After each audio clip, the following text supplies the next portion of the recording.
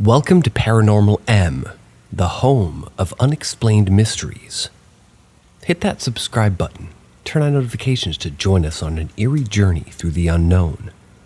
We hope you're prepared for the supernatural. And just a public disclaimer. I've read your comments and I find the fact that you think I sound like Ryan Reynolds to be particularly hilarious. And I take the fact that you think that I'm an AI voice as a compliment. And if you hear any noises in the background, yes, there are cows around my house. There are many geckos on my walls that seem to scream at me when pretty much at the worst times. And there's a cat around, and you might hear a dog. On to the stories. Story number 1. This creepy doll I have. At least 10 years ago, probably longer, a doll was left behind at my work. The doll was made in 2004 or later. We didn't know who it belonged to, but it was one of the creepiest dolls any of us had seen. We propped it up where customers could see it, and waiting for someone to claim it. We all avoided it without really acknowledging what we were doing. Months later, and this doll is still there. My boss told me to get rid of it, but I had a better idea. He was a huge jokester, so he gave me the green light. I hid the doll at a coworker station, where she would see it, where she glanced up. It worked, and she screamed. It was pretty funny. That kicked off almost a year of us hiding it and scaring each other. Sometimes we pranked someone else, but mostly it was between the two of us. I arranged to have it make a cameo appearance at a baby shower for her first grandchild. It was awesome. Then I had her daughter wrap it up, hide it underneath the family Christmas tree. I wasn't there, but they had a good laugh. Then they started tossing the doll around, and out of nowhere, where it started to laugh, they all say, sounded like an evil laugh. We live only a mile apart, so my coworker's husband drove the doll down to my house and tossed it out of the window. On Christmas morning, no less. My coworker called and told me what happened. I tried everything, and that doll would never make another sound. I stopped the game at that point and tossed the doll in the garage. Years later, I decided to try and sell it on eBay with its backstory as a possible haunted or cursed object. Only after writing up my description, I could not find that doll.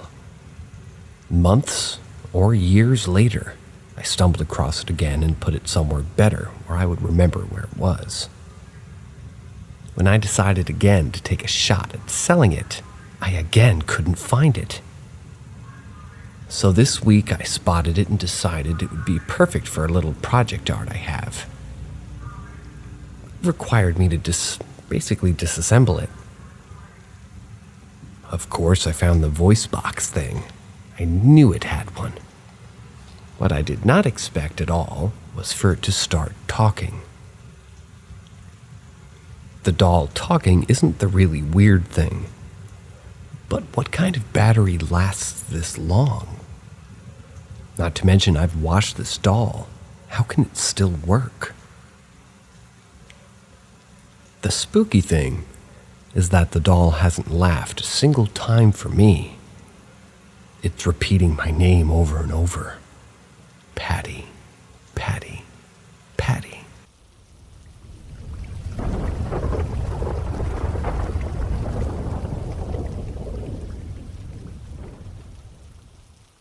Story number 2.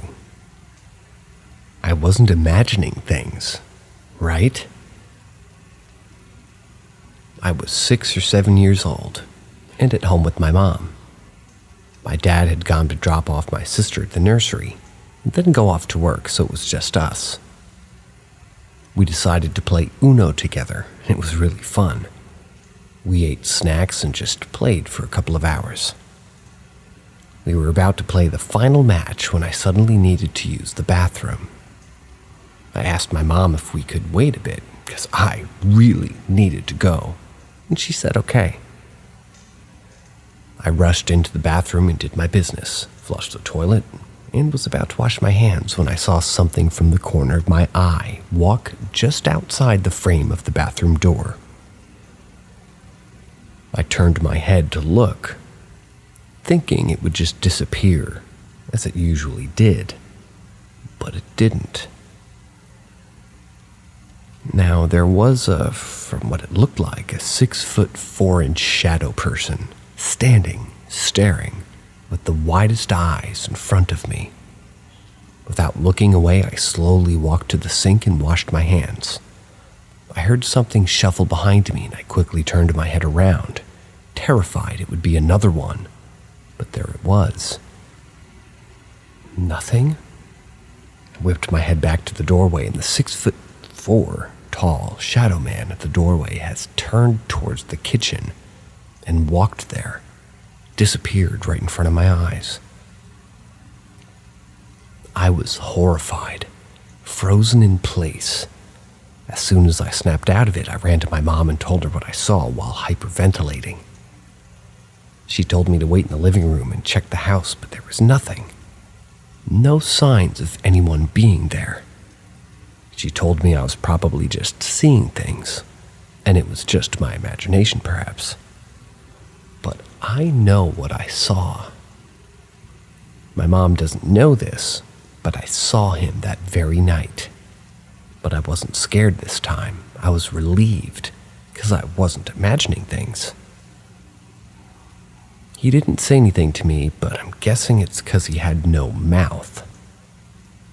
I didn't move, but I closed my eyes. When I opened them, he was gone. Even to this day, I see him at the corner of my eyes. I see others too, and I've learned to live with it.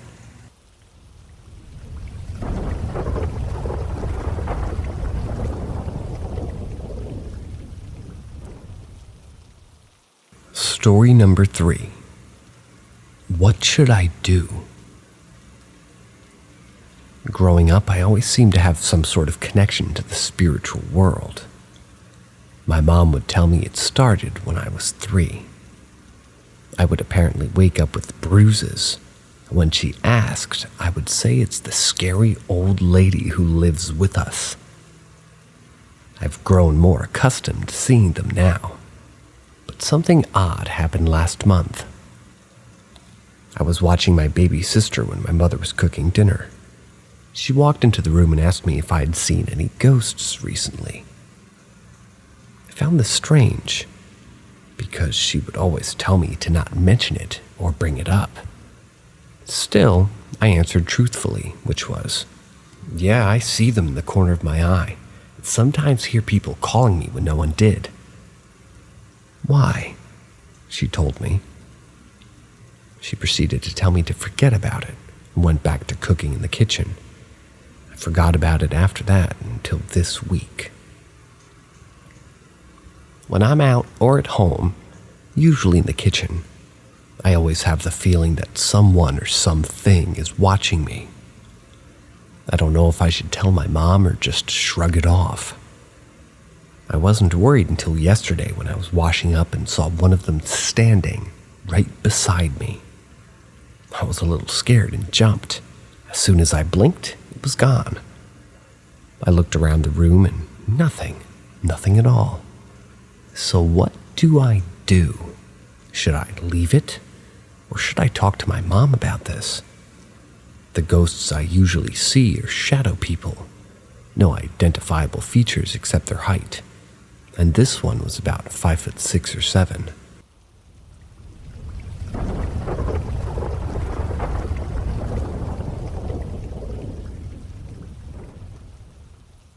Story number 4. Large eye that would watch my brother and I when we were younger. What are your thoughts on it?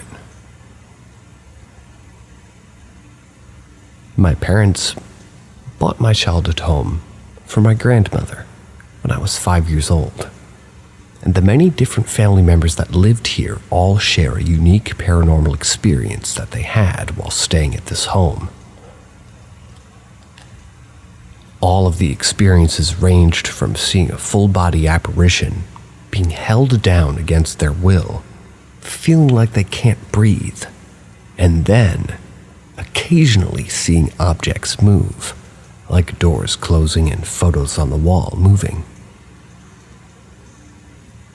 For the experience I had, my older brother also witnessed when it happened. However, when we both sit down to discuss it now as adults, we both question what we saw.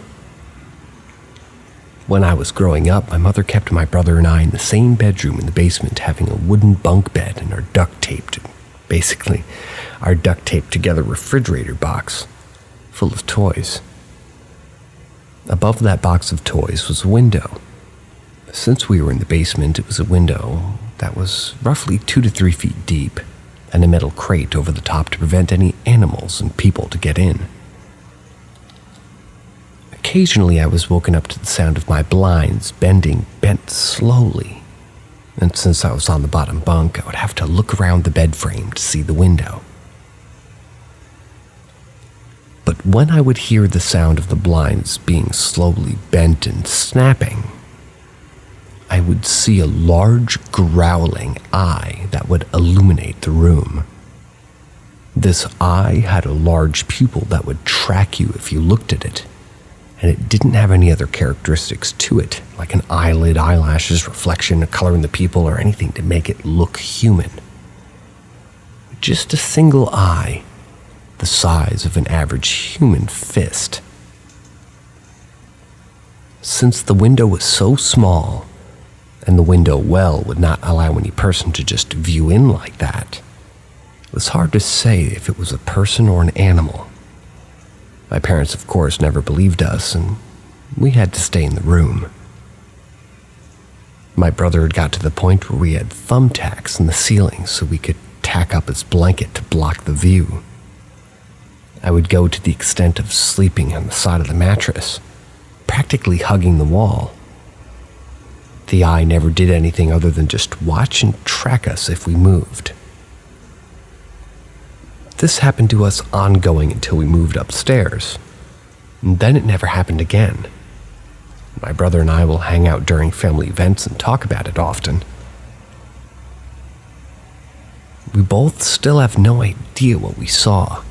We both experienced it at the same time, and we know we saw it. But as adults, we question it and haven't found anything close to other experiences that people have had.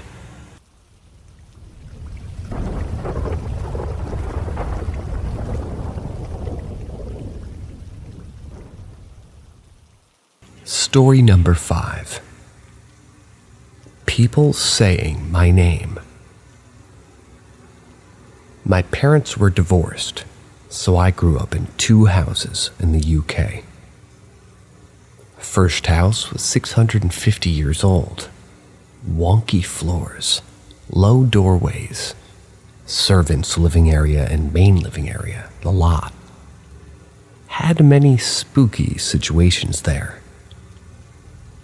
Second house, 100 years old, was for sale when we bought it because the owner had died of cancer. In my house, and later found out that it was my bedroom. Thanks, Mom. I saw this man sitting on a chair in my room once when I was a child, which is when I was told about the death of the previous owner after telling my mom what I saw. Anyway, throughout my life in both of these houses, I've consistently heard someone saying my name. Not always the same voice, and sometimes it would sound like the voice of one of my living family members. I'd shout down to them to see what they wanted, and they had never called me. It happened at least once a week. 10 years later, I haven't heard it for ages.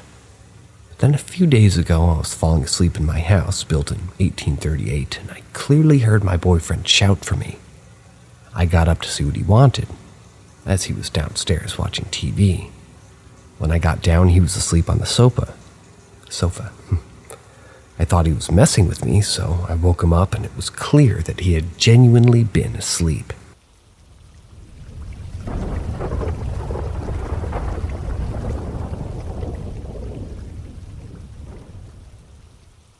Story number 6. Ghost Car.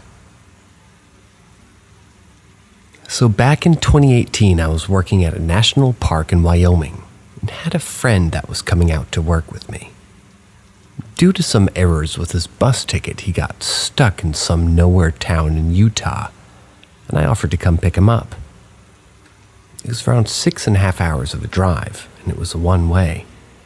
So I brought my girlfriend at the time with me to make the drive easier. Made it to the town in Utah and picked him up with no problems.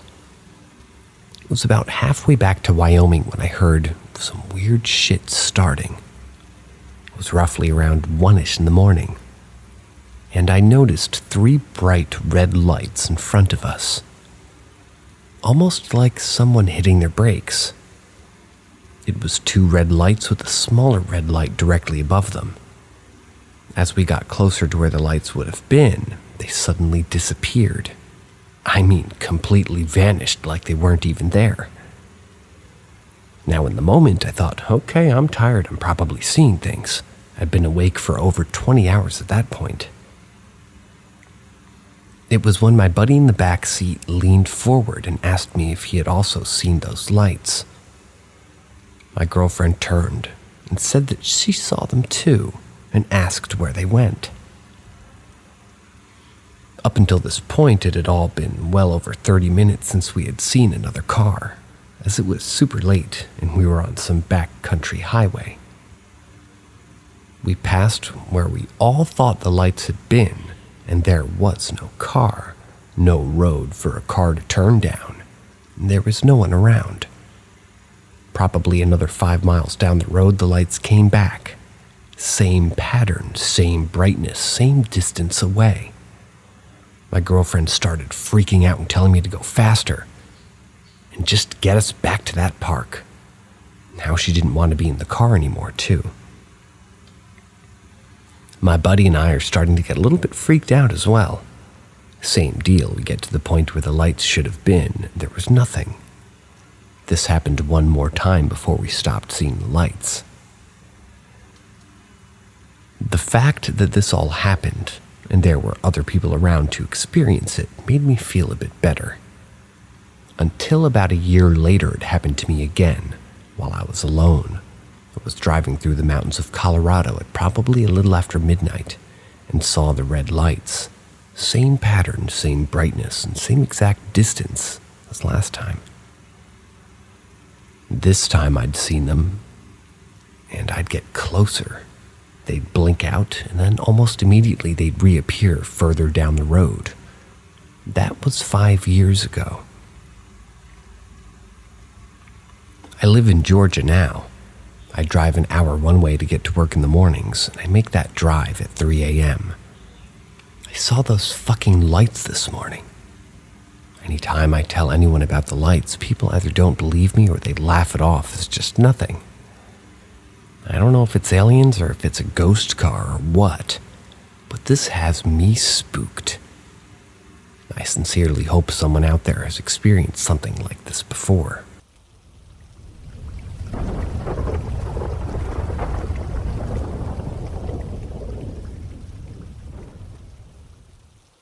Story number 7. Unmasking the Enfield poltergeist. Why we think it's not what you believe. What's your take? Nick and I recently took a comprehensive look at the Enfield poltergeist case on our podcast. We dove into every nook and cranny and came out on the other side, not entirely convinced it was actually a poltergeist. We noticed inconsistencies that don't match the traditional poltergeist profile. Prime example, the apparent intent and the level of interaction with humans, which in many instances seemed more in line with demonic entities. This led us to question the poltergeist label commonly attached to this case. If I'm being completely honest, over half of the podcast, we lean more towards it being a demonic style of haunting. There were some very weird facts that we learned, though. Prime example. The first activity in the home didn't even start until 13 years after they moved in. In addition to that, the fact that out of nowhere everything just stopped. That doesn't sound like a demonic style haunting in that regard. So we're curious to hear your thoughts. Do you believe in the Enfield poltergeist was actually really a poltergeist? Or could it have been something else entirely?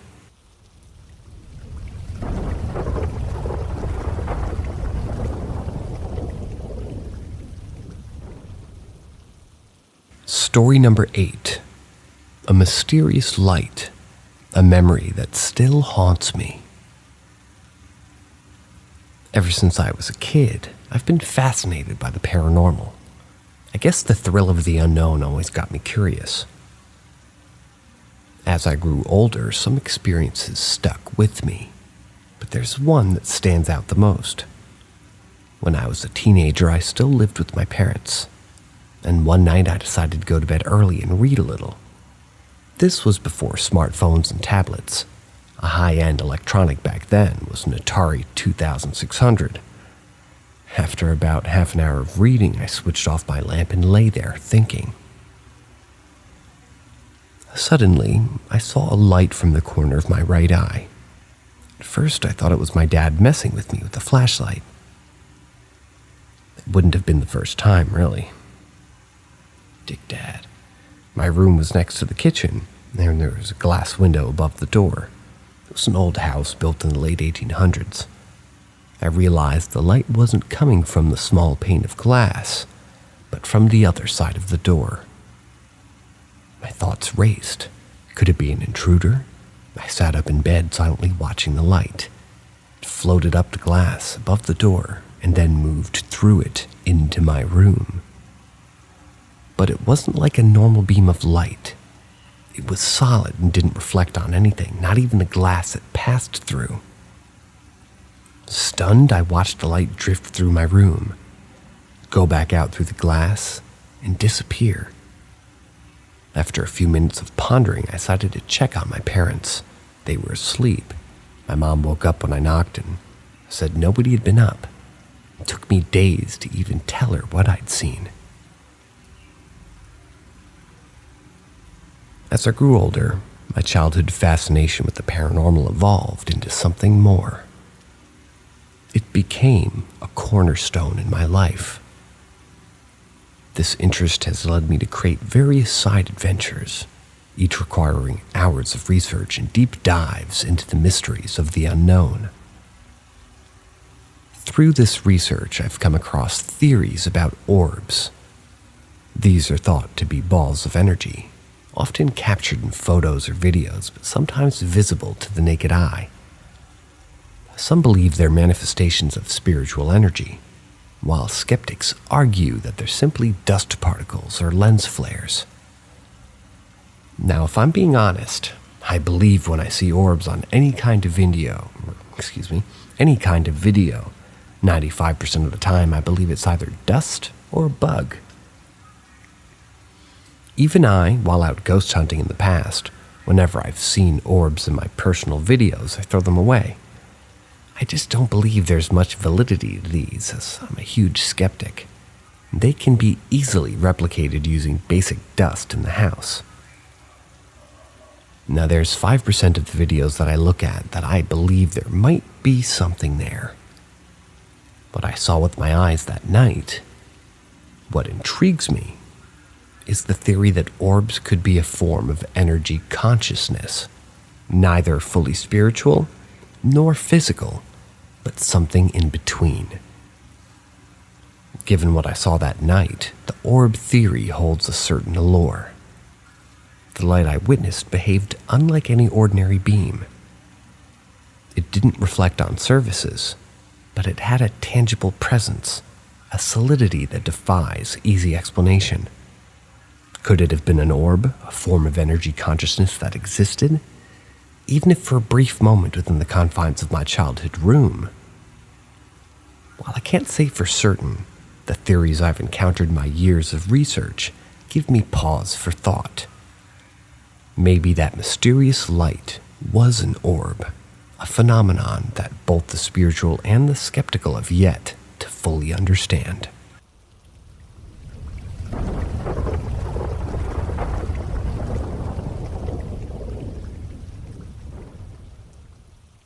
Story number 9. Was messing with Robert the doll the wrong move? Trigger warning / blood. / my neighbor's dog. This morning I read a story about Robert the doll that gave my interest. And I know has a lot of people talking too. Two well-known people in the field of exploring mysterious and spooky stuff, Kalani Smith and Exploring with Josh, decided to do something risky. They performed a ritual involving blood with Robert the doll, a famous doll that many believed is haunted. After doing this, both of them felt very bad physically and emotionally. This event has started a lot of conversations about the right and wrong ways to explore unexplained things.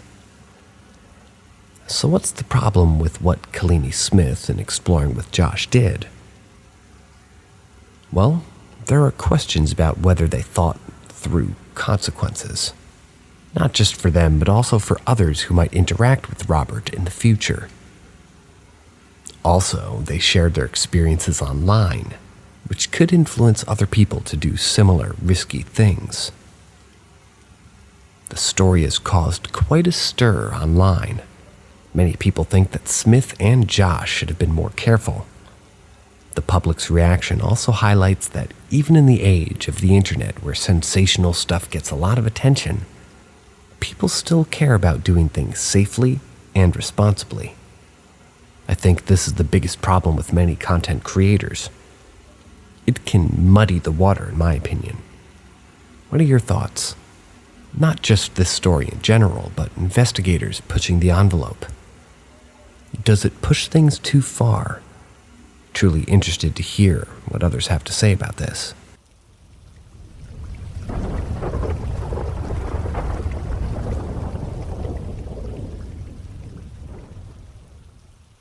Story number 10. Ouija board extra hand. So this happened back in college, almost 13 years ago. A couple of our friends invited us to go and try the Ouija board. So we started with the lights partially off. 3 people in total decided to go ahead and join in. We started by asking normal questions about her past that the board would answer pretty accurately. In the beginning, it claimed to be the grandfather of one of the girls that was in the game. After a couple of questions, he told us that really it was someone else, even giving out his real name, unpopular name that I can't recall now. Anyhow, we closed the game and went home. Next day, one of our friends was showing us the video of our hands moving. One of our friends was recording the session. I didn't notice anything strange in the beginning, just normal hands going around the board, until one of our friends freaked out. She was like, "Wait, why are there 4 hands in the board? We were only in 3 that night." Looking at the detailed video, one of the hands was definitely bigger than ours. And because of the darkness, candlelights in the video, you couldn't see the arm. It looked like it was vanishing. The hand had a big ring on one of the fingers. None of us had rings back in the day. Also, the ring was like it was part of his finger, like part of the finger bone. Pretty creepy. We reviewed the video 100 times. We still couldn't believe it was true. We brought it to a couple of other people to check it out, and they were like, "It does not look unusual."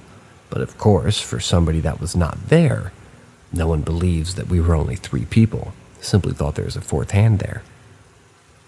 From this day, we never talked about that encounter with our friends. I tried recently to locate that video, but I couldn't find it.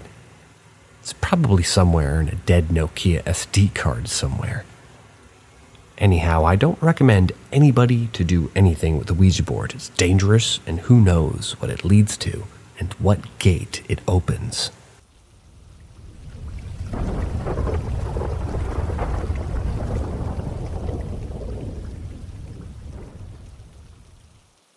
Story number 12. Humanoid growling in the backyard after another strange event. Once again, another trigger warning / death warning. You've been warned. A little backstory. My father lived with us for a while, 6 months prior to passing away. Long story short, my father was a drug addict who became violent and had to be forced from our home. This led to us not speaking to him for the last few months of his life. He didn't pass away peacefully. Since his death, my family's experienced 3 more losses. Our home has become a place of constant sadness and negative energy. The last few months, we've been experiencing some strange happenings. My father installed our ceiling fan, and it has always turned itself on sporadically. After his passing, it started happening at least once a day, turning on full blast, in conjunction with the TV turning on as well. My father put a small screw in the back of the remote to keep the battery cover on. I would set the remote down on the table, turn my back, and then the TV and fan would turn back on. Sometimes it would take me turning the TV off several times for it to actually stay off. This stopped happening after my mom canceled cable and returned the remote to the provider. The ceiling fan went back to only turning on sometimes. I know this could easily be explained as an electrical or wiring issue. We have my father's ashes on top of our china cabinet, and we have some photos of him around it. The photos kept falling off with no explanation. My mom took the photos down after a framed picture of her and him fell and shattered, ruining the photo.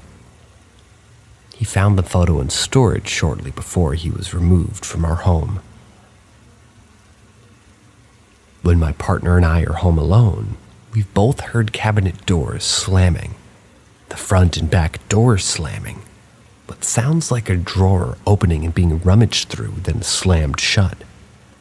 Chairs pushing in and out. But when investigated, no one's there. The cats and dog will be asleep in another room, or we're basically just in our sight at that time. Several times when I've showered while home alone, I'll hear voices in the house.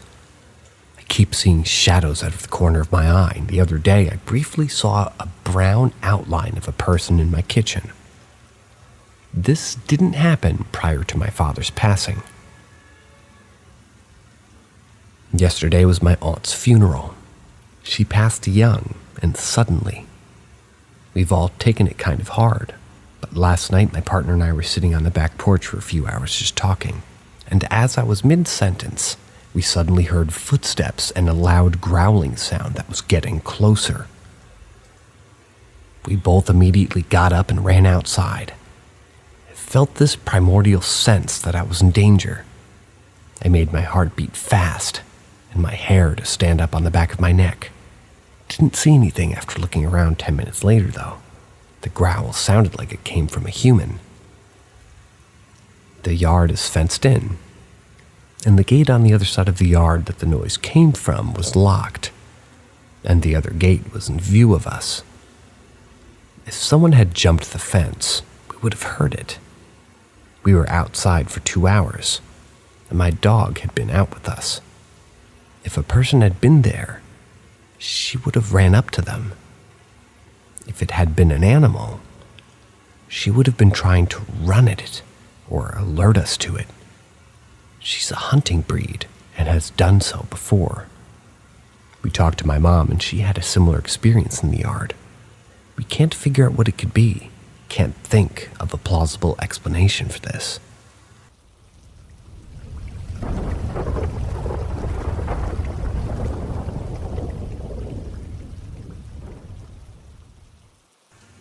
Haunted Christmas Eve. Story number 13.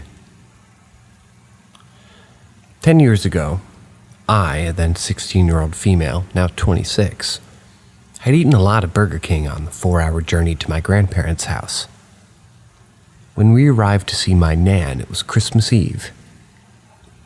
And as I still do now when I get excited or happy, I jumped around the house, which combined with the Burger King lunch unfortunately made me really queasy. This was a sadder Christmas than usual as my grandpa had passed away earlier that year from Alzheimer's disease. But my family were determined to lift my Nan's mood with a fun and loving Christmas. Now on to the spooky bit. I decided to sleep off the self-inflicted nausea while my family just took my Nan to a local fish and chip restaurant, leaving me on my own in the bungalow that my Nan and Grandpa built themselves. I was woken up by the sound of loud music. It was the Nat King Cole song, which my Nan's favorite artist is. Being sleepy and not thinking straight, I asked my grandpa to switch it off. Immediately, the music stopped. This made me wake up properly, of course. My grandpa had passed away. Tentatively, with my heart racing, I left the bedroom and I shouted to see if the rest of the family had gone home, but they hadn't. I was still alone. I went into the living room and saw that my grandpa's stereo system, and he loved technology, had a Nat King Cole CD inside. So I unplugged the stereo and went back to bed. It wasn't long after falling into an uneasy sleep that the Nat King Cole music blared out even louder. It was so loud it was reverberating around the bungalow, and I started to cry, feeling freaked out. I yelled, "Grandpa, please turn it off. I don't feel well." And the music stopped. I didn't want to get up again, so I stayed awake until my family came back about a half an hour later. After telling my mom, she checked the stereo, and sure enough, it was unplugged. Since then, my Nan's dementia had gotten worse, and she often forgets about my grandpa, remembering only about a handsome, kind man and stroking his photo for comfort. The stereo still comes on loudly, usually when she's being difficult to care for or unpleasant, a horrible side effect of dementia. And it calms her immediately. We all think it's our grandpa. In his own sweet way, saying as he used to, "Don't worry, pet, it's all going to be all right."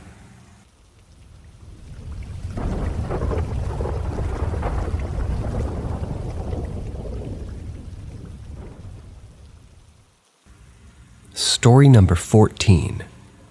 Angry Spirit Interrupts Phone Call. This happened 2 years ago, and another post jogged my memory, and I wanted to share this with you. A friend of mine was looking at houses in my city and had sent several of the online listings to me to give feedback as she was going through the process. She sent one in particular that just gave me terrible vibes. I noticed the tax history on the listing showed that it had been owned since it was built in the 1970s, up until about 2005. After that, it was purchased and sold several times, each owner only having it for about a year or so. There wasn't anything in particular I could pinpoint, other than the hideously bland beige walls that I didn't like. But the photos of the den in the living room gave me terrible vibes. All I could say is I would not look at that house if my realtor sent it to me. I told her pretty much this, and my friend admitted that something seemed odd about it to her as well. The next week I was down the street from the building. This is down the street from where I lived at the time. I was getting some lunch in a restaurant that I liked to frequent. She gave me a call. I already had my AirPods in my ears, as I was listening to music while I was eating, and I answered. She told me that she had a client meeting and didn't realize until it was over that she was only a mile or two from the home. So she had a realtor meet her there. They did a quick tour. She emphasized the quick stating that as soon as she was in the door, she regretted it.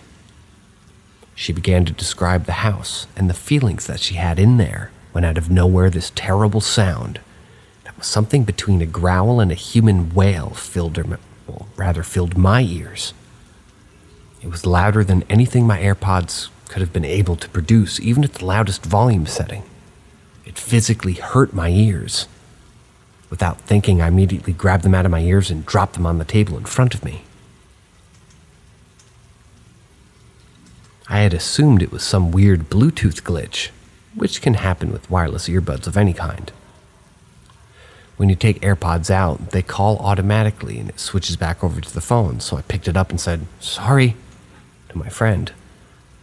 As I was basically about to explain what happened, she stopped me and said, "What the actual fuck was that?" "You heard it too?" I asked. "Yeah, it was this horrible demonic sound like an angry voice, but so much deeper and gravelly." "I thought it was just my earbuds glitching," I replied.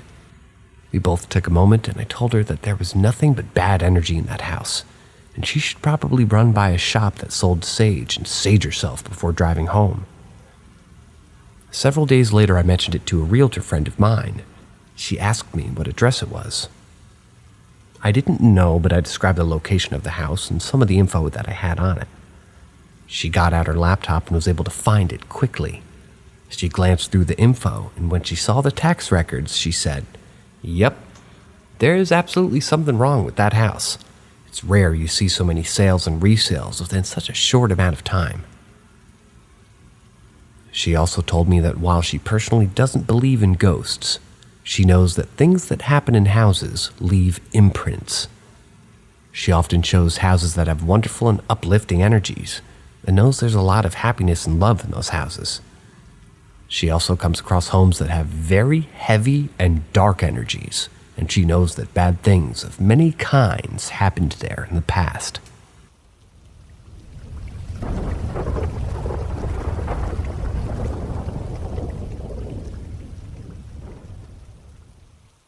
How I may have accidentally communicated for the dead. Backstory. My sister, who was 12 at the time of the story, used to collect baby dolls.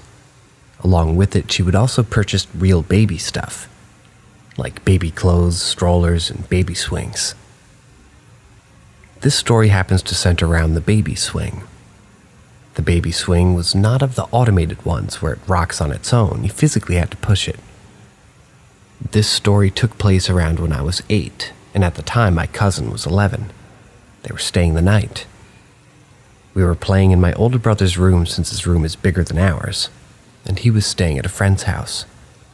Note: the bathroom door was shut, so we didn't disturb my dad while he watched TV and had no windows opened in the room. My sister had set up the baby swing in the corner of the room and placed her baby doll in it. When I was younger, I was very imaginative and decided to play a game of make-believe. We started playing house, where my sister was naturally the mommy. I was the daddy, and I was their older child. As we were playing, we noticed the baby swing from the corner of our eyes at the same time start swinging on its own. Naturally, we freaked out and ran out to the living room where my dad was sitting watching the TV. We immediately told him what happened. He didn't seem too concerned, just waved it off. So we shrugged, tiptoed back to the room to see if it was still moving.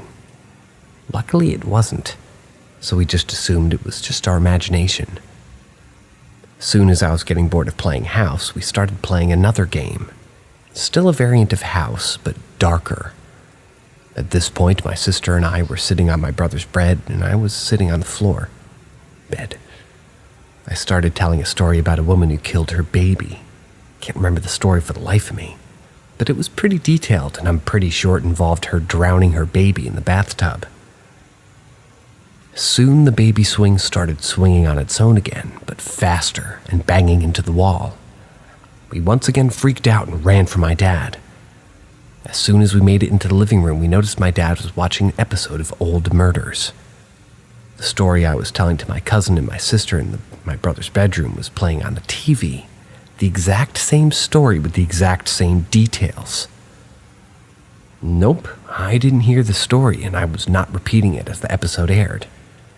I don't know if a ghost was acting through me to communicate and convey the story, or if it was merely a bizarre coincidence. The whole thing was strange, and I had night terrors for weeks after.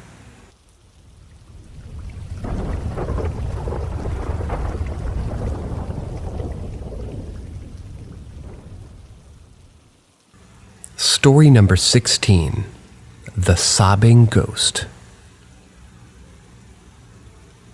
This is something that my mom experienced and has never forgotten. When I was 4 years old, my parents, my grandmother, and I went to the country to stay in a pretty old hotel. A lot of buildings in my country are very, very old and are just constantly renovated. My Nana and I had one bedroom, and my parents stayed in another. On the first night, my mom was woken up by a pretty chilling sound, crying. She could hear a girl and a woman sobbing, and the way my mom describes it is that the woman sounded absolutely heartbroken. The horrifying part was that it was coming from somewhere in the room. My mom didn't want to move. Her heart was aching for whoever was crying, but at the same time she was searching for the person, but couldn't see anything. She didn't want to turn on the light. She was sad and terrified at the same time. And then it just stopped. My mom woke up my dad immediately. To her surprise, he hadn't heard anything. But to my mom, the sound had been as clear as day. In the morning, she told my Nana, and my Nana hadn't heard it either, and we were in the next room. My Nana said it had probably been someone out in the hallway, or maybe in the room next door, or above or below. But my mom was certain the entity had been in her room. Of course, it could have been some kind of a lucid dream or just a regular dream. But to this day, my mom is still certain that she was fully awake and fully aware.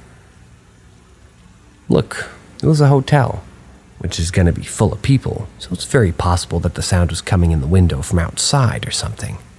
But it still creeps me out to think that there was a presence in the room with my parents, weeping so sorrowfully.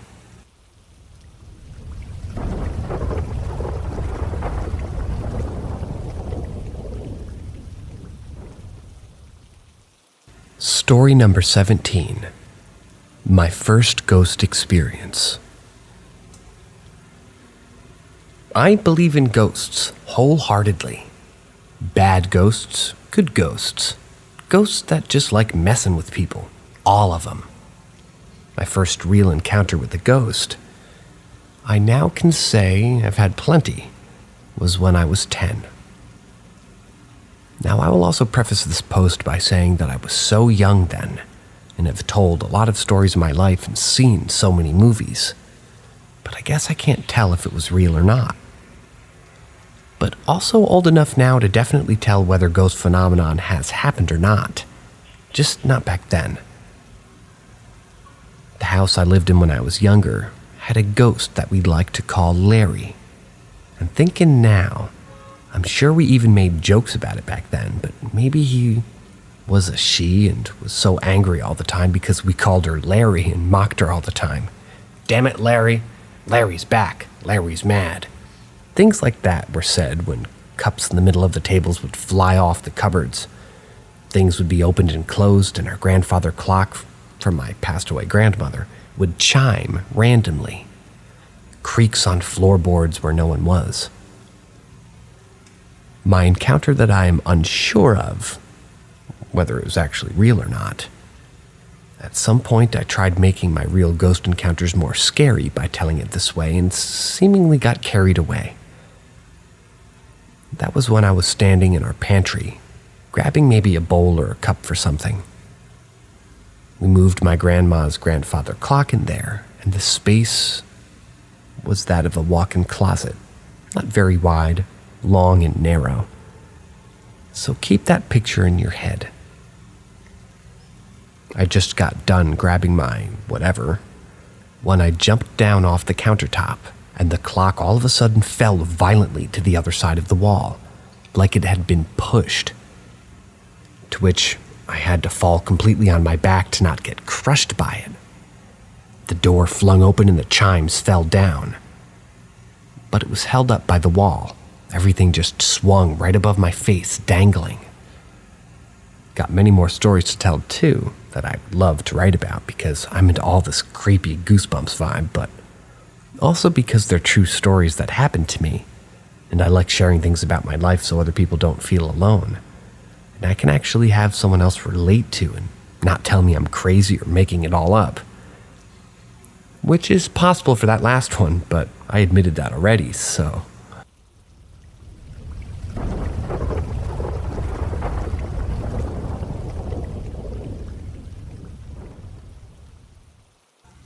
Story number 18. Naturally, this story involves a little ghost girl. A couple of years ago, I was staying at my nephew's house for a little bit until I got back on my feet. And I've stayed here a couple of times before when I was in my teen years, and things started to click for sure after this. But my brother and sister-in-law one night was telling me all these ghost stories of all these different types of ghosts that they have in their house. And naturally, I was like, well, that's crazy, but also, holy shit. Also, really? Ghosts, I understand, are more like see and hear them to believe them yourself type of deal. But my brother doesn't scare easy, and some of these ghosts really got to him. Anyway, they told me a story about this little girl that passed away in the house, either from SIDS, which is sudden infant death syndrome. Do your research. It's sad and insane. Or she either fell out of the top story window. From the times they have seen her, she looked to be about 3 years old. Of course, the window was in the room that I was staying in. Never felt so sad and creeped out in my whole life. She had long black hair and wore a long white dress. Of course, if that isn't a cliche, you know. But anyhow, this little girl would randomly appear before my brother and sister-in-law in the basement or in the living room asking if they wanted to play, or if they knew where her mom was. By the time they blinked, she would always be gone. The next night, not even remembering that we had this full couple-hour conversation about all the different ghosts that they have in her house, I was definitely unprepared for what was going to happen. I shit my pants and not only really wasn't able to move for hours, that's how unprepared I was. I was up at 3 a.m. and talking to my now fiancé. Again, not even ghosts on my mind at this point when I hear someone calling from downstairs for their mommy. Out of instinct, I thought it was my nephew needing help or having a bad dream. So I ran into his room where I found him asleep, snoring and all. I then could hear this little girl from downstairs crying for her mommy. I just ran back to my room and started recording on my phone. After I get into my room and start recording, I then realized that I could hear this little girl from the vents, not from where my nephew was sleeping. I was so scared I didn't sleep. She just kept repeating, "Mommy, mommy, mommy," for at least a couple of minutes. And it was by far the most surreal and intense thing I've ever heard in my life. I was a daycare teacher at the time, so hearing children in distress was something I was trained to listen for, and it was heartbreaking and scary. I waited until I heard my brother wake up and use the bathroom around 5 a.m. I was waiting by the door when I heard him come out of his room and scared the hell out of him. I showed him the video I got, and then he stayed up with me and talked some more about his ghost experiences at our house. When I got home from work, I walked into my nephew's room and asked him, "Hey, did you wake up last night crying for mommy?" He just goes, "No, it was probably the little girl." Fucking chills. My nephew was about 6 at that time, but he's dealt with this little girl his whole life. Stories my sister-in-law would tell me is that he would wake up crying with pinch marks on him or bite marks, and would say "stop" in his sleep. Going back to my teen years living in the house, I stayed in his room when he was a toddler. When he learned to say hi, I would be woken up by him saying hi or laughing. And when this incident happened to me, I started to wonder if everything I woke up to, maybe he was just talking to someone else, not at me. Laughing at me, but maybe he was laughing at someone else. Creepiest realization ever. Needless to say, I didn't sleep very well the next couple of weeks, but never heard anything after this night. I tried to show my friends the video, but it was deleted off my phone. A video that came right after this video I took the day before was of my brother, so I remembered very clearly it being right there and then, but it wasn't. Luckily, I'm smart enough to think that it would be insane to get deleted, so I saved it to multiple different devices, and yes, I still have that video.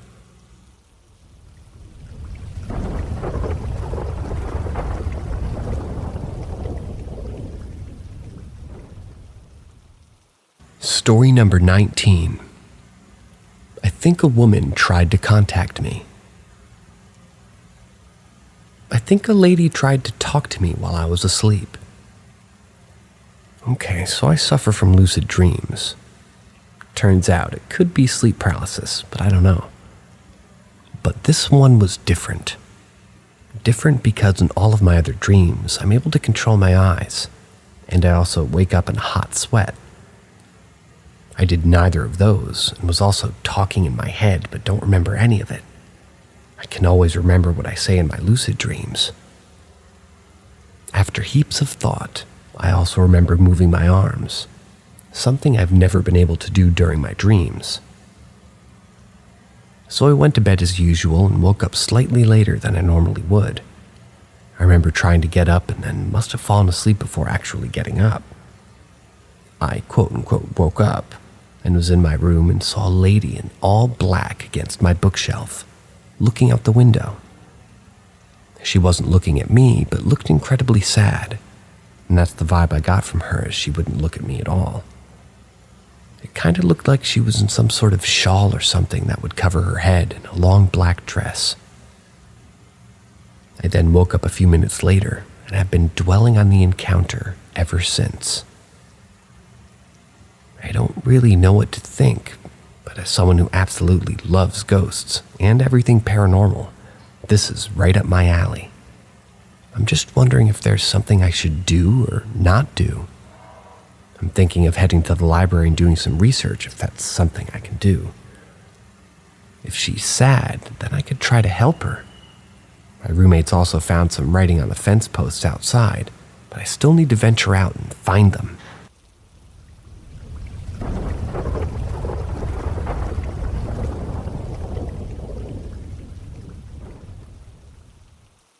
Story number 20. My 2-year-old nephew saw a ghost, and it was pretty scary. So a few months ago, I was tasked with babysitting my nephew, as his mom had to work late. I did his normal bedtime routine. I've done this tons of times in the same room, so it was nothing new. I put him to bed and read him his book, then left to turn off the lights. When I did that, he immediately started crying, so I came back to see if he was okay. When I asked him what was wrong, he started pointing at the roof in one particular spot. I asked him if something was there. He said yes. So I figured he wasn't going to sleep in his bed that night, so me and him crashed on the couch together and he managed to sleep just fine. He was incredibly shaken up and wouldn't stop clinging to me like something was going to hurt him. The next day I spoke to his mom, and turns out that an uncle died years and years ago, but visits on occasion. That's probably what he saw. Now this was a few months ago, but yesterday I was FaceTiming with his mom, who said that he had come back and is now disturbing the whole house. And so she's trying to basically have the place saged. And if that fails, hire someone to get rid of the ghost. As from what I gathered, her kids could be in danger from what this spirit has been doing. Sucks, as I love ghosts, but her family could be in danger because he's been starting to throw things and making her kids wake up at random hours during the night.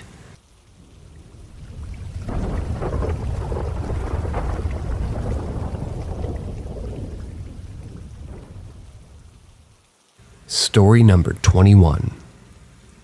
I think ghosts like me, and I don't know if that's bad or not. I've always loved ghosts and ghost-like things. I would watch ghost movies with the curtains drawn and the lights off, and then sleep perfectly fine that night. My dream job as a kid was a ghost hunter. Ghost 1. One of the houses I rented with my roommate was definitely haunted, but it never really bothered me, and my roommate never noticed. I always felt like I was being watched, and that something was there when there was nothing. One day I was lying in bed on my phone and thought I saw something, so I looked up and saw a black shadow float from my door to my shelf and vanish. I wasn't scared and just went back on my phone. Ghost 2. Moved into a new place and felt that my room was warmer, especially warmer than the other rooms. Now, for some context, that house was it was an old doctor's office for the psychiatric hospital close by. The psychiatric hospital had been shut down for years. I remember laying in bed about to go to sleep when I saw her. She was beautiful and was floating on her side. When I saw her, something happened, and I saw a bus crash in my mind, almost like she was speaking to me. My friend did some research, and a bus crash did happen close to where I was. Made a whole lot more sense and made the whole experience more crazy. We don't know if this girl was on that bus, but it was still an eerie experience. I let her be as she was harmless, but I think it was because she liked me, as my other roommate's stuff was often moved and thrown around.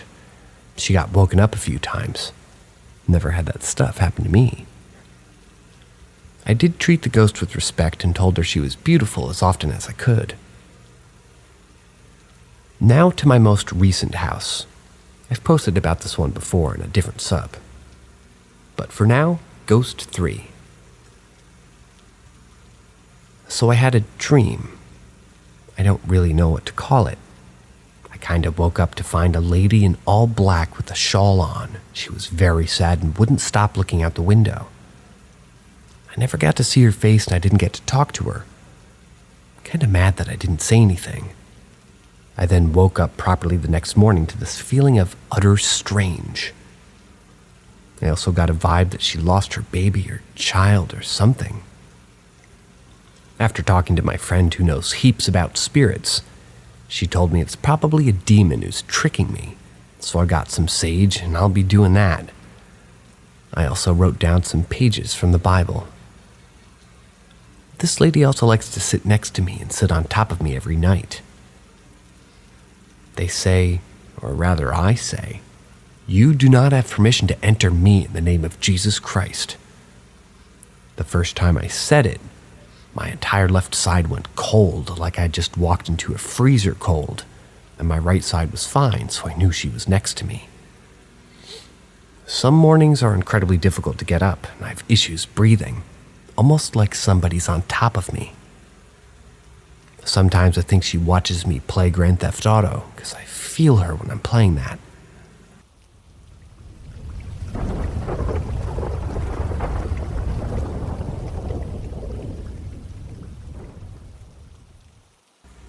Someone is guarding my roommate's door. So to give some context, to get to the bathroom from my room, you need to walk past my friend's bedroom door. About a week ago, I was heading back into my room and was sure I saw a figure standing at her door. I was so sleepy, I brushed it off and went to bed. Here's the thing. I've been seeing them every night whenever I get up to use the bathroom. So I figure now it's probably not sleep-deprived me seeing stuff.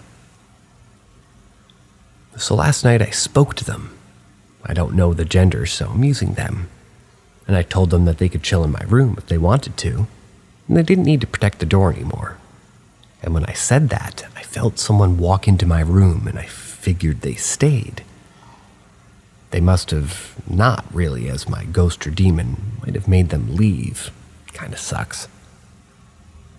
I actually now think that they're protecting my friend against something, but I don't know.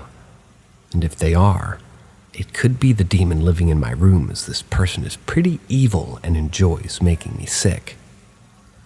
I'm not mentioning any of this to my friend, as she is incredibly scared by this stuff and hates me talking about it. I absolutely love it and it puts me to sleep, but she can't stand any ghost talk.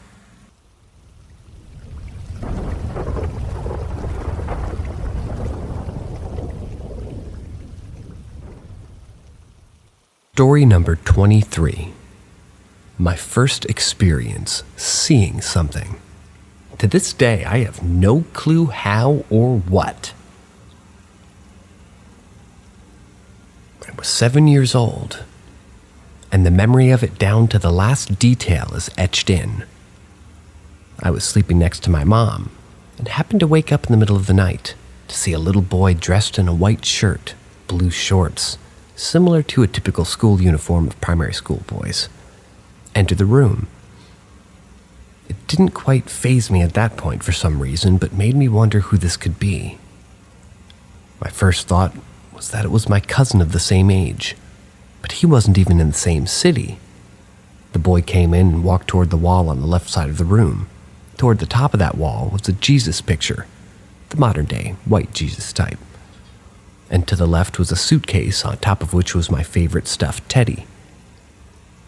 The boy stood next to the suitcase and seemed to stare at the Jesus picture above him, so I could see his back. I woke my mom up and pointed at the boy, asking her who the boy was. She said there was no one there. That was when it hit me. I screamed and pretty much had the entire house up, my sisters and grandparents. I was wailing away in fear, trying to convince my mother that the boy was right there and I could still see him. My mother then asked me to close my eyes for a while and check again, which I did. He was still there and my wailing and screaming continued. Then she said she'd pray for me, which she did. After maybe a couple of minutes, I checked again, and the boy was gone. At one point, I seemed to remember seeing something whitish dripping off the boy's face. That bit's quite hazy. It's difficult to say whether it was a hypnotic hallucination or what, but the whole ordeal lasted for at least 15 minutes while I was up and continued to see the boy throughout it.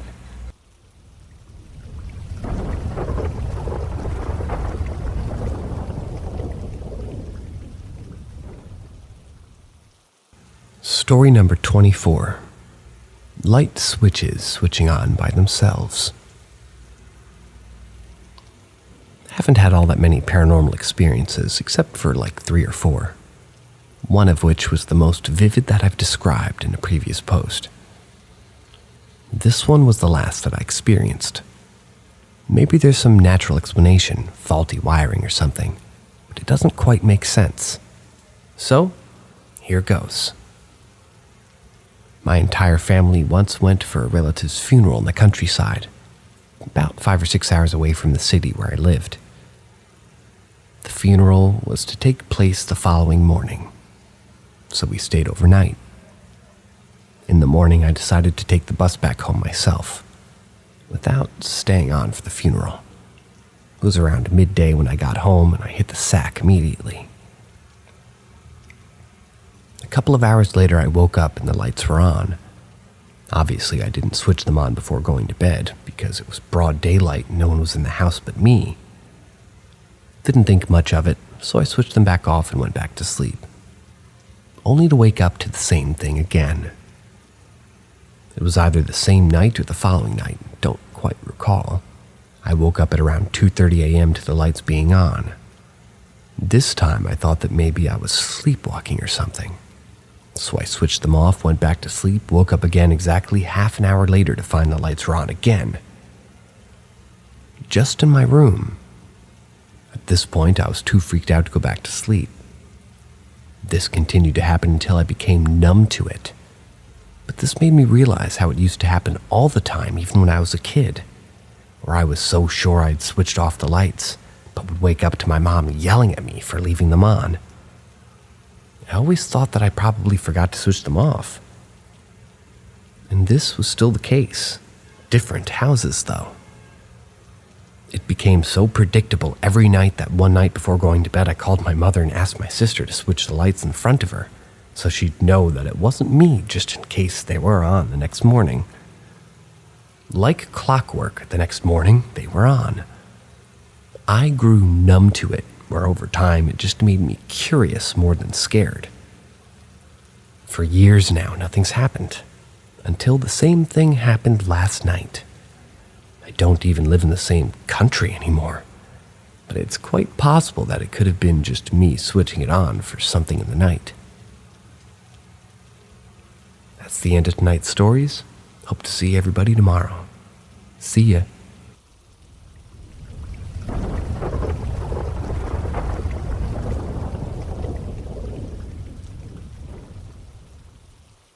Story number 24. Light switches switching on by themselves. Haven't had all that many paranormal experiences, except for like 3 or 4. One of which was the most vivid that I've described in a previous post. This one was the last that I experienced. Maybe there's some natural explanation, faulty wiring or something, but it doesn't quite make sense. So, here goes. My entire family once went for a relative's funeral in the countryside, about 5 or 6 hours away from the city where I lived. The funeral was to take place the following morning, so we stayed overnight. In the morning, I decided to take the bus back home myself, without staying on for the funeral. It was around midday when I got home, and I hit the sack immediately. A couple of hours later, I woke up and the lights were on. Obviously, I didn't switch them on before going to bed because it was broad daylight and no one was in the house but me. Didn't think much of it, so I switched them back off and went back to sleep, only to wake up to the same thing again. It was either the same night or the following night, don't quite recall. I woke up at around 2:30 a.m. to the lights being on. This time, I thought that maybe I was sleepwalking or something. So I switched them off, went back to sleep, woke up again exactly half an hour later to find the lights were on again. Just in my room. At this point, I was too freaked out to go back to sleep. This continued to happen until I became numb to it. But this made me realize how it used to happen all the time, even when I was a kid, where I was so sure I'd switched off the lights, but would wake up to my mom yelling at me for leaving them on. I always thought that I probably forgot to switch them off. And this was still the case. Different houses, though. It became so predictable every night that one night before going to bed, I called my mother and asked my sister to switch the lights in front of her so she'd know that it wasn't me, just in case they were on the next morning. Like clockwork, the next morning, they were on. I grew numb to it, where over time it just made me curious more than scared. For years now, nothing's happened, until the same thing happened last night. I don't even live in the same country anymore, but it's quite possible that it could have been just me switching it on for something in the night. That's the end of tonight's stories. Hope to see everybody tomorrow. See ya.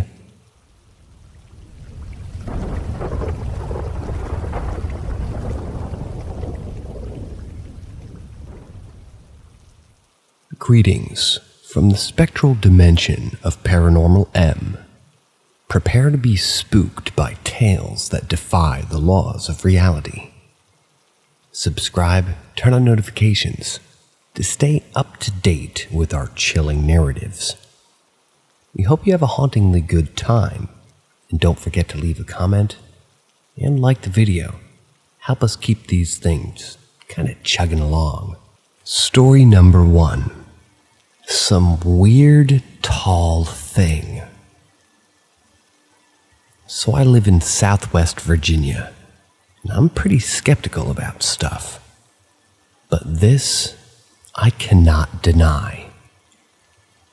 So I'd be out in the woods near my house with some buddies, and we always have a good time. But I'll never forget the nights that we saw this thing. It's a tall, bulky, light gray, hunched over, maybe damn near 9 foot tall, bipedal figure. The first time I'd seen it, we were out riding our four-wheelers, and shit when I seen something pretty large pass by the path behind us. I was on the back rack, facing backwards. I brushed it off as some kind of maybe wildlife. Maybe there was something like that around here, because there's loads of shit like that out here. But eventually we'd made our way to our campsite and settled down. Nice fire going, real bright. Then we kept hearing shit around us, and felt like we were being watched.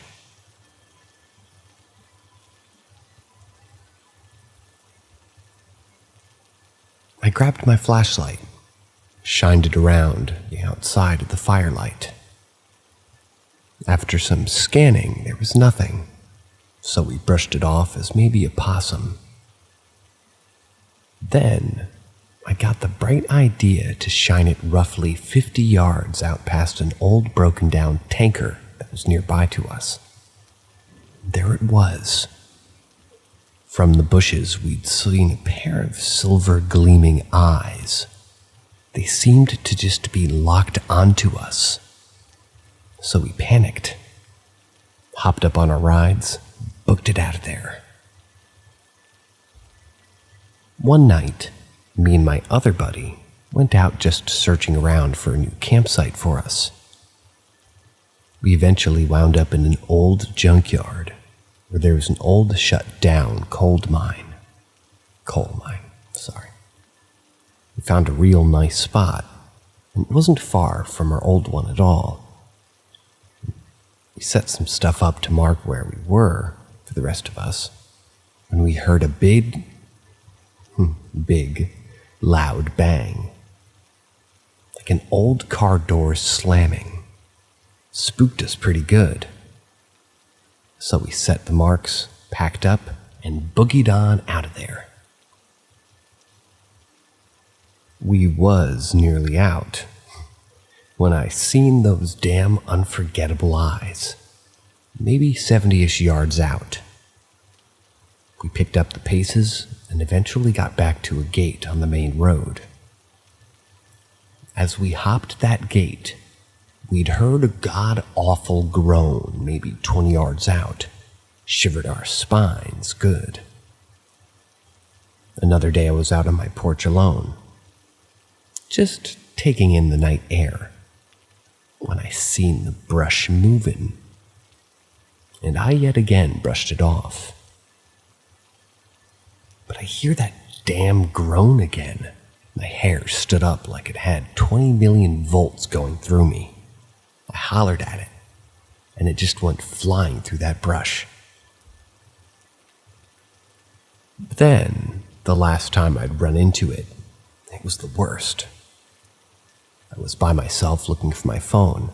I'd lost it, over near our campsite. I had my bright light, my old 9mm with me. I got to an old broken-down truck, where I had it last, and I thank God that I found it. I seen a deer run through the path in front of me, just running up the path behind me. So I made it to a clear spot and done a little scan on the field behind me. I seen the glow of deer's eyes, thought nothing of it. But then things slowly got up to shit nearly 10 feet tall. I got a few shots at it, 'cause I was scared damn near death. Once them eyes started chasing me at that same height, they stood up. I booked on out of that shithole and haven't been back since. My family had always told me stories of these mountains, and I never believed them up until now. I remember a while back my old uncle was telling me about these things that people would see, and that there's been a family of them for decades here.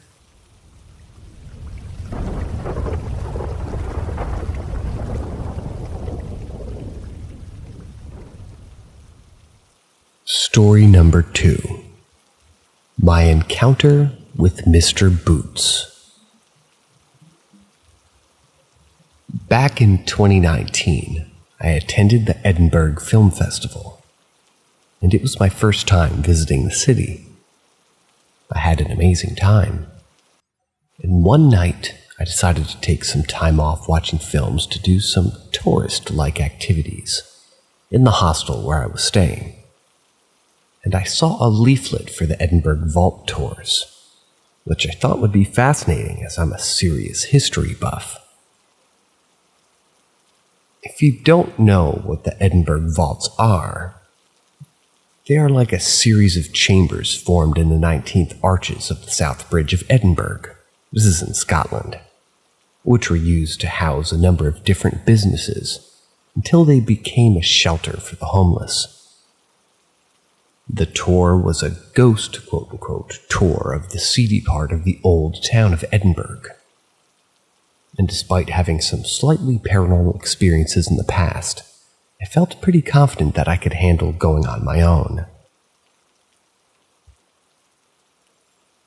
The first part of the tour took place above ground, and to be honest, it wasn't particularly great. As it was the middle of June, and despite being around 6 or 7 p.m., it was sunny and bright, which didn't really create the right atmosphere. The tour guide led us to the entrance of the vaults, which we entered through a normal building and down a flight of stairs. Before we went into the vaults, she told us to make sure our shoelaces were tied.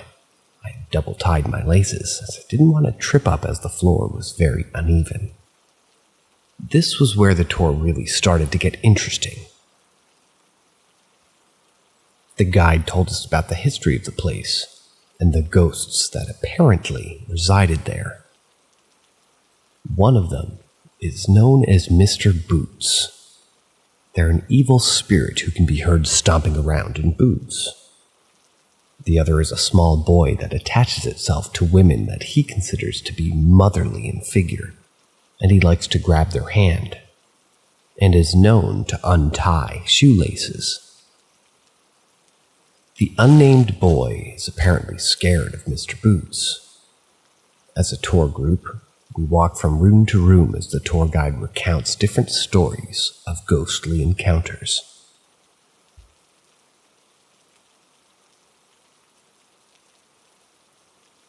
We enter one room where there used to be a fireplace, which the guide is in front of. In the archway there's a couple, and I'm stood next to them, facing the guide and the couple. I decide to take a photo of the guide and the couple when suddenly, behind the couple, I see this man. I've never seen a face full of so much hate and evil in my entire life. I can't even find the words to describe how menacing that they looked. Their face looked twisted with hate. They looked human. A tall figure wearing a long black coat or a cloak, wearing a top hat. They had white, pale skin. The figure wasn't transparent, but solid. The moment I saw him, the entire left side of my body went numb and cold. And I mean frozen. It's like as cold as if the side of my body had frozen completely. I felt something yank at my left hand. I pulled my eyes away from the figure in the archway to look down at the left-hand side of my body. There's nothing next to me, no one pulling on my hand. And when I go up to look up, Mr. Boots is gone. Thank God. The guide starts to move everyone to the next room, and I seriously don't want to walk through the archway, but I know I can't stay in the small room any longer. I go to move when I look down at my left shoe to see if the shoelace is undone. Only it's not just undone. The shoelace looks like it's been wrapped around someone's finger, and they had piled it on the side of my shoe. Can't help but gasp out loud and call the guide over. She looks at it baffled and says that she's never seen that happen to anyone before. I don't know why, but I was too scared to tell her about seeing Mr. Boots, because I felt like I couldn't tell her I would somehow maybe get in trouble if I did. I felt like I was suddenly back to being a little kid. I wasn't the only person in the tour group to have a paranormal experience. There was this big bodybuilder type man who was clearly thought to be in the whole tour, and was just nonsense. He stood in the corner of this room next to a wall, just minding his own business, when suddenly he jumped and looked behind him. Apparently he heard someone clap in his ear, but there wasn't anyone behind him and no one else in the group had clapped. I'm nearly at the end of the story, so thank you for sticking with me so far. The last bit is what happened to me back at the hostel when I returned after the tour.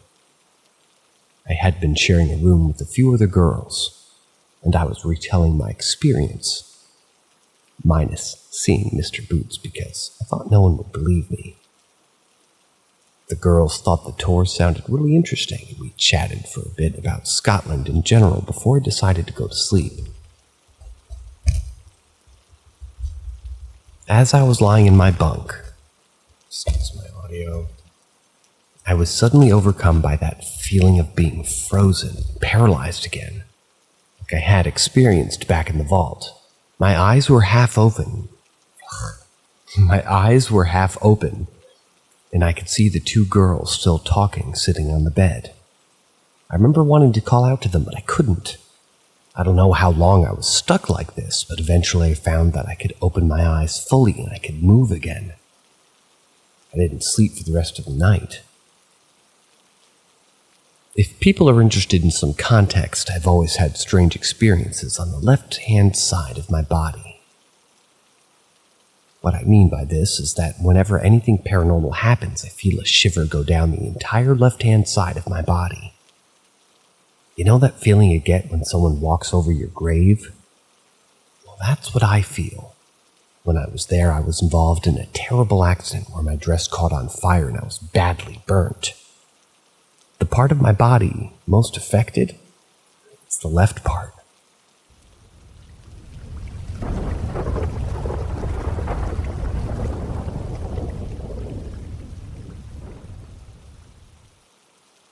Story number 3. Ask Reddit. When I was around 10 years old, I woke up to what I thought was my mom calling my name. I remember wincing my eyes when I sat up in bed, like someone had just turned on the lights. I opened my eyes and there was an angel at the foot of my bed. It was so bright I couldn't look at it for long periods of time. It looked exactly like how angels are depicted in the art and religious texts. I remember it had its arms out with its head tilted a little down and to the side. It had hairs to its shoulders. It had neither feminine or male features, like it could have been either or from its appearance. Its eyes were closed, and it didn't have a halo or anything, just an extremely bright light and an aura around it and behind it. It was massive and seemed like it was coming from another dimension or an open portal because it wouldn't fit in the space in front of my bed. Normally, I would have freaked out and screamed for my mom or ran to their room, but it brought this calming warmth, safety-like energy that filled the room. I've never felt anything like it before, but if I had to compare it to something, I would say how a baby feels inside their mother's womb. So I'm trying to look at this angel and it starts speaking to me, but it's in my head. I remember the vibrations were so loud when it spoke that I said, "Ouch," and kind of put my hands on my head in response to this intensity. It lowered the vibrations and asked me, "Is this better?" I responded, "Yes." Its mouth never moved. It was a conversation telepathically. I remember asking simple 10-year-old questions like, "Are you a boy or a girl?" Responded with, "I am neither male nor female." Things like that. When it gave me answers, it was like an instant answer. And a knowing inside of me. Can't explain it. After asking it a couple of simple questions, and it answering them, it told me something. I can't remember for the life of me what it was, but I remember shaking my head yes that I understood. I remember feeling really sad when it left, like I wanted to go with it. I laid back down and went to sleep. Woke up, ran to my mom, and told her all about it the next morning. To this day, I take the time to go over that night and I remember what it looked like so I don't ever forget it. Also, I've tried to remember what it told me, but I can't. Maybe I'm not supposed to remember. Or I will when the time is right. I've never had sleep paralysis, and it was not a dream.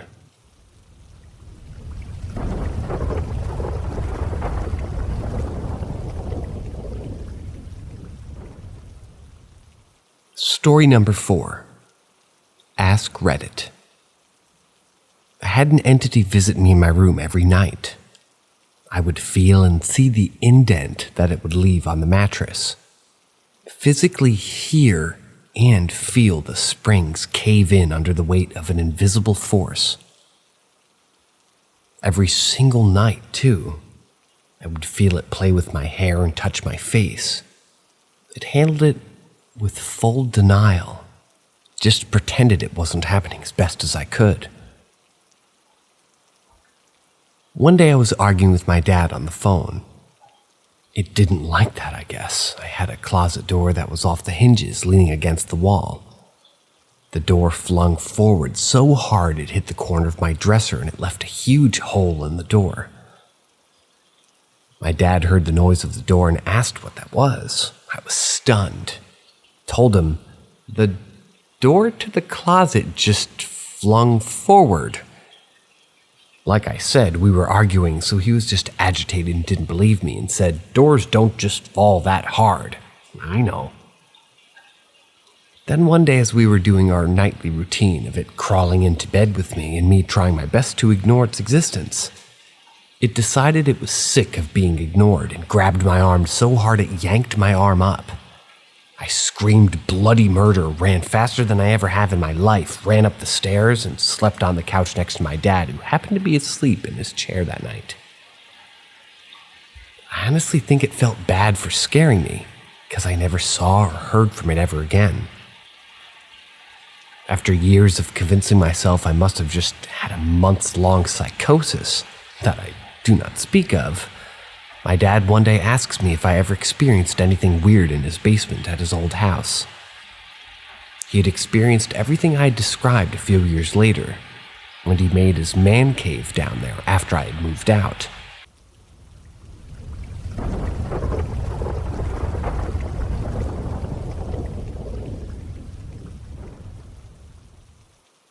Story number 5. 10-gallon fish tank water disappear overnight. Preface. The night before, I know 100% that my 10-gallon tank was filled to the brim because over the past 2 weeks, like half an inch had evaporated. So I refilled it to the top. Now the story goes that the next day, when me and my family came back from work around 6 p.m., my aunt was the first to notice within 10 minutes of us being home. She yelled out, "There's no water in the fish tank." There was no water underneath the tank on the walls or inside of the little cupboard under the tank. Me and my cousins were rushed to refill it because we realized that the 6 fish that I had were still alive.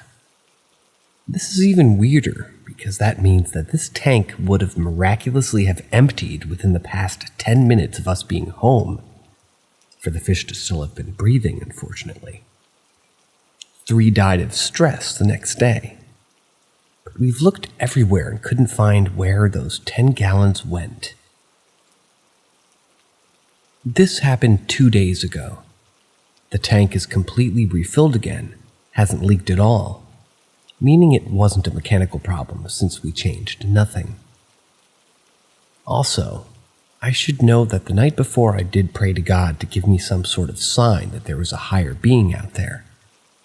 So obviously the sequence of events really spooked me out.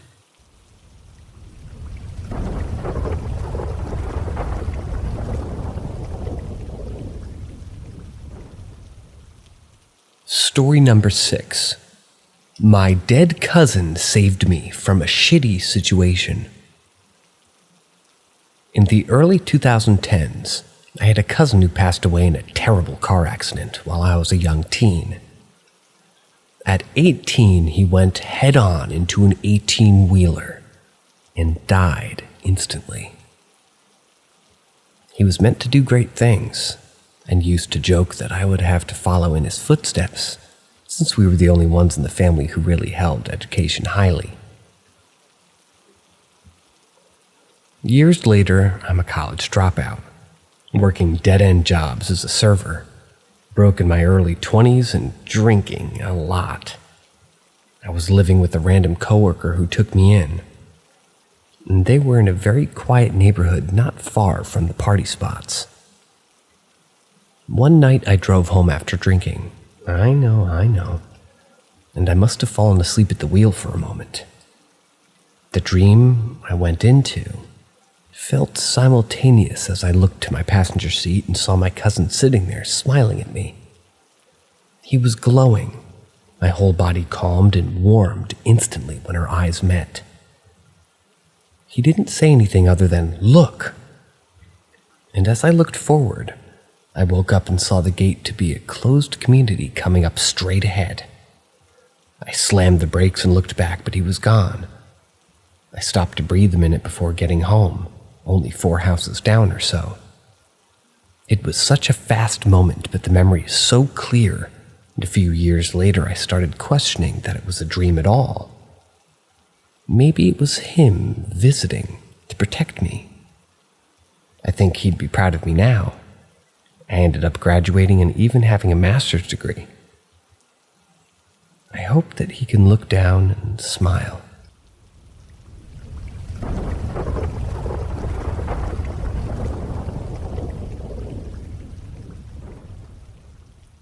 Story number 7. Ask Reddit. I was around 18 years old when this happened. One night I was sleeping when I was startled awake by super loud, high-pitched screeching. It was like a 5-year-old girl shrieking at the top of her lungs in terror. The way my room was oriented had the top of the top of me, perhaps, facing my closet, which was always open, and I sleep in pitch dark and silence. I immediately jumped out of my sleep.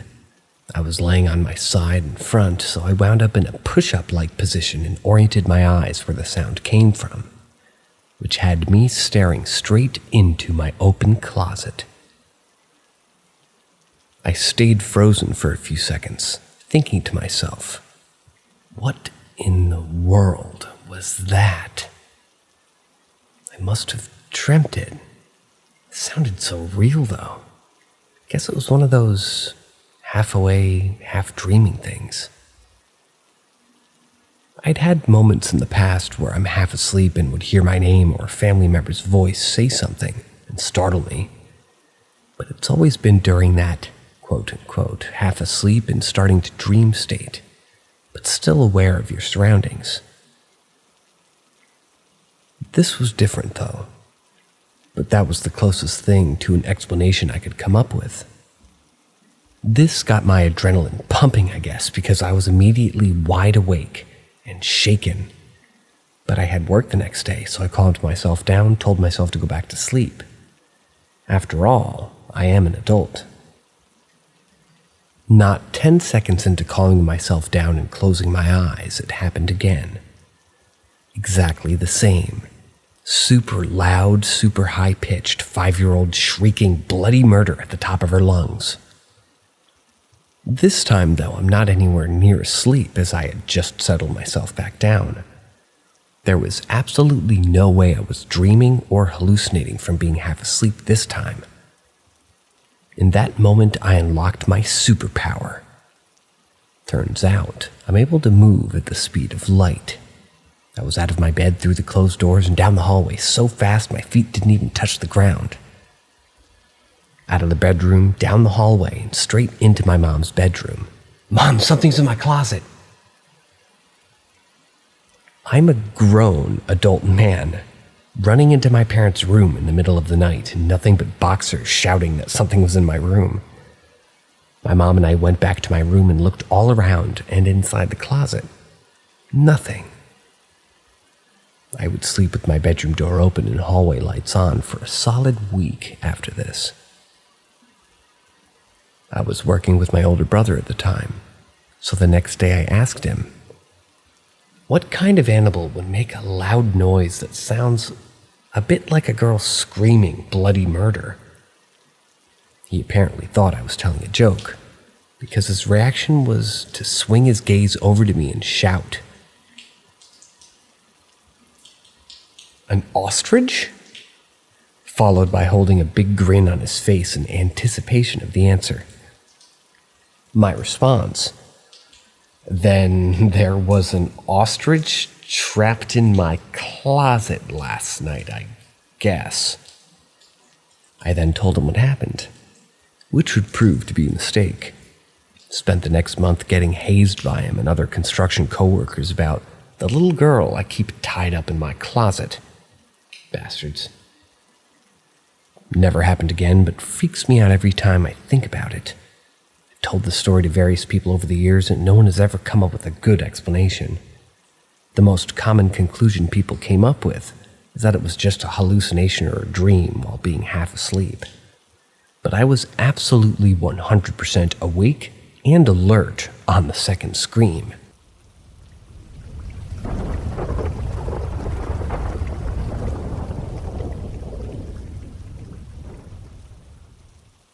I sincerely believe my home is being haunted by an evil spirit, and I need suggestions how to get rid of it immediately. So in a few weeks, or rather a few weeks ago, I started randomly waking up in the middle of the night, like my eyes would just open and there was always this shadow figure standing next to me or my husband's bedside, just staring at us. Creeped me out, but I figured maybe I was just nuts. And then I'd go back to sleep. Anyway, it started happening every night, and I started to have really bad nightmares. It got pretty bad to the point where I thought I was developing insomnia because my sleep was so awful. I finally told my husband about it last week. He got creeped out but said that he believed me and actually informed me that he's been having real bad sleep for the last few weeks as well. He also mentioned that he thought it was because he randomly picked up the habit of grinding his teeth at night, which made me realize that I had too, and it started for both of us a few weeks ago. This is not typical for us. Anyway, last night before bed, our daughter comes into our bedroom and asks if she could sleep with us. This is normal and occasionally happens. She just likes cuddling. And we were like, sure, no problem. So later in the middle of the night, our daughter wakes up screaming, "Why?" I grab her because it scared the crap out of me, and she starts crying, saying that she had a bad dream. I tell her to go back to sleep, and I cuddle her until she falls asleep. She wakes up this morning at 6 a.m. with me and my husband. That's what time he wakes up for work. And I typically will wake him up and wake up with him, usually have a conversation. I asked her what happened in her scary dream, and she said in her dream that she woke up and there was a scary shadow looking at her with no face, telling her that it was going to burn the house down. My husband overhears this conversation and looks terrified. as am I.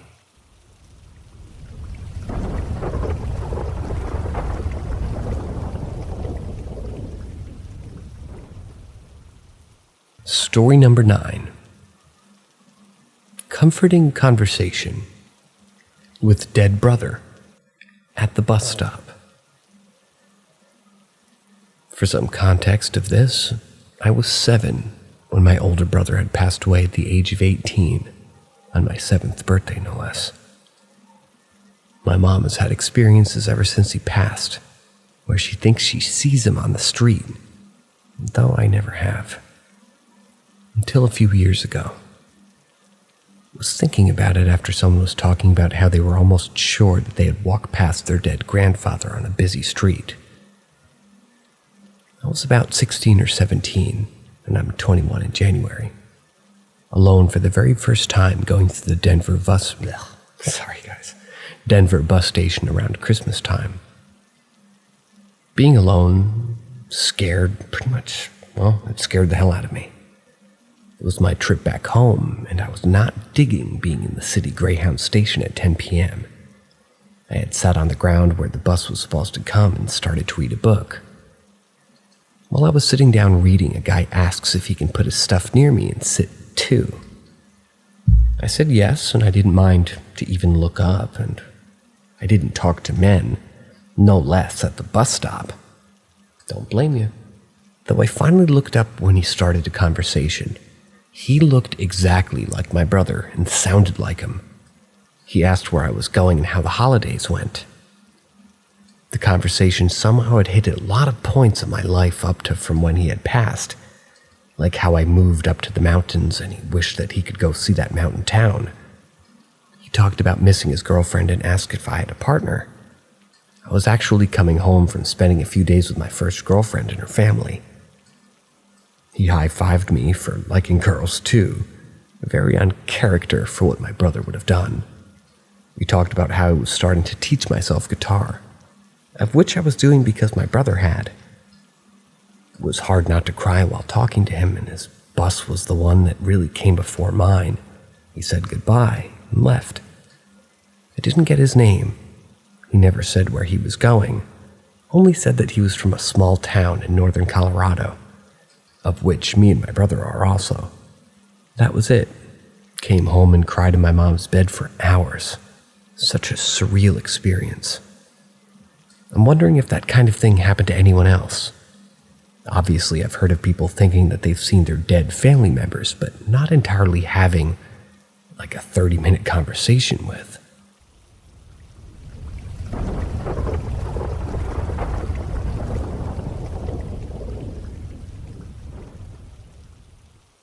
Story number 10. Coincidence or God really listened? Sorry for any grammatical mistakes.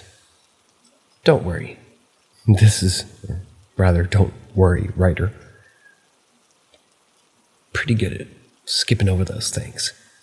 So, this is the event when I was about 13 years old. There was an old type of computer in our house whose monitor was like an old TV. At that time, flat LED screens were in the trends. I wanted that flat LED monitor, but I didn't tell this to my parents. If I talk about my childhood habits, I belonged to a religious family and I used to worship God every evening during my childhood. One day a great desire arose in my mind. I thought I should have a flat screen monitor. Then I went to do the evening worship as usual. While doing worship, I was thinking of getting a new monitor, and then the most unexpected thing happens. As soon as I came out of the worship room, I saw that my father and elder brother were coming into the room with the flat screen LED. They told me that they went to one of my uncles, and one of his friends had an extra monitor. So, he gave it to us. I think God really heard me that day. Or it could be a big coincidence. But even today I realize how all this happened so quickly. A second after I finished the worship, my father came with the monitor. Does God really exist? And perhaps even listen to us all the time?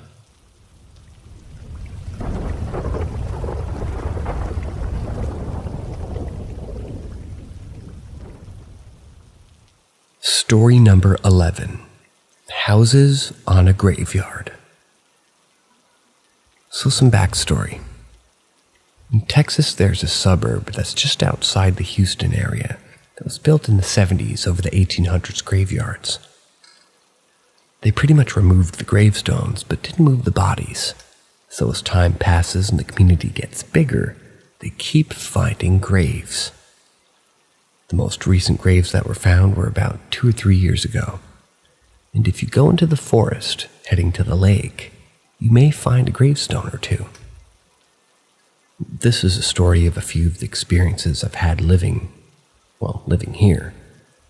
And for your information, this will be a lengthy post. So anyways, I had no knowledge of this when I bought my first home in 2019 in this community.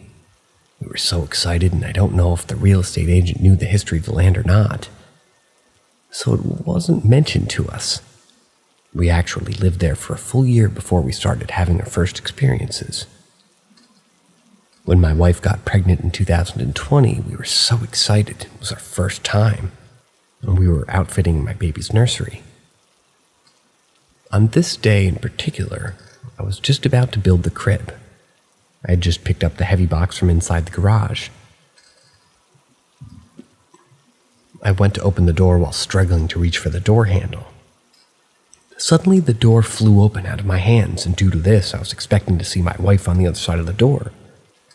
She wasn't there. She was in the nursery. What made this even more weird is the door was a heavy door, one that would close under its own weight, and it wasn't a windy day. At this time, I thought it was strange, but really thought nothing of it. The second experience that we had in the house actually involves my wife. I was taking a shower and relaxing after a hard day's work. She had gone into the kitchen and started to cook dinner as I showered. She suddenly burst into the bathroom and she claimed that she saw a shadow heading to the nursery and assumed it was me. She said that she started talking, thought it was odd that I didn't reply, and looked over and saw no one was there.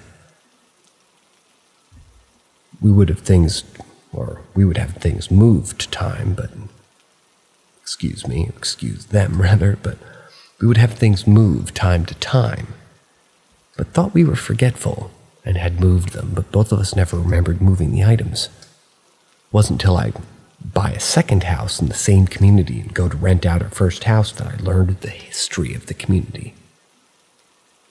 A guy looking at the house told me what he knew of the graveyard, and after the conversation with him, I became curious and I started researching. I even found an Unsolved Mysteries episode about the community and the experiences that the first people of the community had, as well as all the lawsuits that happened thereafter. For those wondering, the buyers of the homes lost the cases due to the fact that the graveyard was considered abandoned when the developer took over, so there were no liabilities on them. Or so if I understand what I read correctly. Skipping to the next house, it started activity immediately.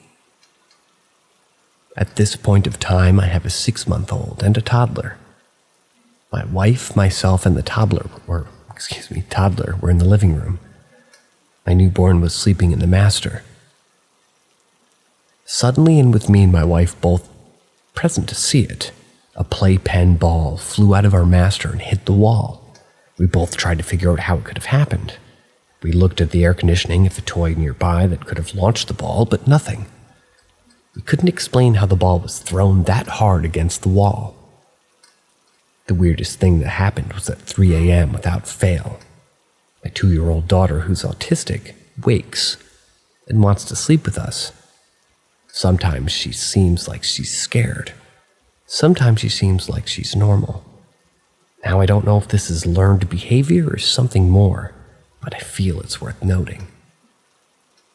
Time and time again, we think we see shadows and dark masses. My wife says that she feels uncomfortable in the kitchen. I feel like I see things out of the corner of my eye, too. Now, to be forward, I won't call this paranormal because this could be from my own paranoia and makes me question if the small things I see are just my head. And if this really is what we speculate, it doesn't seem malicious.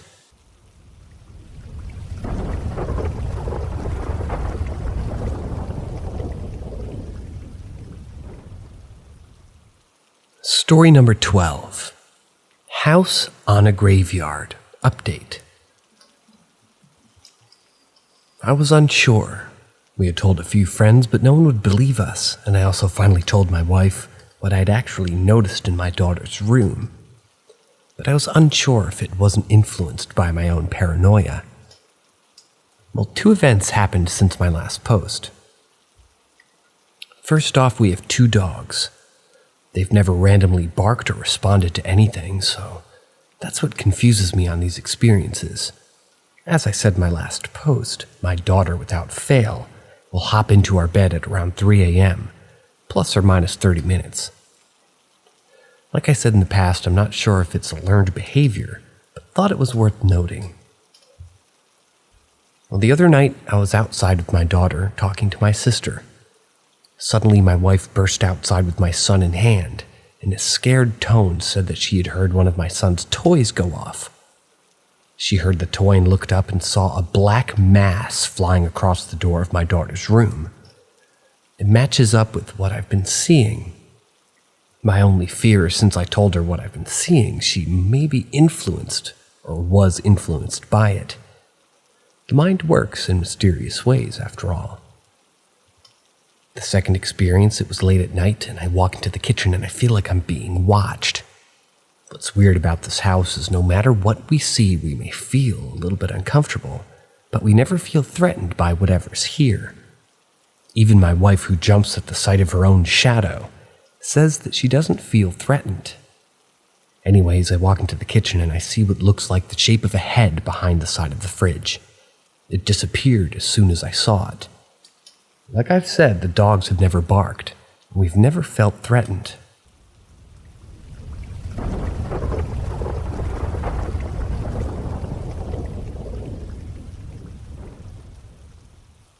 Story number 13. Houses on a Graveyard, Part 3. So it seems I'm doing this every 2 weeks as things are happening. And things have ramped up in the past week. There are some things that are pretty minor, and I can usually think of plausible explanations. And if I can think of an explanation, it's not worth telling. Plus, in my stories, I will lead you through my thoughts trying to debunk them. So here we go. Plus, this also involves my other property that I used to live in. So this is another long post. So we ended up telling a family member about what we've seen and heard so far at the house. This person doesn't really believe us, and that's fine. I understand, not everyone, or rather, not everyone will believe me on what's happened at this house. But I don't think whatever's at my house has the same understanding. It now seems whenever this person comes over, activity starts. One time, my family member came to watch a show. We have one show we religiously watch every week, and we were waiting for it to start. I was sitting at the dining room table eating dinner, and my wife and family member were in the kitchen chatting. Now, across the kitchen is a utility and laundry room. In there, it's kind of where we put the cat that we own that we'd let them eat. Because that cat loves food and will swipe a pork chop off your plate. I'm speaking from experience here. Anyways, we're all chatting and the cat starts meowing. A minute later, the door handle starts turning. Now, logically, one would think that the cat has learned how to turn the door handle. Here's the issue here. The doorknobs are round, and there's nothing for the cat to sit on to even get a grip if it even could turn knobs. That means the cat would have to hang off the doorknob and swing its body, while somehow holding the door. My family member blamed the cat, but it didn't make sense. I would have to have a talented cat, but my cat is fat and happy. On the same day, my daughter was playing with her toys while we were watching our TV show. After a while, the show ended and my wife and daughter went into the master and my family member and I stayed in the living room watching a new program. Now, my daughter has a lot of electronic noise toys that will eventually shut off after you stop playing with them. Usually 5 minutes after the last button was pushed. Anyways, my wife and daughter had been gone over an hour. Suddenly, one of the toys just starts going off, over and over. It wouldn't stop. I figured it would stop on its own, but it didn't. I eventually took out the batteries, and it did stop then. Now, I understand 9 times out of 10, a simple reboot will fix most electronics. But this one was odd. When I put in the same batteries, it didn't do it again. The following week, the family member came over and we were just hanging out. No TV or anything, just chatting. Suddenly, the TV turned on. Just the TV. Then it turned off. Then it came back on. You could hear the TV as it clicked on and off. Now, I have one of those automation systems that make my home a smart home, and the TV that turned on was surround sound. So the system would usually turn on multiple components to watch a program. Plus, it's on battery backup, so if power would crash, it would have a little bit of a time to watch TV. My neighborhood gets blackouts all the time, so I have battery backup on my router and main TV. So there is one remote for the whole system with other remotes in the attic. On top of that, I program these smart homes for a living room and have access to the program myself. There was nothing in the logs that told me that the TV would turn on, or in fact did turn on. Could it have been CEC or ARC that turned on the TV by accident? Nope. I turn all of those features off due to the system that I have. So how this TV turned on? I don't know. The TV doesn't have a power button on the physical set. There's an argument that there could be a malfunction, but I can't find it, and I have a technical background in this stuff. The last part of this update comes from other houses that I'm renting out. I was talking to my tenant, and in the middle of the conversation, she asked me if I knew if there was a need to redo windows. She told me that sometimes she feels cold in some rooms and some doors would slam. She claimed that she thought it could be the wind. Now, this house was built in 2019. When it came to freeze in 2020 in Texas, we lost power for 3 days. The house stayed at 55 degrees at its coldest, while it was in the single digits and teens outside. So the house was well built. I hired a window guy just in case to make sure that, everything was all good. I told her this and she thought it was strange. So did I. We've had a warm summer here in Texas. She started renting in July. Now, when I lived there, the AC vents aren't on the doors, so the likelihood that it's air conditioning closing doors is let's just say it's not happening. It may explain cold, but when I lived there, I really didn't experience uneven cooling. I won't discount it as a possibility due to the system now being close to 5 years old, but doors slamming, I can't explain.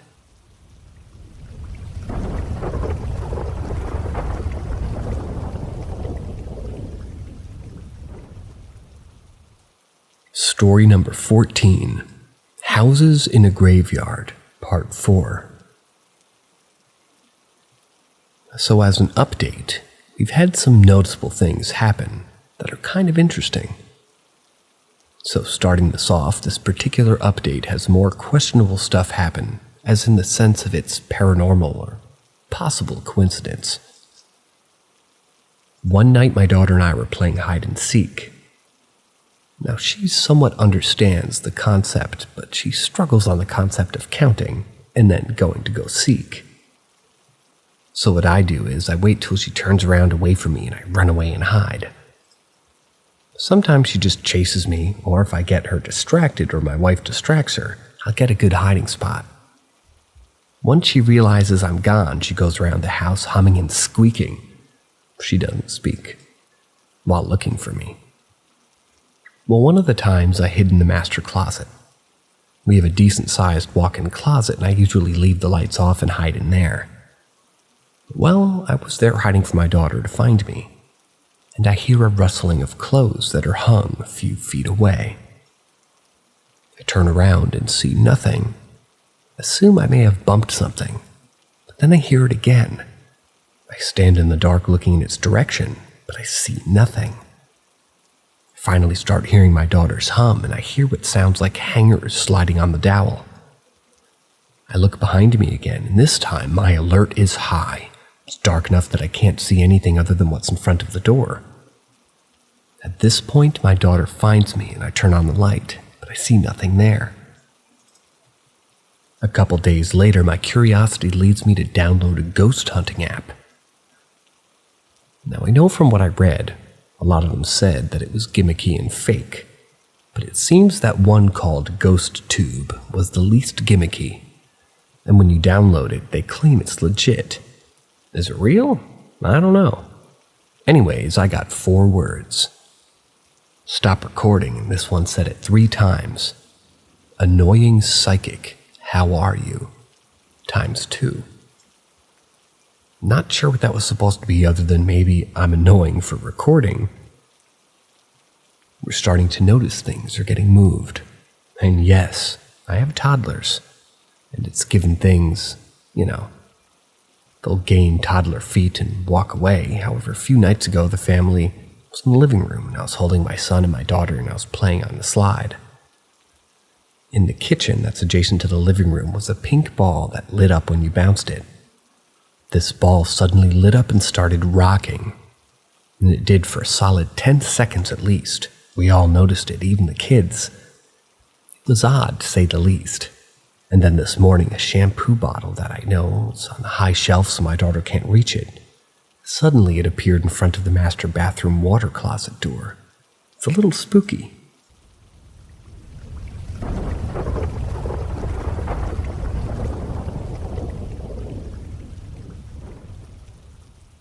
Story number 15. A ghost prostitute on New Year's Eve. It doesn't say it, but I'm going to just tell you guys that there's maybe a not safe for work warning happening here. Just given the title. Taking a leap. New Year's Eve 2022. 15 or so close friends and I were having a party with a friend. We'll call her Angie. It was her second home. She used to be a small destination bed and breakfast on the West Coast. I closed at least 50 years ago. Or maybe it was closed. So it was the perfect place to throw a party. Big common area, lots of rooms, extra beds. Despite being New Year's, we mostly had Halloween decor up on the walls. Similarly to this party, Andrew threw a small Halloween party with the same people. We just got a little drunk and played with some creepy ghost shit, one of our friends. Nothing big. It's important to note that when playing, only Angie believed in ghosts. The board didn't give us much. It just said something about a prostitute that used to take clients to the one master bedroom. So probably the 1850s. I wasn't fazed. But Angie was kind of freaking out, so we ended it quickly. After having spent so much time in the inn, she really believed it. So as not to upset her, no one ever asked her about what she thought of the ghost prostitute. She just seemed so freaked. Cut back to New Year's. My friend and I are definitely more tipsy than on Halloween, and are playing a drinking game in the inn sunroom, which has large glass windows. Suddenly, in the middle of the other friend and her boyfriend, we'll call them Dakota and Abe, taking shots, there's a large bang on the window. Everyone looks up, laughs it off, and assumes a bird hit the window. Or it was our other friend that we'll call Mark. Mark wasn't feeling the drinking game, and he said that he was going to go explore some of the suites on the top floor. He had probably just got bored, went outside, and stupidly wanted to pull a joke on us. I look over at Angie, and she's just staring at the window, wide-eyed. Angie says, "Abe, go check it out." Abe responds that Angie should, herself, since it's her parents' inn. But all she says is, "I'm not fucking going out there." Abe, clearly annoyed, grabs his drink, walks out onto the back steps of the inn. Behind the building is just a large field with no roads. The field ends at the edge of the cliffs, and then it's just ocean. Abe walks out on the steps and mockingly spins around, showing that no one's out there. Angie's still clearly freaked out, so to try to calm her nerves, I step outside on the porch with Abe, showing her that it's safe. Nothing spooky. I turn around to Abe and tell him to stop freaking Angie out when I see a glimmer of something behind his right shoulder. The best way I can describe it is that it looked like a car light, but eerily misshapen, like someone carved out a headlight before attaching it to their car. Normally, even with the weird shape, I wouldn't think anything of a parked car, but it was behind the inn. No one should even have access to drive behind the inn, and I know that no one at the party did, because I came early to help Angie set up. Keys were taken at the entrance, too, so no way somebody could run back to their car after entering the inn and drive their car around and leave it running in the back of the inn. I looked back at Abe, who also saw the light. He wasn't frozen in fear, but he did just stand there, eyes wide, like the light had stuck him in a sober trance. After that, we all heard a bang from the kitchen. After the 10 or so of us ran over to check what it was, we found that the frozen pizza that was in the oven had exploded. Then immediately after, there was a loud boom from above the kitchen, most likely from the master bedroom. No one wanted to check it out, but Dakota made Abe and a couple of friends that he brought go upstairs and check. They were so scared that they took a baseball bat. Waiting for them to creep up the stairs felt like an eternity. The lobby was eerily quiet, like the air had settled in place, and it froze time for 3 minutes. Then I hear Abe yell down the staircase, "The lamp just fell down in the master bedroom." After that, the clock struck 12 and we tried to continue with the party. But everyone was freaked. Abe and I didn't even tell the others about the weird headlight that we saw, because we were just too scared. We live in an area with a lot of homeless people, so maybe someone was watching us. But that doesn't explain the pizza exploding and the lamp falling one after another, like someone was taunting us. I don't even know if the 3 events are connected. Angie thinks they are, but I don't believe in ghosts as much as her. But I'll never get over that engulfing feeling of being watched that I felt when standing on the deck. And I know, despite not saying anything, that Abe felt it too.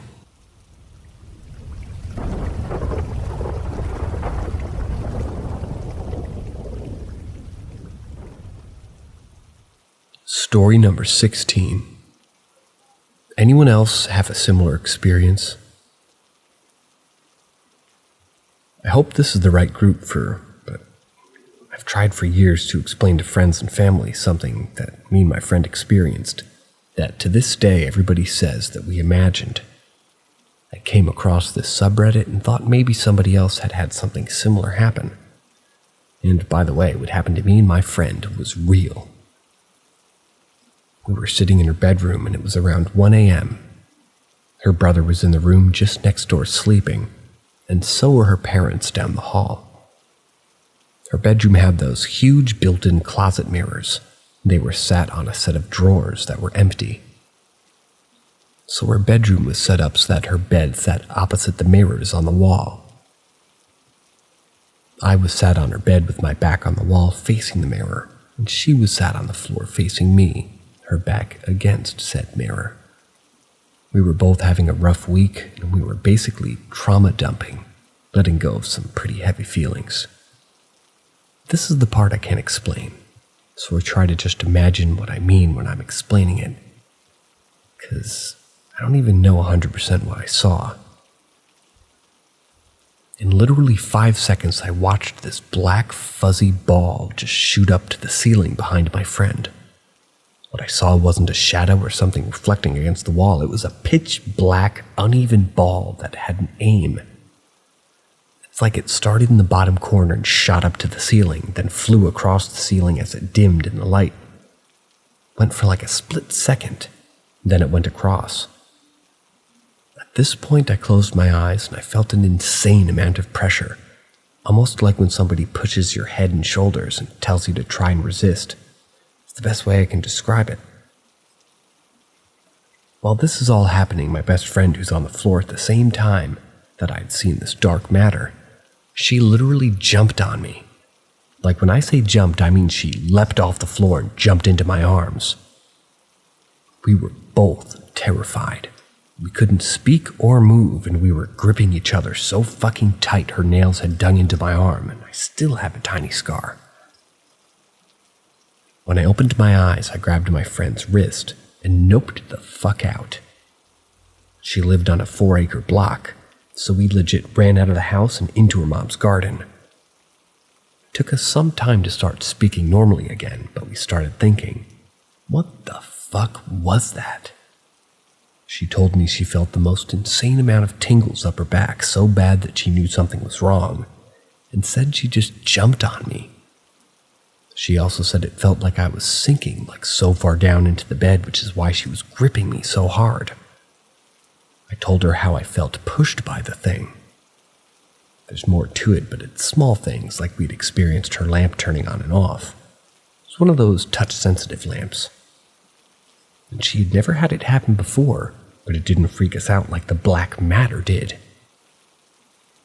We aren't friends anymore, but we had so many conversations about it, and up until we had stopped being friends, one of our last conversations was pretty much all surrounding the fact of, what the fuck was that?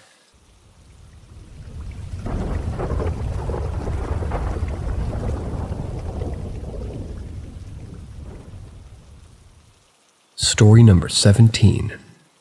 My Boyfriend's Strange Stories, Part 1. For context, my boyfriend and his family are from a very rural area of Chiapas, Mexico. He brought these 2 stories up today while we were at work.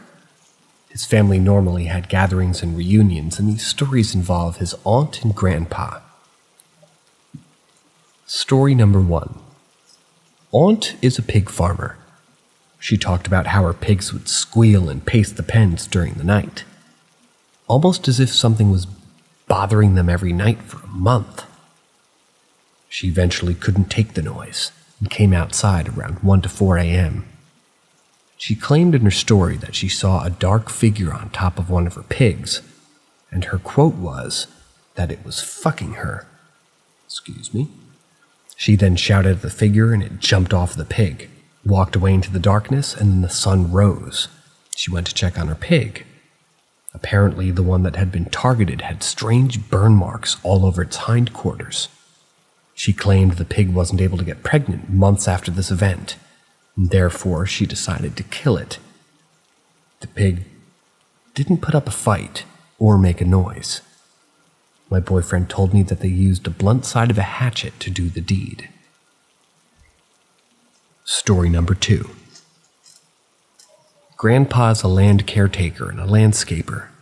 He takes either his horse or his bike to the properties on dirt paths. Normally goes before the sun rises. He uses a flashlight to guide his way, and while he was on a way to a property for the day, the flashlight began to flicker and eventually turn off. He continued on the path anyway, and when the sun began to rise, the flashlight came back on, and another smaller path was visible veering off of the main one. He decided to follow it a few meters and noticed some peculiar footprints. He described them as bare human feet with an elongated big toe with a long, sharp toenail that imprinted the ground with every step. The small path eventually faded into the shrubs and disappeared.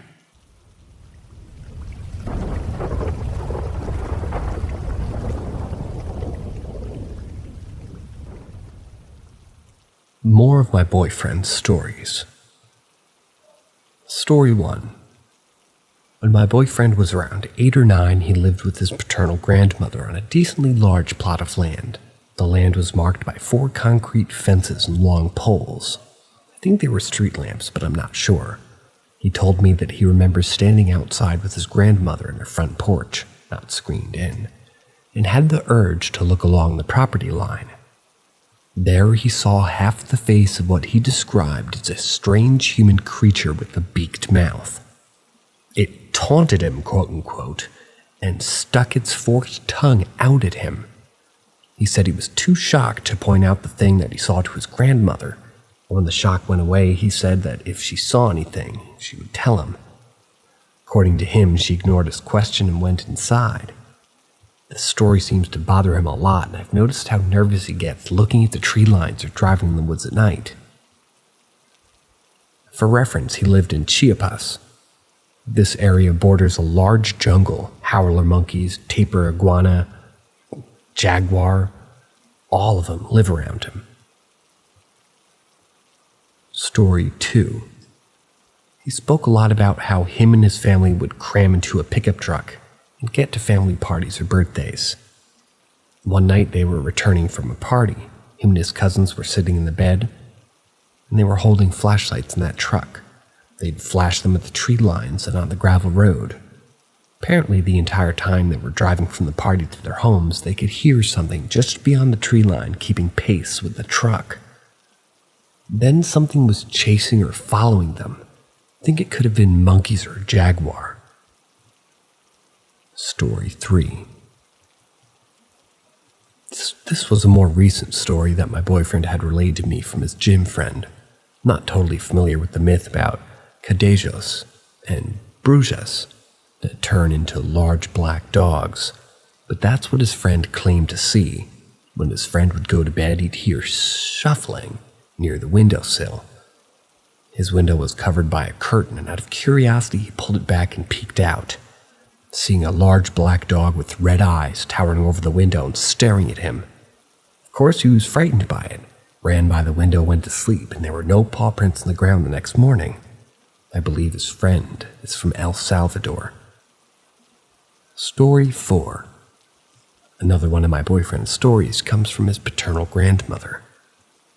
When his grandmother and grandfather were younger, they would take their canoe out to the canals and rivers to go fishing, usually from midday till late night. Night had come, his grandma had decided to lay back down in the canoe to rest.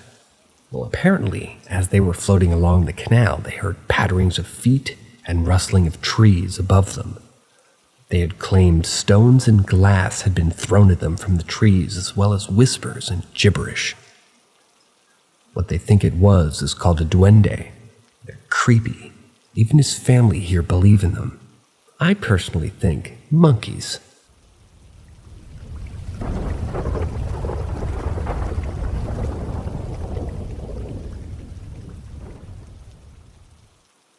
Step into the shadows with us at Paranormal M, where the paranormal takes center stage.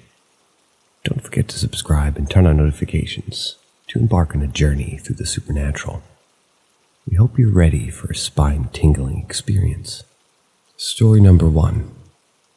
A Mexican ranch tale of witches and mysterious lights. In the spirit of the spooky season, I've decided to share one of the paranormal stories that my mom used to tell me. To give you some context, I come from a Mexican-American background. Although I was born in the United States, my parents were born in Mexico and spent most of their early years there. Here's one of the many eerie tales that my mom would recount from her own childhood. My mother grew up in the Mexican countryside, on a ranch where houses were scattered far apart. Nighttime brought pitch-black darkness due to the absence of the streetlights. One day she was walking to a party with her brother and sister in the early afternoon, and it wasn't dark yet. As they made their way through the remote area, my mom happened to glance up at the sky and noticed a mysterious light that was moving about. She kept this sighting to herself. knowing all too well that it was rumored to be a witch, a common belief in many parts of Mexico. They get to the party and enjoyed the party, momentarily forgetting about the odd sight. However, when the party ended around midnight, they began their journey back home through the now pitch-black countryside.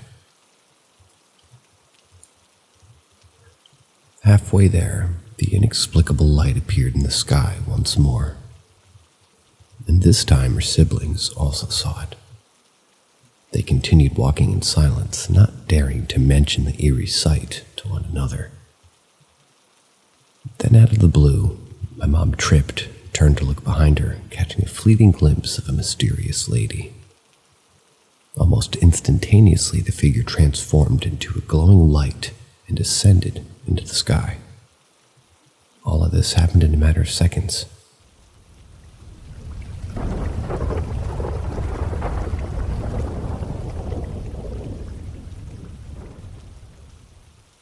Story number 2. Another story about a witch. Hey guys, I had a conversation with my mom today.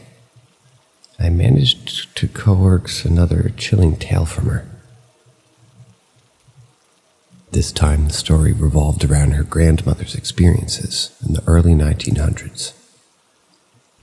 Her grandma was in her 20s, residing in a remote ranch in the mountainous regions of rural Mexico, surrounded by very few houses.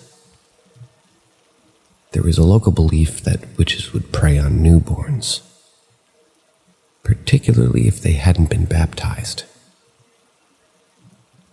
Her grandma had recently given birth to a baby,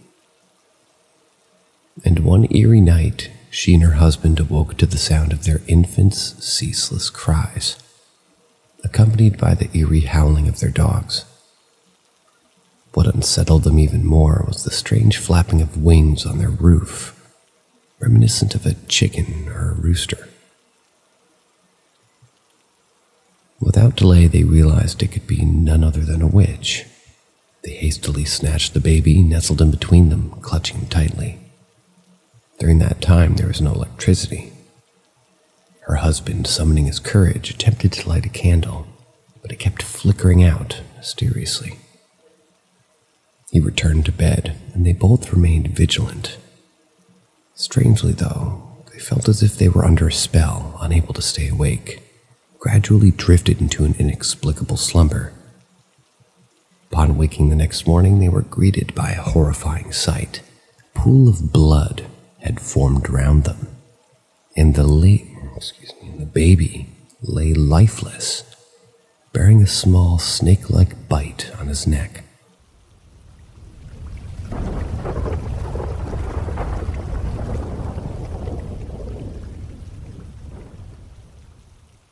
Story number 3.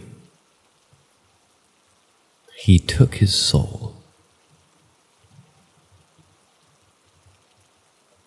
Hey everyone, I'm back with another spine-tingling tale, but this time it's from my girlfriend, and it revolves around her grandfather. As always, these stories are recounted exactly as they remember them, and 100% true. So picture this. It's the early 1900s in rural Guatemala, where the story unfolds. One misty morning around 5 a.m. when the sun was just beginning to pierce through the darkness, their grandpa embarked on a journey to the neighboring town. In this remote region, there were only scattered houses, each separated by miles of empty land. The path he trod was a winding dirt road, and the morning air was thick with fog. As he ventured forth, he noticed a figure ahead. An ordinary-looking person, or so it seemed. Her grandpa didn't give it much thought. Perhaps just another early riser on their way to town. However, as they drew closer, this stranger turned and greeted her grandpa with a friendly hello. Engaging in casual conversation, they both revealed that they were headed to the same destination. Everything seemed perfectly ordinary, until out of the blue the stranger mentioned his fatigue, and decided to rest on a nearby rock. He urged her grandpa to continue on without him. With no reason to be suspicious, her grandpa continued walking, but felt a strange compulsion to glance over his shoulder. To his astonishment, the man had vanished into thin air, leaving no trace behind him. A shiver ran down her grandpa's spine, and his entire body broke out in goosebumps. The air around him turned cold, and it became hard to catch his breath. He couldn't help but think that it might have been a spirit all along.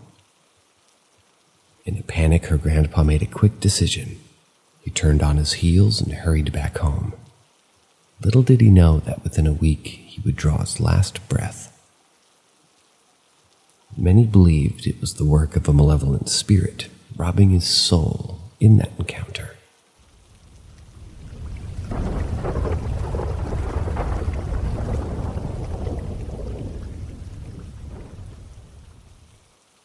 Our experience with automatic writing.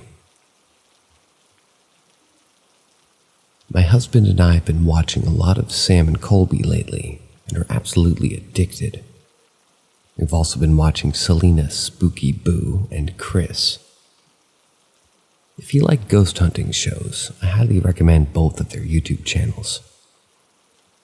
Of all the methods that they use to contact spirits, we both were very interested in the automatic writing that Selena likes to use a lot. My husband tends to be very in tune with the spiritual side and has had success with meditation in the past. So the other night, we basically decided to just give it a try. First, some background info. I, a 30-year-old male, met my husband, 29-year-old male, back in 2012. In 2013, my husband's uncle passed away by suicide, and we, along with my future in-laws, moved into the house where his uncle lived with his parents, who would be my husband's grandparents. From 2013 to 2016, both of those grandparents and also his great-grandmother would also pass away. Needless to say, there were plenty of people that could possibly come through for my husband, so he found a white noise playlist on Spotify. He blindfolded himself, and we started. I said that what everybody else says at first. Is there anybody here that would like to speak with my husband? First there was nothing, but... Excuse me? But eventually the pen started to move, and the first word appeared, rough but distinctive. It said box. I honestly was not expecting a word to appear right away. I should point out that my husband has a very, very, very neat handwriting and almost exclusively writes in cursive. But this word was very shaky and jagged. I said the word out loud and waited. Eventually my husband wrote a second word, under. Just under the word box, but in cursive this time. I was a little spooked that this could actually be making sense, so I said nothing and let him continue. He started writing a third word, this time almost on the edge of the paper away from the first two words, but it was again very clear, bed, box under bed. There's no way this is actually working, I thought to myself, but I went ahead and asked hesitantly, "What's in the box?" Almost instantly his hand went to the middle of the paper and quickly wrote, "Me." Instantly freaked out, I tapped my husband's shoulder to take him out of the session. He asked why I took him out so quickly. It had been maybe 2 minutes, and I showed him what he had wrote. He sat and stared at the words for a minute, then let out a small gasp. Out of all the people who had recently lived in the house and passed away, there was still one who had not been laid to rest. His grandfather's ashes were in a box downstairs in his parents' closet. One of his last wishes was to be buried here on the property. he helped nurture for so many years rather than to be buried in a cemetery, but my husband's parents just hadn't gotten around to it. Their closet is almost directly under where our bed would have been when he was still alive. Now a futon sits there where my husband frequently naps. With this information, my husband asked if he could, try it again. I was a little apprehensive, but said yes, and he went under again. And this time I waited before I said anything, just to see what would happen. After a few seconds, he began writing. I looked over his shoulder and saw the word tree. He then started drawing what I thought looked like a cloud, but he stopped just on top of it. He then drew 2 lines coming from the cloud-like object, quickly realized that I was looking at a drawing of what he wrote, a tree. After another few seconds, he started to write another word. I looked down and almost couldn't believe what he wrote next. Bury, followed by an intense underlining of the tree drawing. He wanted to be buried by a tree. Now I know what some of you might say, that my husband now had a preconceived notion of who he was talking to and may even be faking what he was writing. After we were done, my husband assured me that he had next to no idea what he was actually writing. We've been together over 10 years, so he has no reason to lie about something like this. Believe what you want to believe, but for those who do believe, there's more. He continued, and the next word that he wrote were tree and me again. He then began drawing the cloud-shaped object again, which I eventually recognized as the top of the tree. But this time there was no tree trunk, just leaves, and there were some dot-like objects after, almost like ellipses. Then suddenly he wrote the word don't in all caps. At this point I hadn't really said much, but I was concerned about the word don't, so I decided to ask if that was indeed the grandfather's name. My husband wrote 2 of the same words again, tree and bury. The word bury overlapped the words, so I turned the page for him. This last bit is honestly a little hazy to me, but the first thing that he did on the new page was draw some type of jagged symbol. We still don't quite know what it is or what it means. But after that, he wrote the word yes. The only yes or no question I'd asked was if this really was his grandfather. He then wrote the word closet, which would make sense because his ashes were in the closet, and then the word stairs.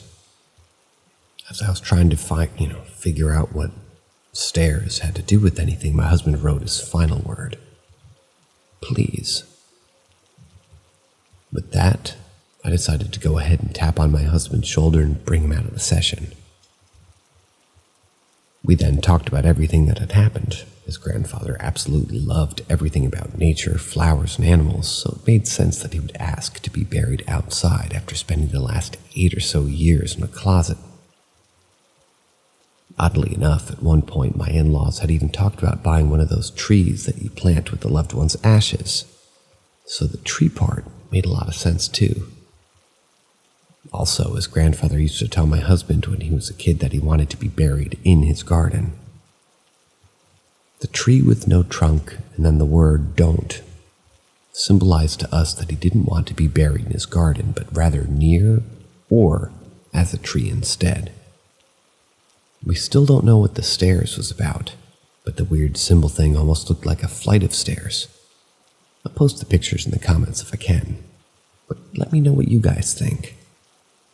I promise this is 100% real, and we're still talking about it days later. We've made plans to make sure that we lay him to rest this coming spring.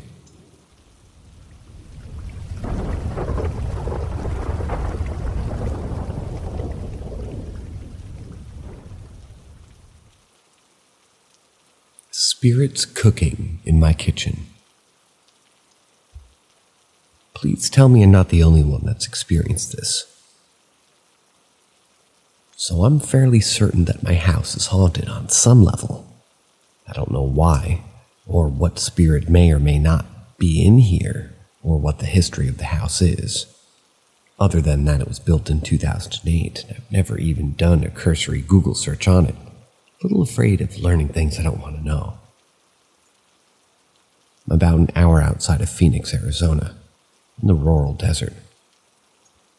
It could be built on ancient Native American burial grounds for all I know. I moved here 8 years ago, and within a couple of months of moving in, I started hearing faint noises.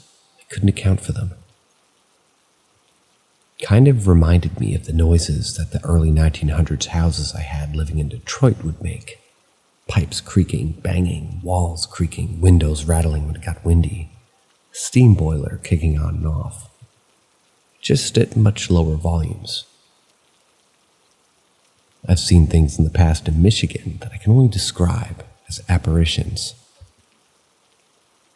But this current house, it now has all plastic pipes inside, all electric appliances, electric heat, modern double-pane windows. No reason to be hearing old house sounds. Would never be enough to wake me up at night. It was never obnoxious. I've never felt afraid of it. I'd occasionally joke about the ghosts, and always just figured it was my super cheap appliances doing weird things, though the dishwasher would occasionally just turn itself on and run the cycle. Then a couple of months after that, I swear I could smell things being cooked in the kitchen. I'm the only one in the house, don't even have an inside pet. I'd wake up some mornings to the distinct smell of blueberry muffins or pancakes. Sometimes I'd come home from work and swear there was a hot pizza waiting for me. There's been times I've caught the smell of marijuana, and I don't smoke at all, neither do my neighbors. 8 years later, it still happens every few months.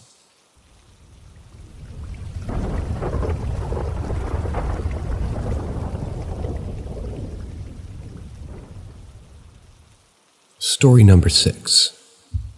Creepy stairs at my childhood home and other strange occurrences. This took place in the late 90s and early 2000s. So we had internet, but it was a slow dial-up connection. I don't remember Google really being a thing yet. When I was around 9 or 10, my mom got remarried. We moved into a bigger house to accommodate our now family of 5. Most of the houses in the neighborhood were built in the 70s or 80s.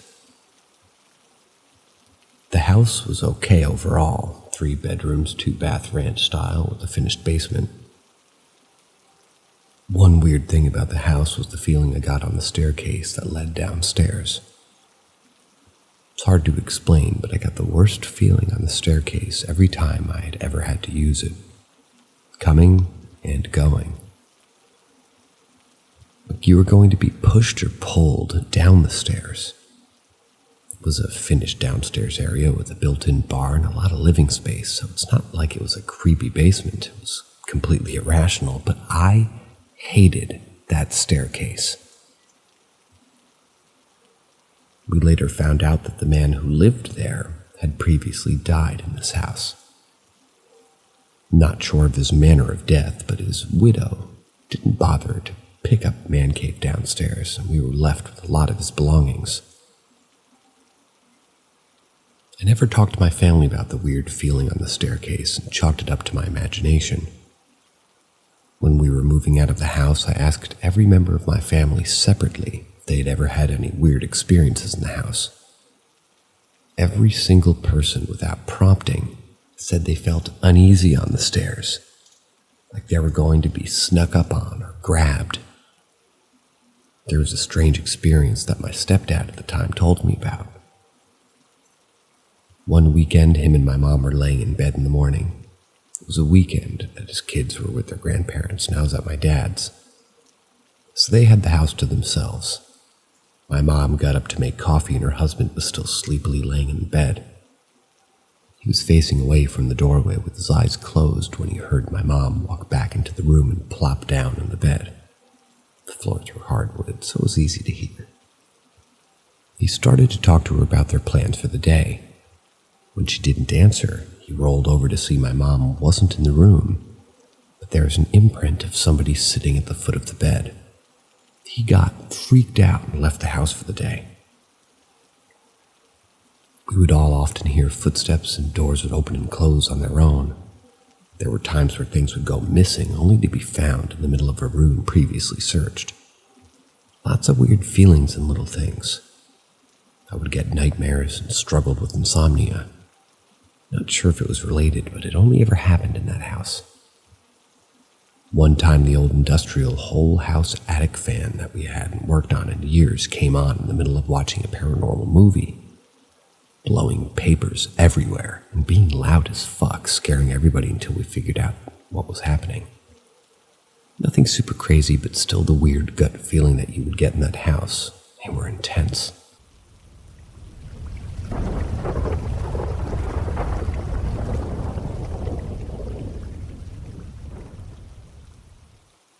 Story number 7. One of my many strange experiences in the woods of Appalachia. When I was in high school about 15 years ago, a group of friends and I were hanging out at our friend Dale's house. For some backstory, we lived way out in the country, also technically part of Appalachia. The kind of middle of nowhere where the nearest neighbors are a few miles up the road. Dale happened to have a cave near his property that we'd like to explore and be dumb teenagers in. To get to the cave, you had to walk roughly a mile through dense woods and cross a big field. We had yet to find the end of the cave system despite exploring for hours and multiple times. One day we had spent the better part of the afternoon exploring the caves, and it had gotten dark by the time that we emerged. We already had flashlights, so it was no big deal. My memory is a little fuzzy on the exact details, but for some reason our friend Sam decided to go back to the house a little earlier. I want to say that we ordered a pizza or something and he went to meet the driver. The rest of us started making our way back through the woods to Dale's house when we started hearing voices in the woods. We were asking each other if we heard that and where it came from, but we each had a different direction of where we thought it was coming from. It was a childlike voice, and it sounded like talking or whispering, but you couldn't make out what was being said. At this point, we thought one of our friends was messing with us and started to talk back to it. It sounded like a child giggling, and then our flashlight started to flicker and die. We had one dim light left to get to the rest of the way back. We were all thoroughly freaked out, prank or not, and hightailed it back to the house, adrenaline pumping. We all got in the house, shut the door, and I felt a sense of safety for a split second before the crucifix on the wall literally came off the wall and broke on the floor. It literally seems like something out of a bad horror movie. But we all watched it legitimately come off the wall and crash to the ground for no apparent reason. Before that moment, I hadn't been convinced it wasn't our friend Sam that was messing with us, even though he really wasn't the type. We all started word vomiting at Sam, trying to explain what had just happened and question if he had something to do with it, but he genuinely seemed freaked out and confused. He actually said that on his way back to the house earlier that he kept hearing weird things and seeing lights in the woods, and he thought it was us trying to play a prank on him. I don't know what it was. Maybe your friend's a great actor, but I honestly don't think it was a prank. Feeling I got in the woods like every hair was standing on end, goosebumps on my goosebumps, and every fiber of my being screaming to run. I've never felt like that again, and I never want to.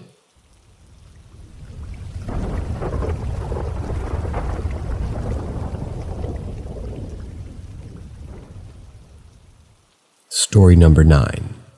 Black-eyed kids. My grandma encountered 3 of them. They asked her if they can come in. We have a garden with a balcony door which leads to the living room. They didn't look directly at her. They stared at the floor. One of them asked her if they could use their phone to call their parents. My grandma told me that she never felt such dread but thought nothing of it because they were kids. She just said, yes, and let them in. She told me that they had finally looked at her in the eyes when they were so black. She never saw something like this ever in her life. She froze and just watched them walk into the hallway out of sight. Then my grandma followed after a second or two and they were gone, simply vanished into thin air. She was genuinely scared and confused when she told me this. My grandmother would never make up such things or even talk about the paranormal in general, let alone having access to the internet, because she simply doesn't understand how all this works. Never used a computer in her life. She's a Turkish grandma from an old generation. I Googled and froze after reading about this phenomena. This happened 7 years ago, and the story is startling me every time when I think about it. Poor grandma.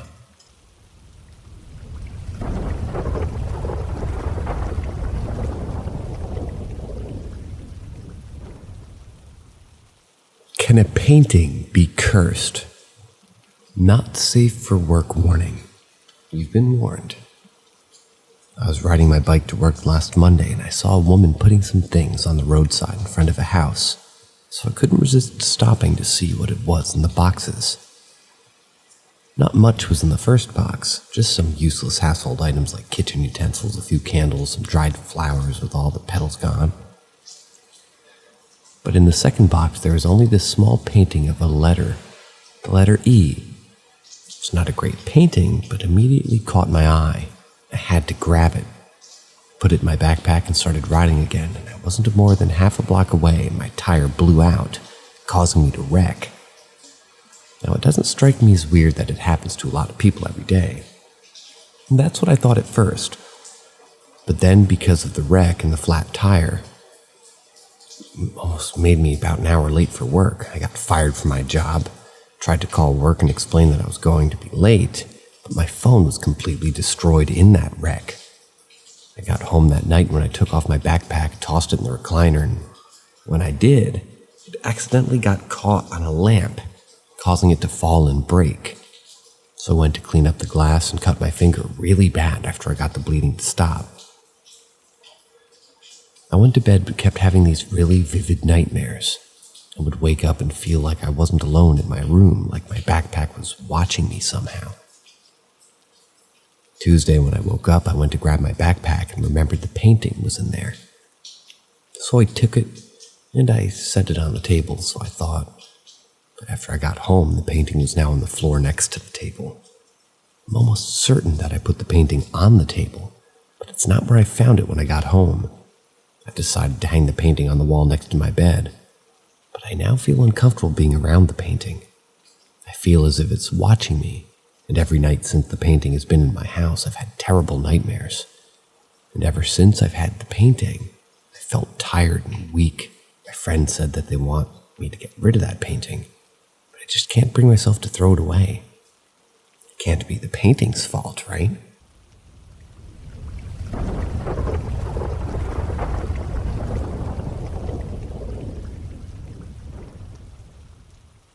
Story number 11, running on the roof. Not safe for work warning, although the last story seemed pretty safe to me, so warning or not warning, your call. Alright, I just want to make sure I ain't crazy. I'm a huge believer when it comes to paranormal things. I grew up in a house that always has been filled with entities. There's always some creepy shit happening, like things moving around, doors opening and closing, someone walking in the hallways, and voices. It's been almost 2 years now that I hardly haven't heard anything. Things calm down.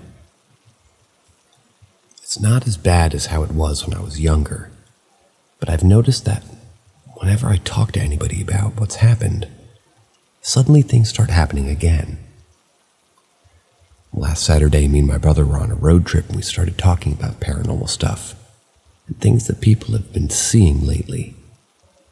I always enjoyed a huge scare, but we both knew that when we talk about those things, something is bound to happen, and it did.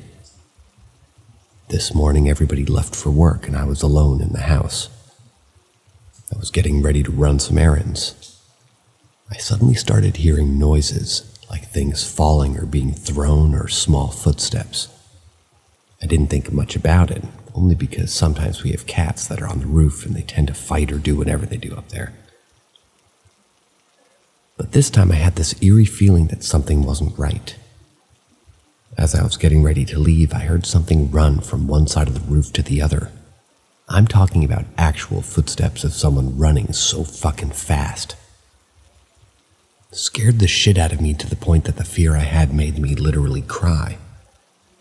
I never heard something like that before, so I'm just gonna hope it was a raccoon or something on the roof.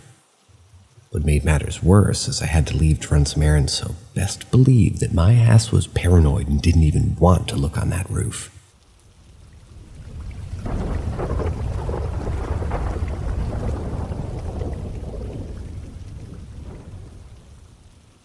Story number 12. Something strange. Me and my friend were driving 2 weekends ago from the Bay Area back to our homes in Santa Cruz.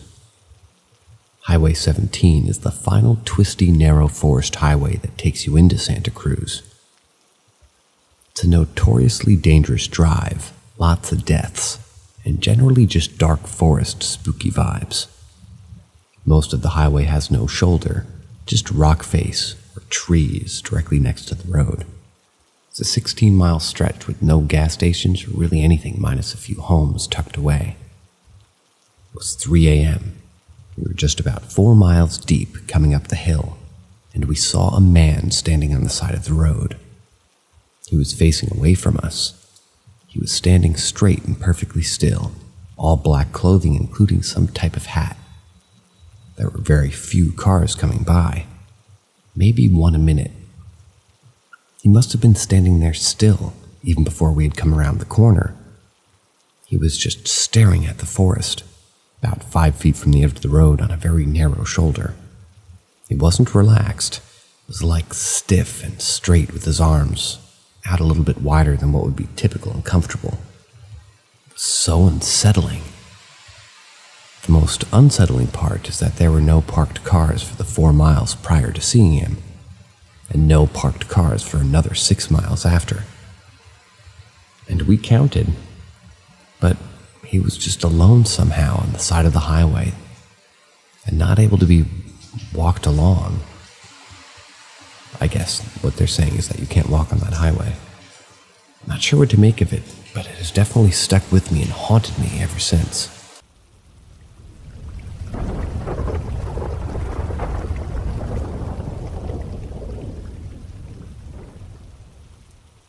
Story number 13. Sorry for the loud raid noise. And just to address some of the comments saying that the audio is incredibly screwed up and that I need a new mic, I just want to let you know that that's nothing I can control.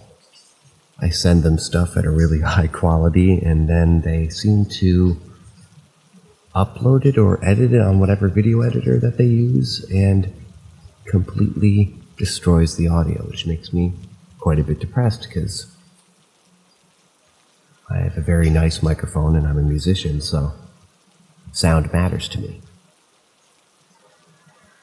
So, if you guys can put up with the rain, and if you guys can hear the rain. Story number 13. The New Neighbor.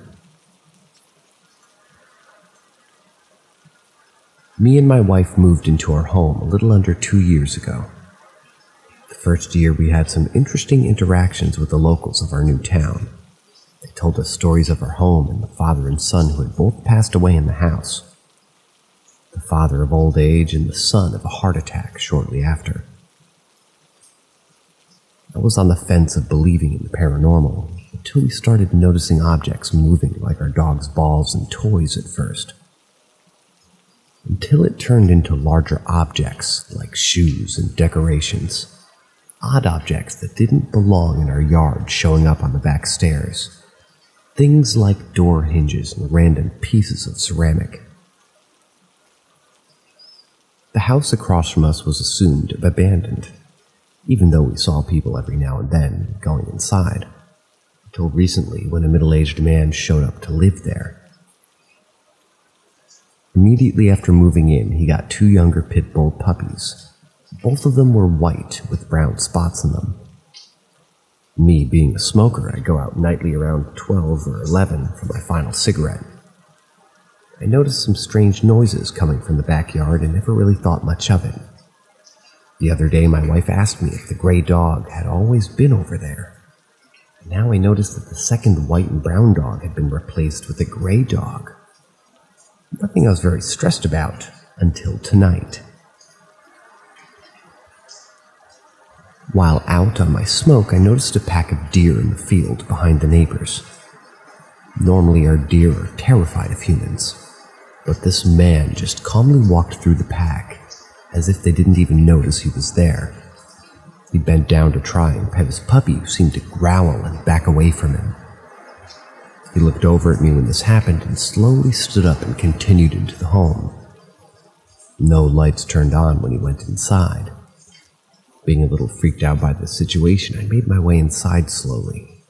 I sat on the couch for a few moments so I could look out my living room window and keep an eye on his house. Still no movement or lights for about 10 minutes. Then the blind slowly slid open that faced my house. I turned off the lights in my home and made my way to the bedroom where I'm typing the story now. If anyone has any idea of what's going on, I'd appreciate some help, maybe your advice, anything on where to go with this.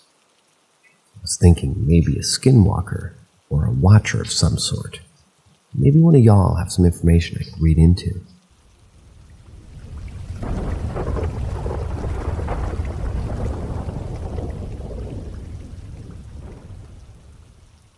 Story number 14. Shadow Figure Downtown. I stayed with my buddy and his family for a bit when I was homeless in 2016. We got off of work at about 1 a.m. most nights. There's a 24-hour coin-operated laundromat not too far from where we stayed. We were both night owls at the time, so we walked up to do a couple of loads of laundry. We were playing a pinball machine inside that was themed after cheesy 80 action movies. In the middle of one of our games, the flippers stopped being responsive and then started flipping on their own, and it played a creepy Halloween-sounding music followed by the whole building smelling like sulfur. So we both sat outside on the beach and waited for our clothes to dry. It was probably between 2:30 and 3 a.m. at this point. Nobody else was there, at least that late, besides us, and the occasional crackhead that came by to either try to sell stuff or beg for money. And on the walk home, I looked down one of the streets that we were crossing and saw a shadow standing directly in the middle of the streets with both of its arms stretched out and its head tilted to the side like it was mimicking Jesus on the cross.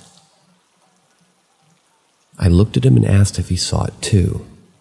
He said that he did, and when we both looked back, it was 200 feet up the street from where it originally was, but going the opposite direction as us. We both walked as fast as we could back home. I wish I was making this shit up, and I know most people won't believe it, but I know what we saw, and he still remembers it to this day. This was the wildest paranormal experience I've had, other than seeing shadow figures passing by in my peripheral occasion.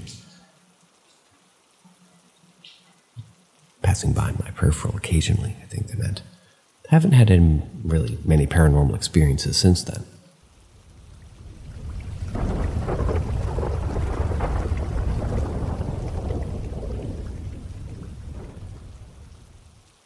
Evil spirits and demons tormented a childhood friend for years.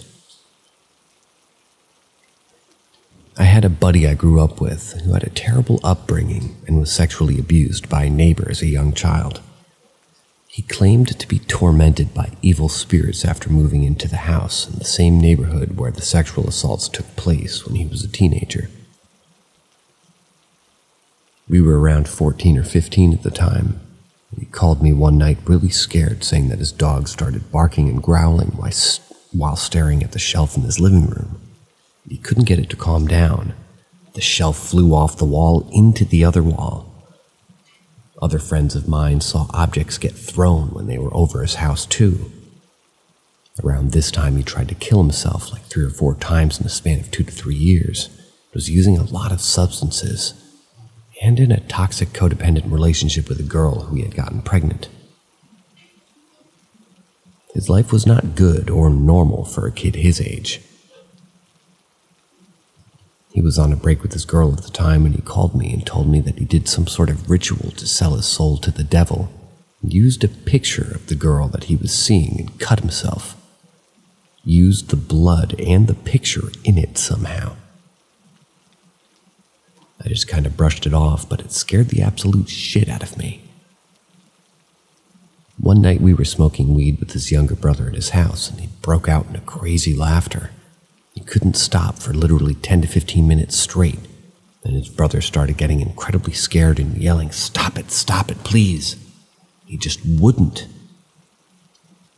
I just sat there kind of freaked out, not really knowing what to do.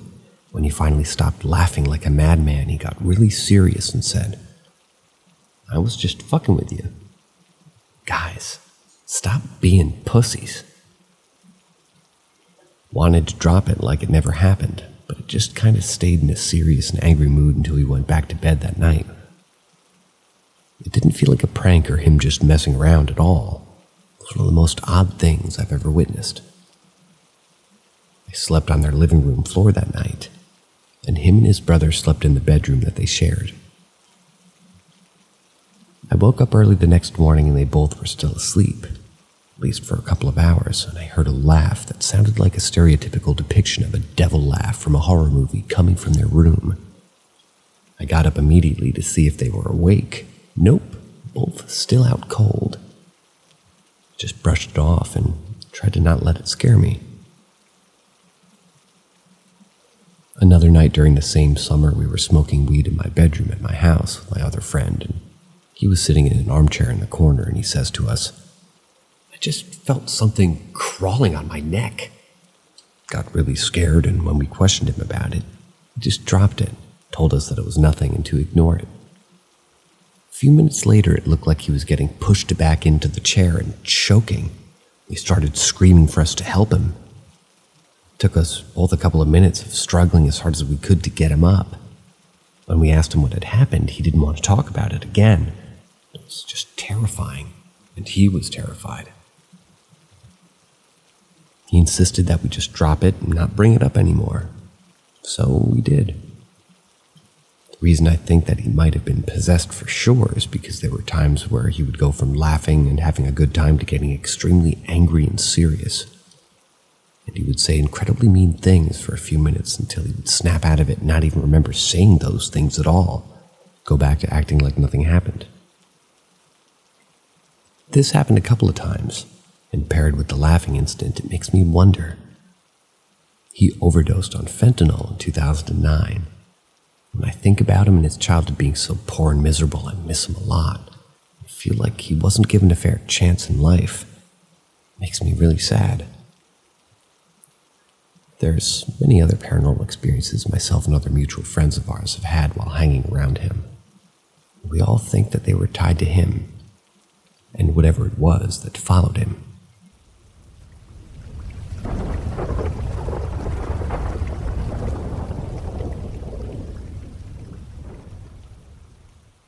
Story number 16.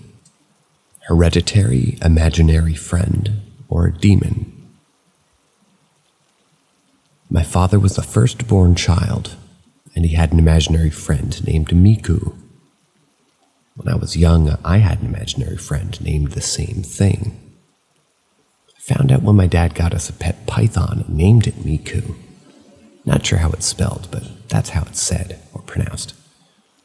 And he told me his imaginary friend when he was little was also named this as well. I always felt that my imaginary friend kept me safe from danger and evil. But as I've gotten older, I wonder if it was something paranormal or like a demon passed down to the firstborn child through the bloodline sort of thing. I would draw picture after picture of me holding a chain leading to a collar on a monster. But the monster was always so big you couldn't see its head, only its paws and chest. As I got older, I got deep into addiction and began living in really bad areas. The first man I ran with, and who protected me was named Meek. The second, and the one I dated for years, was named Mook. The second had done time for murder. They both hurt anyone who hurt me. Weirdest thing was that Mook always told me that he'd be with me all of my life, and he's always been with me. It's easy to dismiss as ramblings of a mentally ill drug addict, but he had details from my life from before we even met that seemed impossible. He also told me that he'll always come back to me as love. Not as him, but as love. And he'll always be with me and protect me.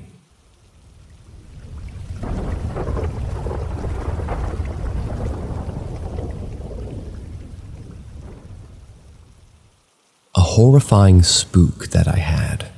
Story number 17. When I think back on this experience, it makes me so uneasy. For context, my mom was a single mother, and I'm an only child, meaning that I spent a lot of time home alone as a kid. We lived in a small house in the middle of nowhere, Indiana. And this house was just built before we moved in, so I always thought it was weird that I experienced paranormal things here. I would usually play outside with neighborhood friends while waiting for my mom to get home around 5 or 6 to avoid the slightly creepy feeling that I had alone in that house. This happened when I was about 11 or 12, so I was becoming less interested in playing outside and more interested spending time on the computer. This was back when there was a designated room in your house for the computer.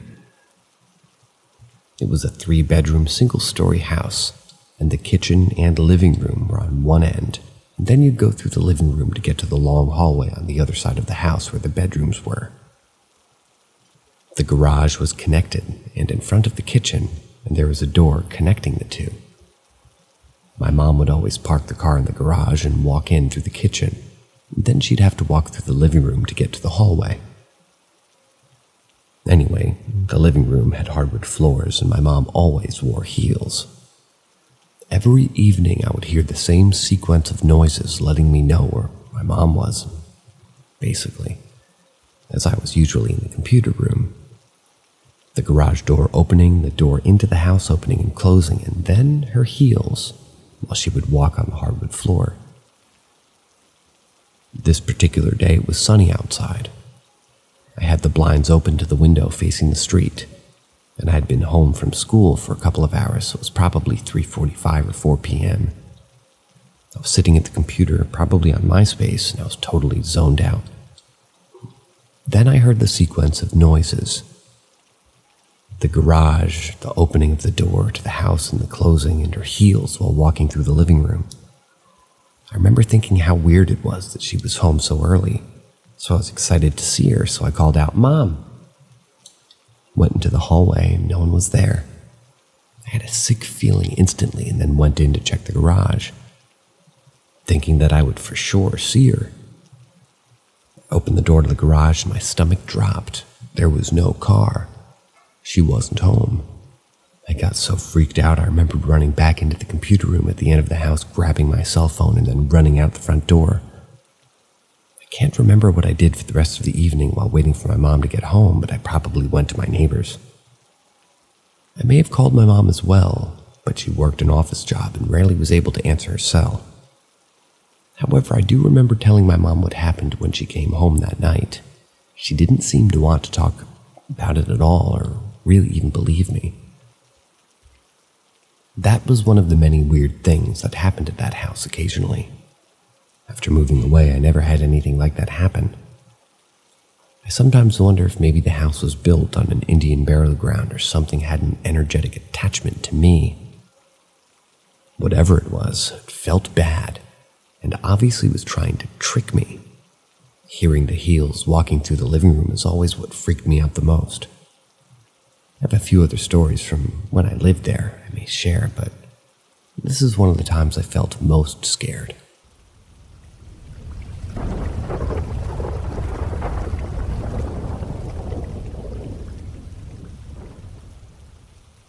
Story number 18. George. When I was a kid, my mom would take me to the boathouse at the beach quite often. I remember the sounds, the smells, the equipment, and George. George was about 70 years old. He had skin like leather and a buckled jaw with large fake white teeth. He always sported the same baseball cap and had a huge grin on his face. Everyone knew George because he talked to everybody, but I remember him vividly because of the way that he would flirt with my mom. My mom, being so friendly, was always very kind to him, and I guess I got to know him better this way. Throughout my childhood, I'd always see him in the same spot, the same lawn chair, just hanging out. I would sometimes say hello or otherwise just pass by. On this particular afternoon, it was a hot summer day and the beach was jammed. My friend and I decided that we'd have enough and made our way back to my place. On our way back, I saw George sitting in his chair. At first, I felt awkward, not sure if I should say hello. As I got closer, I turned and made eye contact. That's when he raised his hand and said, "Say hi to your mom for me." I smiled, waved, and nodded. My friend and I got back to my place and are grabbing drinks and snacks while my mom is preparing something in the kitchen. I turn to my mom and I say, "George says hi, by the way." She froze. "What?" my mom asked. "George says hi," I repeated. She had a grim look on her face and looked pale. My friend and I didn't know what was wrong. I asked if she was okay, and she responded by saying, "That wasn't George. You couldn't have seen him because he died 2 weeks ago." I sat down immediately, broke down, and cried. It was heartbreaking, but this was out of fear. Never in my life have I felt this way. It was so incredibly vivid and seemed surreal. In the end, it was nice to know that he was in his happy place, but he was sitting in his lawn chair looking out the water. So, rest in peace, George.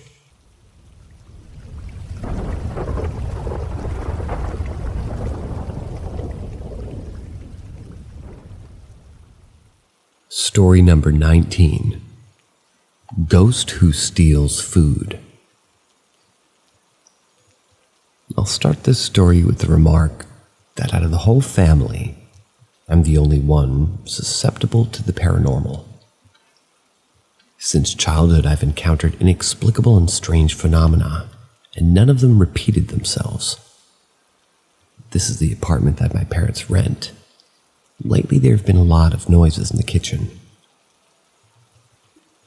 My family noticed this too when we all gathered in the same room to watch a movie.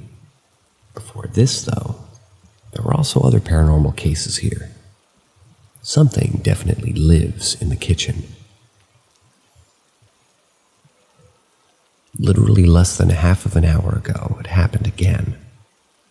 This time it was not black shadows, footsteps in the corridor, or monsters. It was a ghost thief. It's 1 a.m. and I'm sitting in the kitchen drinking tea, learning to snap my fingers loudly, when suddenly an apple fell from a loud cabinet. It fell right behind the cabinet, and yes, we store fruit on the cabinet, not in it. I immediately understood everything from the sound without even looking, but it was strange. Literally 10 minutes before, I had to move all the apples away from the edge so that they wouldn't fall. The second strange thing is that when I looked at which apple fell, it was a green apple, not a red one. The green apples generally lay in the opposite direction. Then I didn't really think about the details, and so it wouldn't rot there, I took a long broom and began pushing the apple behind the cabinet on high legs. Under this cabinet, there were 2 boxes with onion and potatoes, but when I moved them aside and looked underneath the cabinet, there was no apple. This confused me. I started running the broom over all the places where the apple could have been rolled, but it simply disappeared without a trace. I swear I heard it fall, and I saw a couple of times before it disappeared.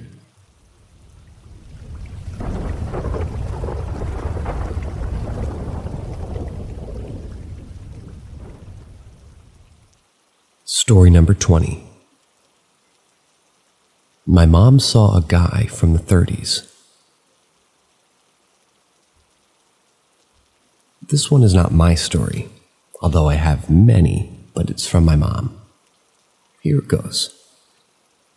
She told me that when her and my dad bought their very first house together, standard 2 up, 2 down in the city of Birmingham, UK. She said that Dad would always arrive home earlier than her from work on weekdays. So when she got off the bus and walked in the door, she was surprised, but not concerned, to find my dad wasn't home yet. She put the kettle on and went to go upstairs to change out of her work attire. As she looked up towards the landings, she said she saw a man in army clothes, and says that she saw him hanging from the ceiling. I'll also add that my mom has a very strong connection with the other side, and has plenty of other weird stories that she's told me. Anyway, she started to scream and runs outside into the garden and waits until my dad gets home, and then tells him what she saw. My dad, being an absolute non-believer, shrugs it off and says that she's mental. Anyway, a few days later, their neighbors, who were in their 60s or 70s, were out pottering around about the front garden, and Mom gets to chatting with them. She told them that she felt uneasy and that she feels like there's someone lingering in the house, and told them what she'd seen. Apprehensively, as she didn't want them to think she was mental too. Remember, this was in the 70s. The old lady said that that's not the first time somebody's had strange feelings in the house, and it's not surprising. She told my mom there was a lad who had been called to go join the army back in the war, but refused to go, and ultimately hid upstairs in the loft for months on end, hiding from the police or army or whatever. He got so paranoid and scared that he hung himself up there, and his parents found him.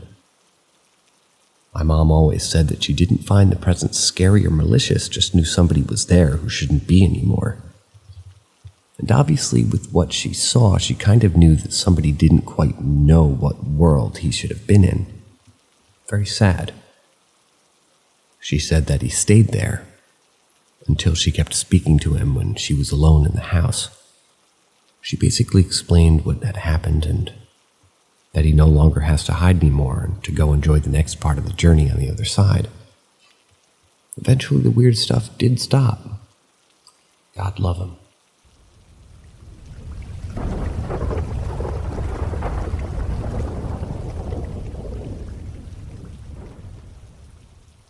Story number 21.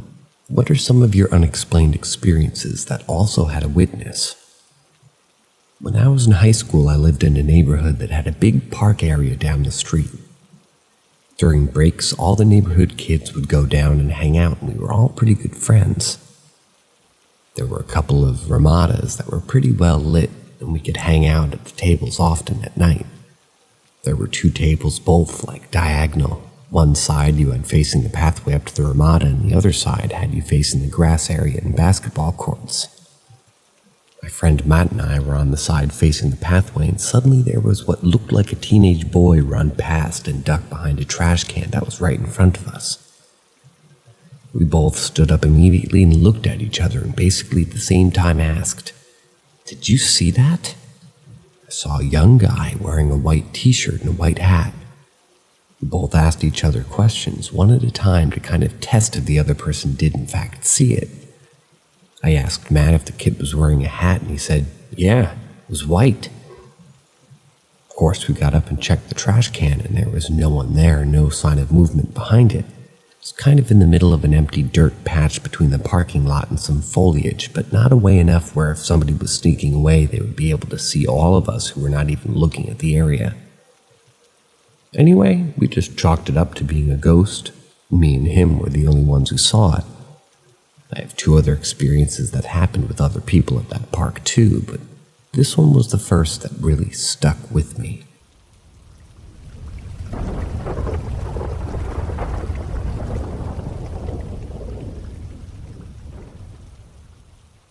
Story number 22. What would happen if you were to see this? Now, I wasn't sure if this could be considered as paranormal or not. Plus, I wanted this to be a question, but had to put gore instead since it wasn't anything medical with organs, and it's considered as one.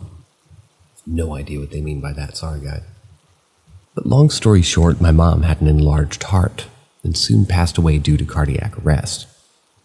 Since I thought her gigantomasia was the cause of her breathing problems and chest pains, I was in the room speaking to the doctor, and as I left, the nurse spoke to me of what she saw during the autopsy.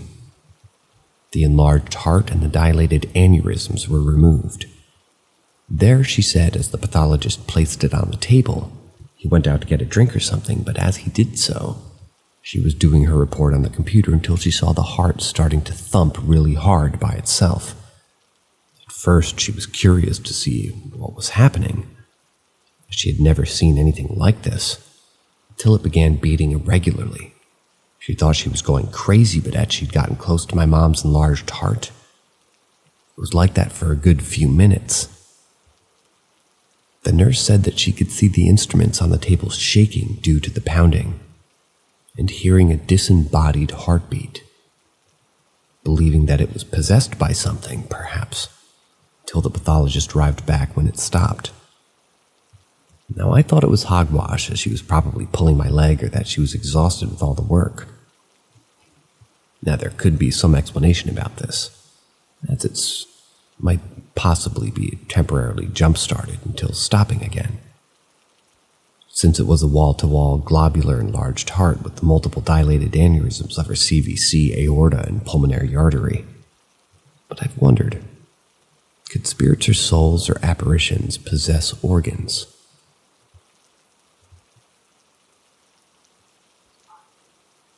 It's the end of today's stories, or tonight, if it's nighttime where you are. It's nighttime where I am. So, see ya.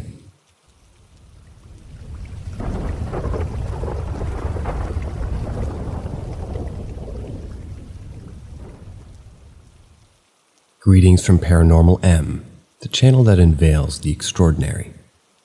Hit that subscribe button and turn on notifications to never miss our spine-chilling stories.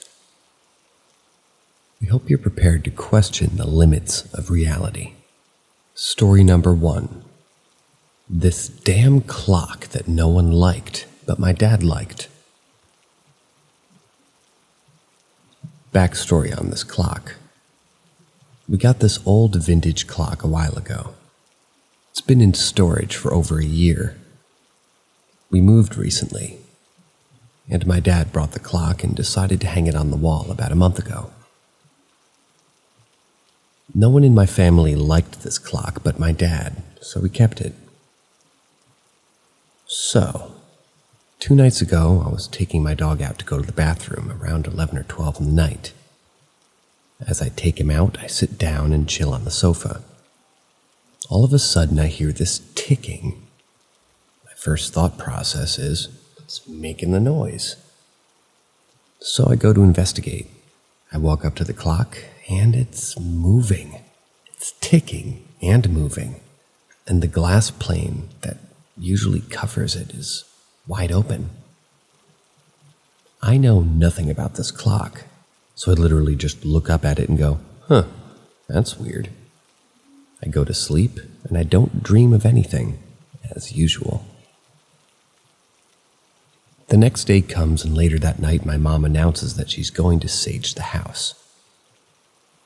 She hasn't done it in a while, and with all the stress and shit our family's been going through, we need it. Before she starts to sage, I suddenly remember about the clock. Oh, Mom, by the way, I heard that old clock ticking yesterday. She tells me that that's not possible, it's a wind-up clock. So I was just confused. My little sister, who's 10, then hears what I'm saying and comes up and is like, oh, I heard it ticking too. We heard the ticking at different times in the night, so immediately my mom is just, get that clock out of my house. She leaves the clock outside and sages the whole place. That night, both of my parents have nightmares about my younger sister. My mom describes how she's in my little sister's room and there's a round table in it. It has letters, as if it's a Ouija board. There's a voice that starts to speak to my mom, telling her, I like it here. Please let me stay. I like your house.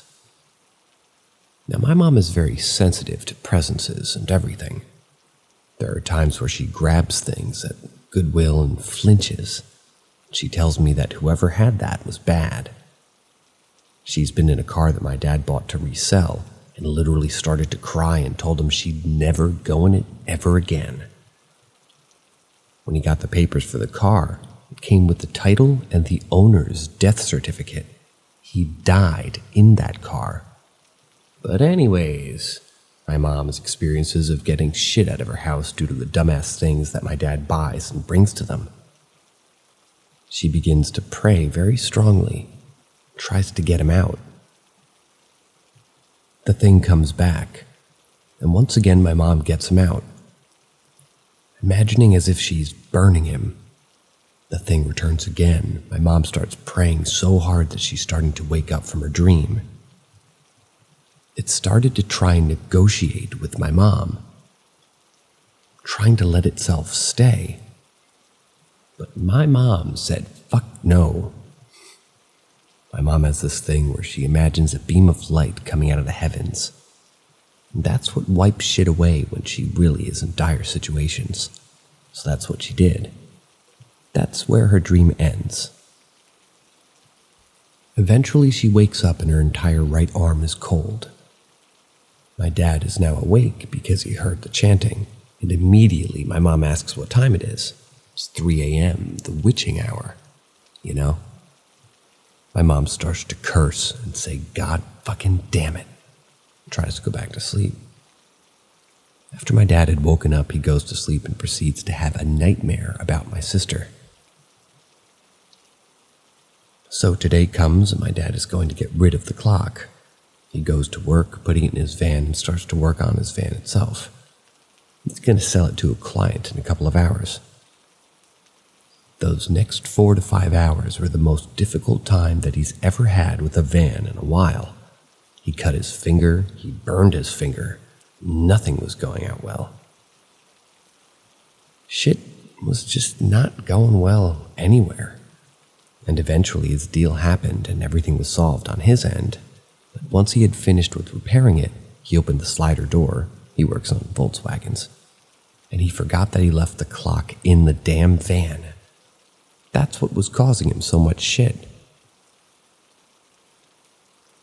So all that happened today with that damn clock.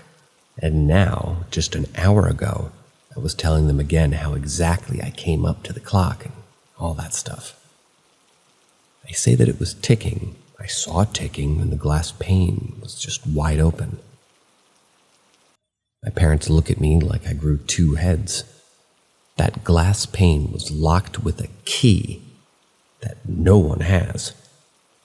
My dad was looking for the key earlier this week, but no one found it. All 3 of us go in a circle saying, "Did you open it?" None of us did. We don't even have the damn key. I didn't even know that was a thing to be opened until they told me so. I didn't even know it was a wind-up clock. I knew nothing about this damn clock other than that it was old, that's it. There's also no way that my little sister could have opened it because 1, she's too short, and 2, she doesn't care for the clock at all. None of us did. So in conclusion, we had this fucking weird-ass clock that somehow opened and somehow was on, with 2 different witnesses, and no one knowing how the hell it was even opened. Right after my mom saged that night and put it outside, the thing came at my mom in a dream. Please do be careful with stuff you buy and bring into your households. If you don't get a good vibe with it, don't buy it. Fortunately, my mom knows what to do, and by extension, I kind of know what to do myself, but I know some people don't. And luckily, I'm closed off and can't feel anything. But my little sister's also sensitive to things like my mom, and is just hearing things.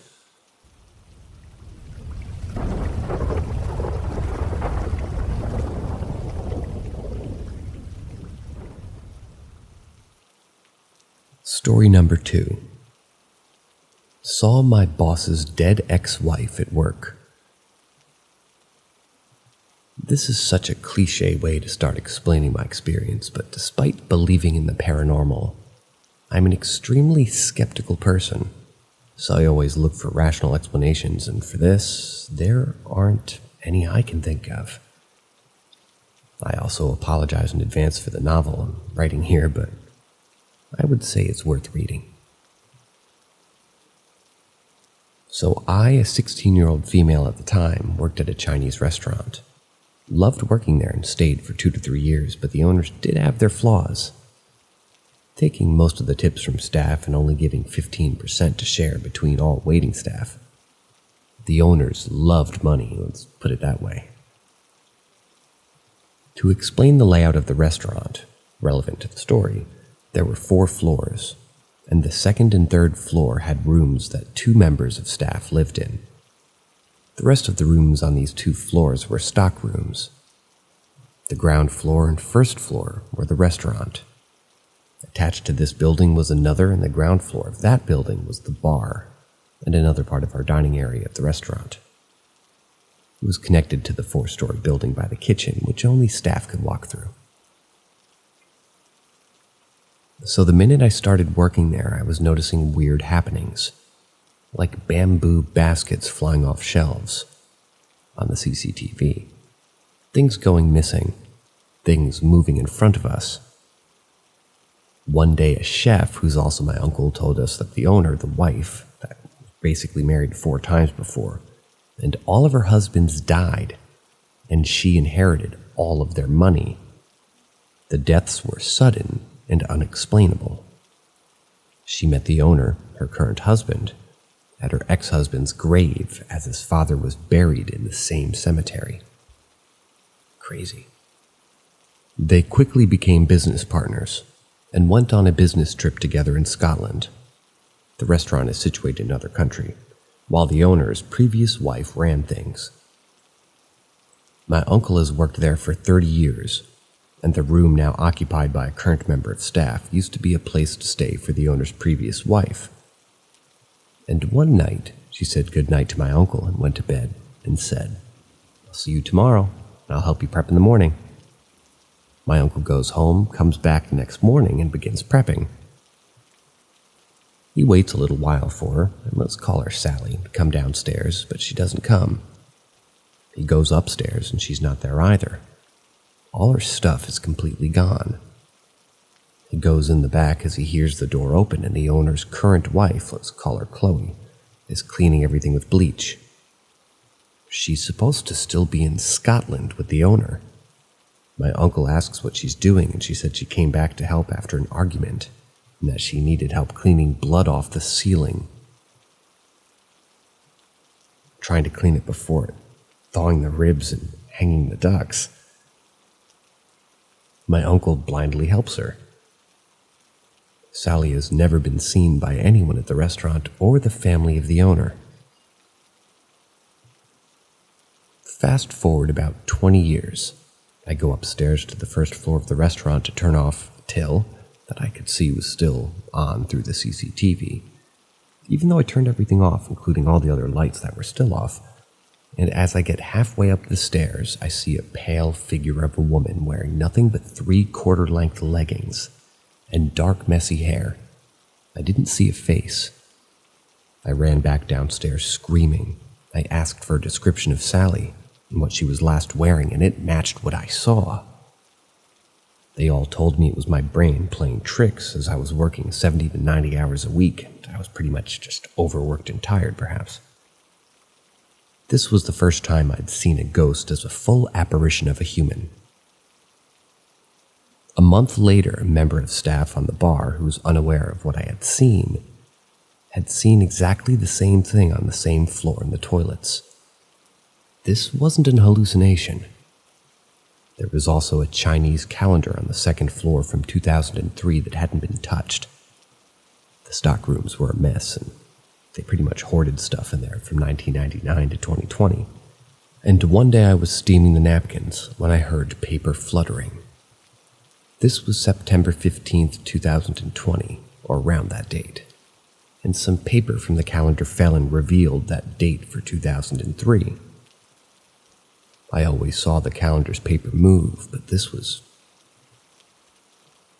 just eerie. I have so many stories from working here.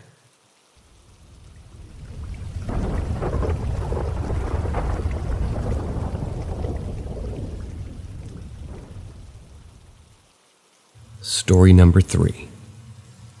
Where did the time go? When I was 20, I took a job as a direct care worker at a group home for adults with developmental disabilities. The home I worked in had 6 residents, all of which had severe physical and mental impairments. None of the residents had the ability to walk or communicate. They were all tube-fed and needed 24-hour care and supervision. I worked the midnight shift from 10 p.m. to 6 a.m. When I arrived for my shift, the residents were already tucked into bed. It was overall a pretty boring job. I worked with one other person, and we cleaned the house and stocked up on supplies while they slept. Every 2 hours, we would check the residents' briefs and change them as necessary.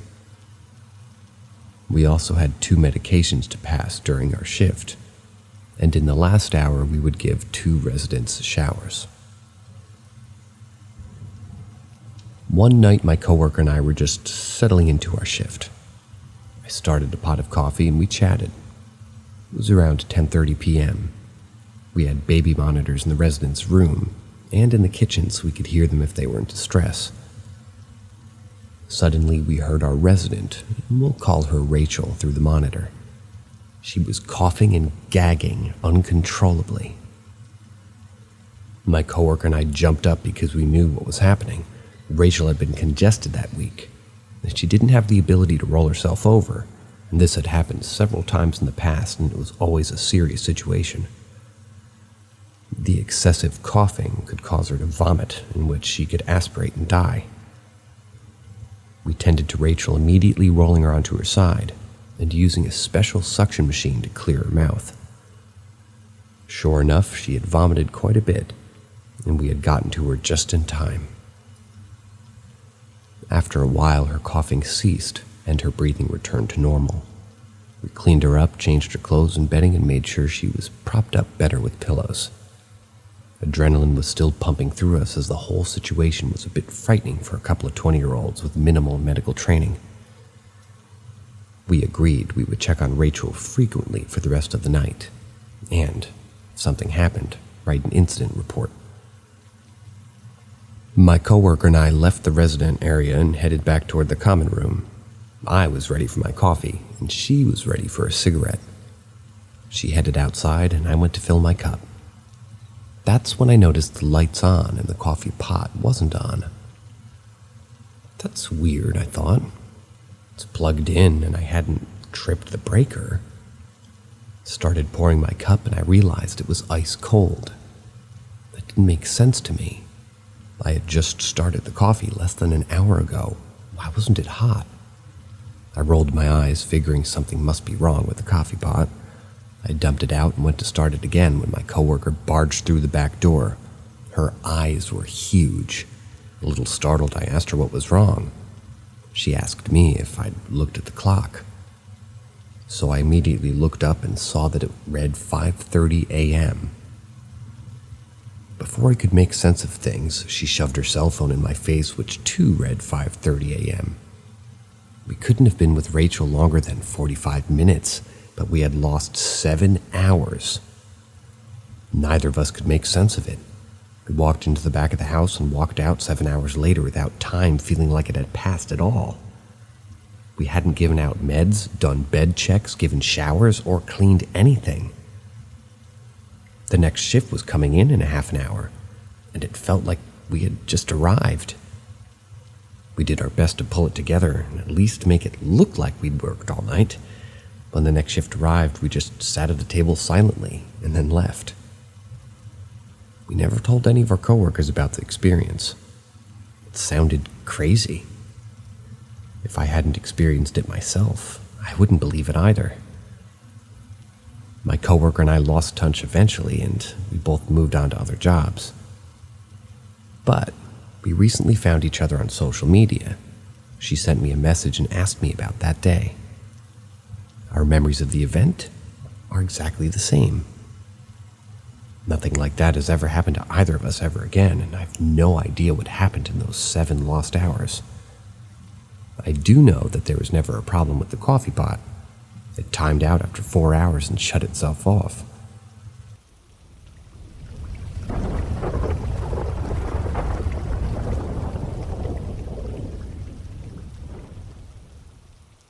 Story number 4. I think we're being tormented. I'm a 30-year-old male, and I'd like to start off by saying that I don't really believe in this type of thing, or at least I didn't before.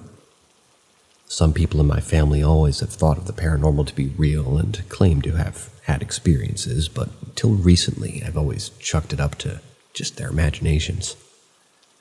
Odd things have happened throughout my life, though, but I think I've always just shrugged them off and applied some sort of logic to them. Things like, this house is just really old. Perhaps it just makes a lot of noises. But I can't logically come up with reasons as to why certain things are happening anymore. I guess everything started around Thanksgiving of 2017. After about 25 years in the same house, my family, my mom, my grandparents, my aunt, and I decided to abandon the family home and move out of state. We immediately regretted the decision and quickly moved back to Georgia, into an old but new 3-bedroom home. I took the entire basement as a bedroom, set up a hammock, and settled in quickly. After a few nights in the new place, I stopped having dreams. It seemed like no matter how much rest I got, it was just never enough. Apparently, this was happening to the rest of my family as well, but we never really spoke about it. A few more weeks go by, and then my mother started losing weight out of nowhere. My grandparents' health started to decline, and my aunt became shutting herself into her room. By the end of the first year, my grandma, who only went from her bed to her chair, somehow broke her back from just sitting, but had bruises all over her back. My mom had lost somewhere around 60 pounds. My aunt had pretty much went crazy, and my grandpa grew really irritable. It wasn't much longer after that my aunt disappeared and got admitted into excuse my choice of words, but into a nut house. Once she got out, she just refused to come back and moved out. Around this time, I started having nightmares. In or around October of 2019, those nightmares got so bad that I hadn't had a full night's rest in several weeks. Then one night each time I woke, I felt paralyzed and numb. It was like somehow all my limbs were numb and cold. Then one night this happened and I saw a figure. I was a nervous wreck for a few days after that. I remember telling one of my coworkers, and they told me to sage and pray over the entire house. I remember looking that sort of thing up to understand the whole point of it. I was skeptical, but I did it anyways. And one night while my family was out, that's when I did it. I walked every room of the house, upstairs and down. I even went into the bathrooms. I burned sage and prayed for what seemed easily like an hour or two. Later that evening, my family came home, and they were none the wiser. However, that night was different. It was quiet and peaceful. I remember it so perfectly because I think that was the first time since we moved in that I'd managed to sleep comfortably. Unfortunately, the next morning, everybody else in the house had gotten extremely sick. My grandpa and I were the only ones who weren't admitted into the hospital that day. Luckily enough, everyone recovered and things were fine for a couple of months.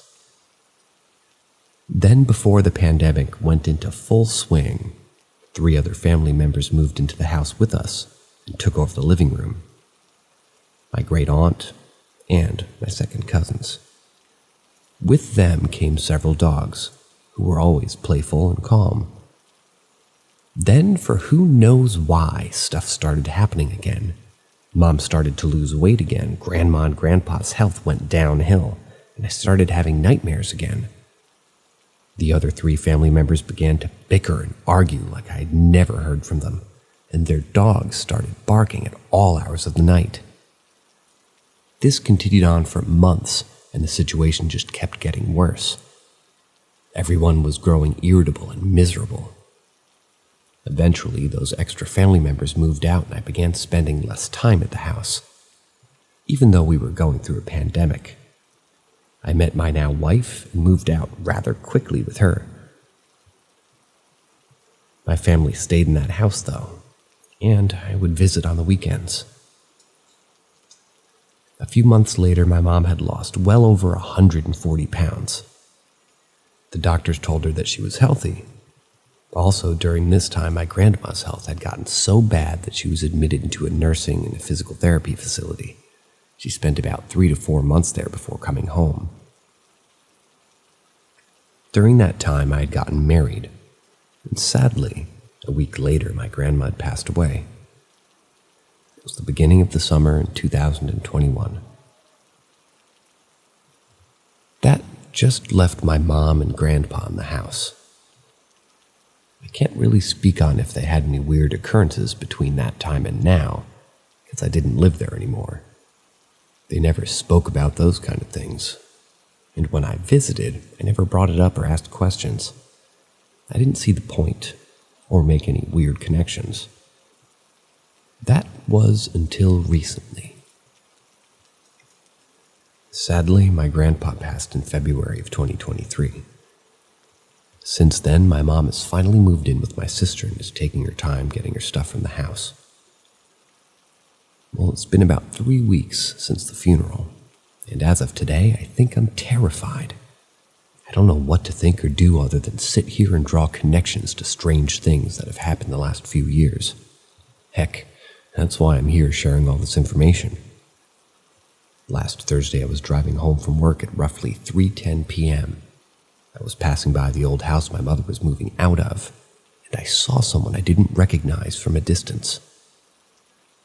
The road was maybe a football field away from the house, so it was hard to tell who it was. Once I got home and had dinner and spent time with my family, I called my mom and asked her what she had moved out that day in particular. Apparently, she hadn't been there at all that day and started freaking out thinking someone was trying to steal from the house. She, my sister, and some of my sister's friends went up there to check out the place. Later that night, my mom called me back to tell me what had happened. She said that no doors or windows had been broken, but the doggy door, the cover for the doggy door, was ripped off, and the house had some strange, nasty cologne-like smell throughout the whole place. And that while they were there, none of them felt safe, but they searched the house to see if anybody was there and found no one. My sister apparently got tired of looking around, so she went into the pantry to find that all of the snacks and drinks were missing. Apparently a huge fuss was made, and they thought somebody had broken in and just stolen food, until my sister and her friends heard some strange sounds. Then eventually they heard a voice tell them to get out. This scared the crap out of them, and they went outside immediately. They were freaking out and yelling at my mother to get out too, claiming that there was a ghost. But my mom didn't hear anything, thought they were just being dramatic, and started poking fun at them. She even began talking and cursing and threatening the quote-unquote ghost all throughout the house to prove a point. Well, I guess that was a bad idea. Something scared my mother so bad that she just kind of shut down and refused to explain. After we got off the phone, I told my wife about it and laughed a little. I honestly thought they were just hearing things, but then something happened today. I got off work early, went by the old house alone. I wanted to get some tools that I'd left in the garage, but I had never made it. You see, I pulled in the driveway, got out of the car. Something felt off, weird. Once I got to the breezeway door, before I could even reach for the doorknob, I felt like how I used to feel in the middle of the night, numb and paralyzed. I also felt empty, like I had been hollowed out. Then I felt a lot of pressure, like I was carrying a really heavy weight. I got scared, so scared that I started trembling. My first instinct was to get back into my car, so I ran to it and left. I pulled into a nearby gas station, but by this time I was a nervous wreck. It took me nearly an hour to calm down. Once I did, I went in and got me something to drink and some gas. And for some reason, I got the bright idea to go back. The second time I pulled into the driveway and parked my car, I grabbed my gun out of the glove box and went to go into the house once again. But it was the same thing all over again, but the feeling was even worse. I couldn't see anything, but it was as if something was there. It felt giant and threatening. That presence was so overwhelming and overpowering and just outright awful. Even with my gun in my hand, I turned tail and ran back to my car. This time I nearly wrecked on the way out of the driveway. I was heading home, but instead went to a friend's place. I didn't tell her anything about what was going on. Just that I needed her just so I could see something and have somebody with me. I felt like she would understand better than me. You see, the reason I went to her was because she comes from a Haitian family whose roots run deep. She doesn't practice voodoo, but she does know about it and has several family members who swear by it and live that whole lifestyle. But she's also one of those energy and vibe type people. She knew something was wrong with me and was worried because I wouldn't explain. But she came with me anyway. As soon as I pulled in the driveway of that old home, she began to cry and freak out. I hadn't told her anything, and she loved my family, so there was no reason for her to act that way. She started yelling at me to leave, so I did. As I was driving back to her place, she started yelling at me and punching me in the shoulder over and over. She was angry at me, but eventually she calmed down and we started to talk. She told me to never bring her back to that place or any place like that again. I asked her what she meant, and she said, a place that has an evil spirit. I asked her a bunch of questions and apologized before dropping her off. I got home maybe 3 or 4 hours ago. I originally came online to research stuff, somehow ended up on this forum and just thought, I'll share here. Truth be told, I really hope that this is mine and my family's minds playing tricks on us. Maybe we're just grief-stricken. We might just all be a little bit crazy. But through all of this, the one thing I know is real is that terrifying sense of fear that I felt today. Definitely has my nerves shook.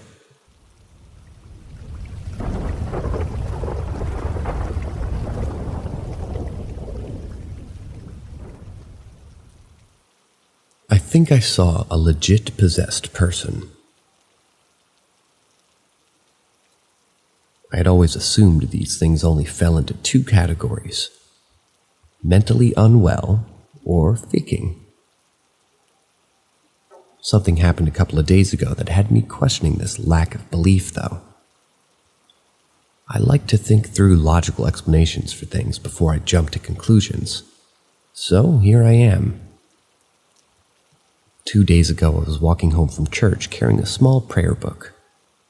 This thing is like 3 by 5 inches, nondescript item that could just as easily pass for Dickens or Harlequin.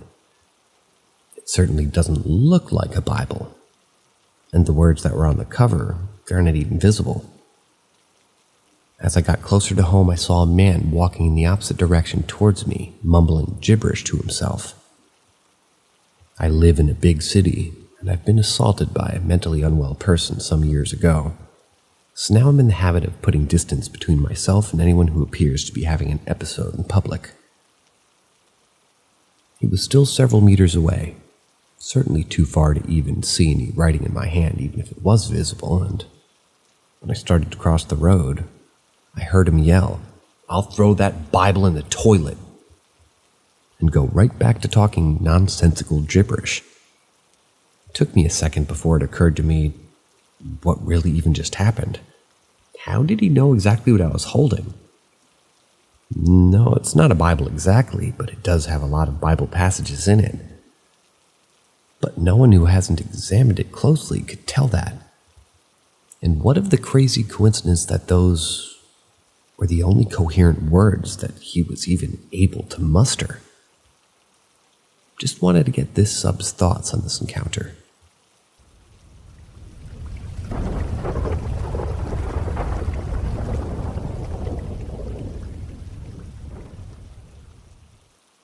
Story number 6. Ask Reddit. I spent a great deal of time with my grandparents during my childhood. They lived then in my country of birth, which was foreign to them, though they did come to speak the language. My grandfather would take me out into nature to paint. I would squirm anxiously, as no kid wants to simply sit and watch someone paint for hours.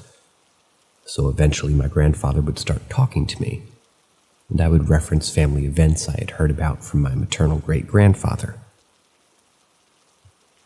My grandfather never questioned where I got the information from, so he would discuss the family history with me openly.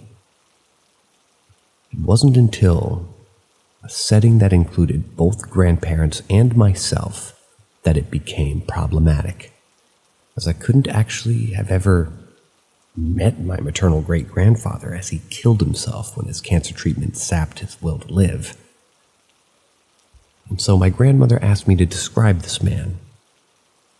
And after some digging, she was able to find a few photographs of my great-grandfather when he was a younger man, maybe 10 years before his suicide. They asked me when and where I spoke to this man, and I told them I saw him now and again around their property, though never on the actual grounds, like standing along a fence or sitting by a tree near the road. So I recounted things that he had told me that even my grandparents had forgotten. Small anecdotes about who belonged to what bloodline, where family artifact X, Y, and Z were being kept, and other stories. It was a problem because while there was some written form of family history, it was all in their native language, and I didn't speak or read it. In the end, no conclusions were drawn, and they had apparently decided it was best not to press the issue. And so I was allowed to just forget and move on. While I do recall the serious nature of a series of conversations I had around the time this would have taken place, them grilling me at the dinner table about this mysterious information-granting man, I have no recollection of any conversations with this man or any information that at least I came into possession of. It wasn't until I spoke to my great-uncle that any of this seemed vaguely familiar in the subsequent talks I had with the extended and immediate family. Just sort of brought it back. It's frustrating because the reality of the situation is I'll never truly know what even happened.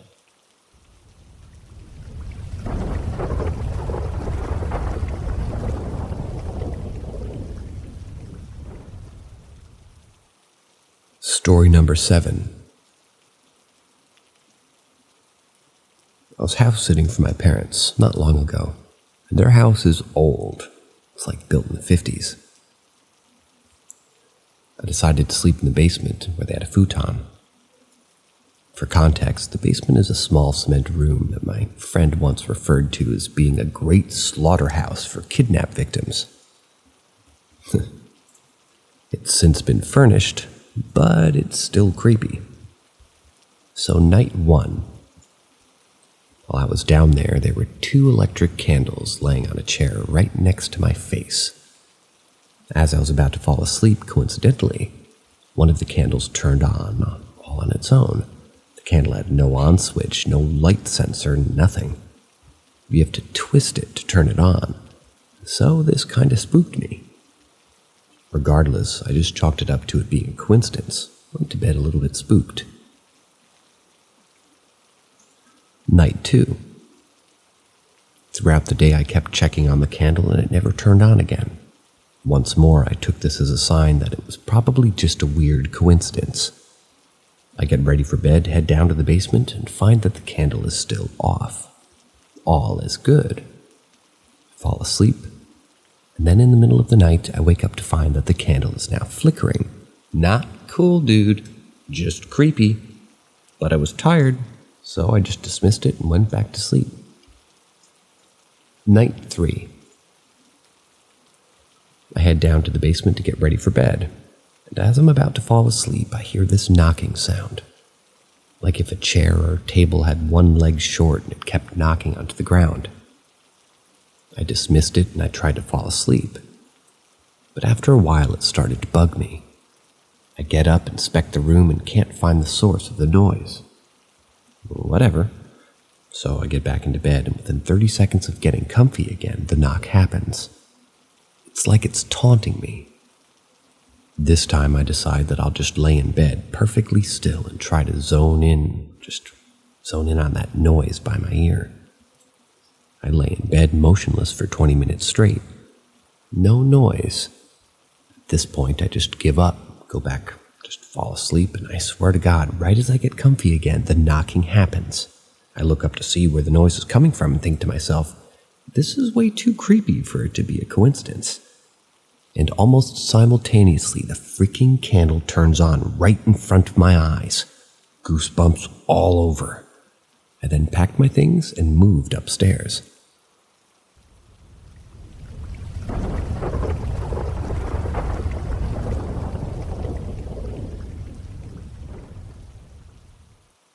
One Last Hug, 1995. When my father died in 1995, I started sleeping beside my mother in their bedroom. The window of my parents' bedroom overlooks our garden terrace. Even if you're not looking out the window, you can hear if there's people at the terrace. We have a huge star apple and mango tree in the garden terrace. Because of this, leaves from both trees constantly fall on the pavement. About a week after we buried my dad, I was tossing and turning, and I didn't immediately fall asleep. At dawn, about 4:30 a.m., I woke up and felt my mom getting up from the bed. I still had my back to her, and with my eyes closed, I felt the mattress on her side lift up. I could hear her getting ready to go down. She usually makes a lot of noise when she gets ready. I heard her open and close the door and as she got out of the room. In a little while, I could hear her at the terrace walking and starting to sweep the fallen leaves. I could hear the swishing sounds. The crackle of the dried leaves were echoing on the pavement. I was getting ready to sleep again and snuggle on the thin blanket that I had on, but then I felt the mattress on her side move, as if somebody sat down on the bed on her side. I could still hear the swishing sounds outside too. That was from the side from the window. I was confused because I hear my mom sweeping. I then felt something leaning on top of me, as if somebody laid down on me. But I didn't feel anything like a physical elbow or a knee, just a really heavy weight pushing down on my whole body. With my eyes still closed, I pulled the blanket up over my head, and the weight on top was still so heavy.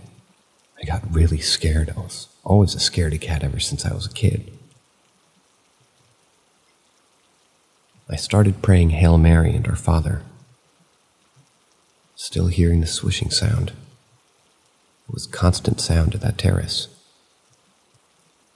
I was crying and saying that I'm not too scared and to please go away. I was already sweating and trembling for what seemed like ages. I peeked at the window through the blanket and saw a bit of the sunrise. That was when I shoved the blanket off, jumped off the bed, and ran as fast as I could downstairs. When I'm telling this story to my sister, she said that it was stupid.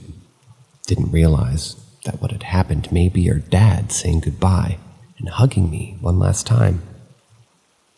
Still regret it to this day why I didn't talk to him or say I love you one last time. I miss my dad now and forever. I love you. My love is as big as a juniper.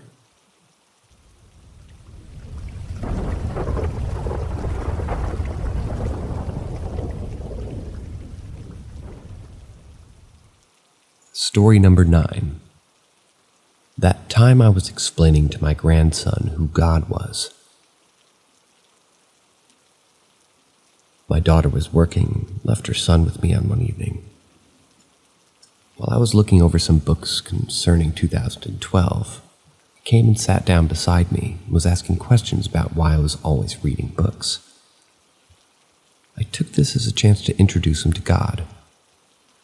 So as I was explaining good and evil, I was taking a keen interest in the words that I was speaking. When it came to demons, he was very interested. So I asked him if he had ever heard of the stories that I told his mother when she was a young girl about the things that had happened to me as I grew up. He replied that he had heard some things when she told other people about it, but he didn't know the whole story. I took that as an opportunity to share, and I was doing that when he and I got our own experience. As I was telling him my favorite story from my childhood experiences, a music box melody began playing. We both stopped what we were doing. We go to find the source of the noise, and ended up in my daughter's room, which was pretty much in a disarray from her knack of not picking things up. Clothes were piled on the floor everywhere, and the noise seemed to be coming from one particular pile of clothes. We began picking up the clothes and shaking them out to see if there was something that we could find that would be making this noise. And as we reached the bottom, there was nothing left but the bare floor emitting music. My grandson looked at me and asked what it was that was making this noise. But as we could both clearly see there was nothing there, that's when the music stopped. We stood up from looking at the floor, still puzzled, when the toys began turning on and flashing lights in the toy box. My grandson went over to it and reached inside and pulled out a toy airplane that was just going off every which way it could. I asked him if he could turn it off. He just looked at me and said the toy didn't even have batteries and that he had left it outside in the rain where it became submerged in water. And it never worked since, to be frank. With that information, I took it from him and turned it over to see if there was no batteries, and there wasn't, and it clearly couldn't be working. That was the first experience my grandson had with the supernatural. Needless to say, he became quite aware of the other side of our existence that evening.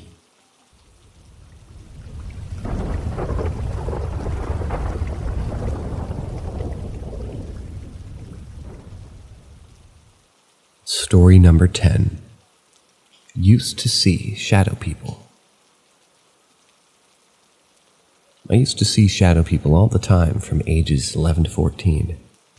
Back then, I was severely depressed as I went through many traumatic events in the 3-year span of middle school. I told my mom, who sadly passed away when I was about 13, about how sad I was all the time, that I was starting to hear and see things. My mom ended up taking me to my pediatrician, and he told me that a person's depression can be so bad sometimes that it causes hallucinations. I'm still conflicted about his diagnosis 9 years later. Why? Because everything I went through felt too real, too strange, too coincidental. It terrified me at first, yeah, but I used to hide in my covers all the time, and especially seeing one particular shadow, whom I named the Tall Man. But all the shadows used to scare me so bad just by standing around and slowly moving to the other side of my room. I just got fed up with it. So one night, I decided to charge at one and start punching at it. It did not like that and actually rushed me. I didn't feel anything, but I saw it cover me right before I closed my eyes. So I cowered on the floor for a while and cried. After that night, I decided to just observe them and not give off any hostile vibes. I think they noticed because they started to become, for lack of a better word, curious of me, and I them. They started to get closer to me while I would draw and play video games. I would watch them move around my room and merge into darker shadows, before I went to sleep especially. I wasn't scared of them anymore since I realized they weren't hostile unless provoked. I kind of felt less alone when they were around. The tall man, quote-unquote, who I mentioned before, always stayed in one place. He was more solid than the other ones as well. He had a long coat and a wide-brimmed hat. He didn't do much and never moved from his place, which was right next to my bedroom door. Why I bring him up is because after I turned 15, I didn't see the shadow people anymore, but this one stuck around for a while longer. I haven't seen him in about 2 or 3 years now, but I'm wondering why. Why don't I see shadow people anymore? Was I actually hallucinating because of severe depression? What even are shadow people?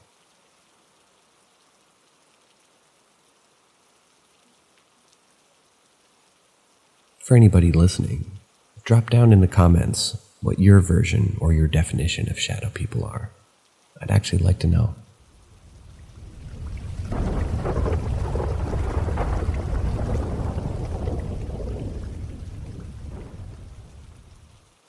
Story number 11. Cogstus, a strange string of events. When I was a kid growing up in Pakistan, a weird string of events occurred that still leave me confused, baffled, and spooked to this day. Can't remember when it started, but every now and then whenever I entered a room in my house, there would be this figure, possibly a woman, sitting crouched in the corner.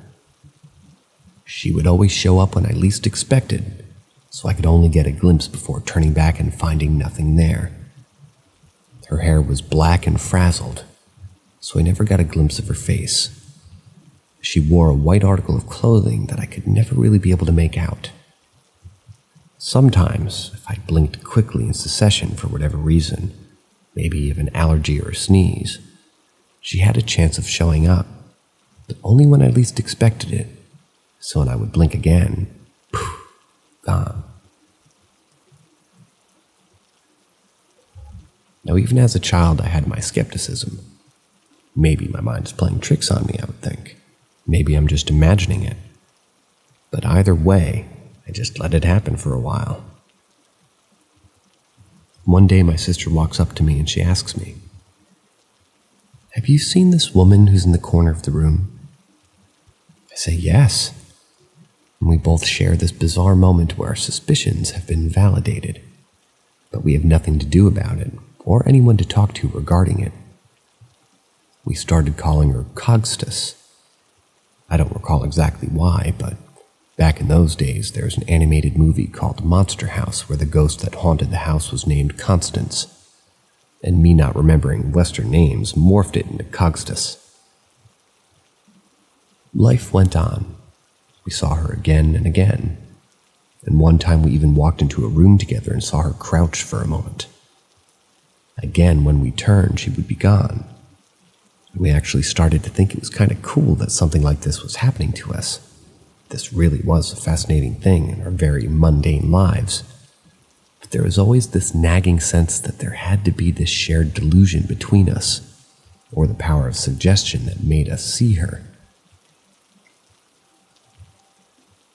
One day, our maid walked up to us, asked us about this strange woman that she saw from time to time, and her description of it was identical to ours. Now here are 3 people, all of whom is a young adult with a freaky supernatural experience, or one of whom, the rest being adults. But what were we to do about it? Who would believe us? You'd think there's a climax to this story, but there isn't. One day she just stopped showing up. It's been around 2 decades since these happenings. I live in the West now, but I think about Cogstus often. I still don't know what to make of her. Sometimes if I find a chill running down my spine or feel spooked for no good reason, I look into dark rooms in my house to see if I might find her again. Never there, though.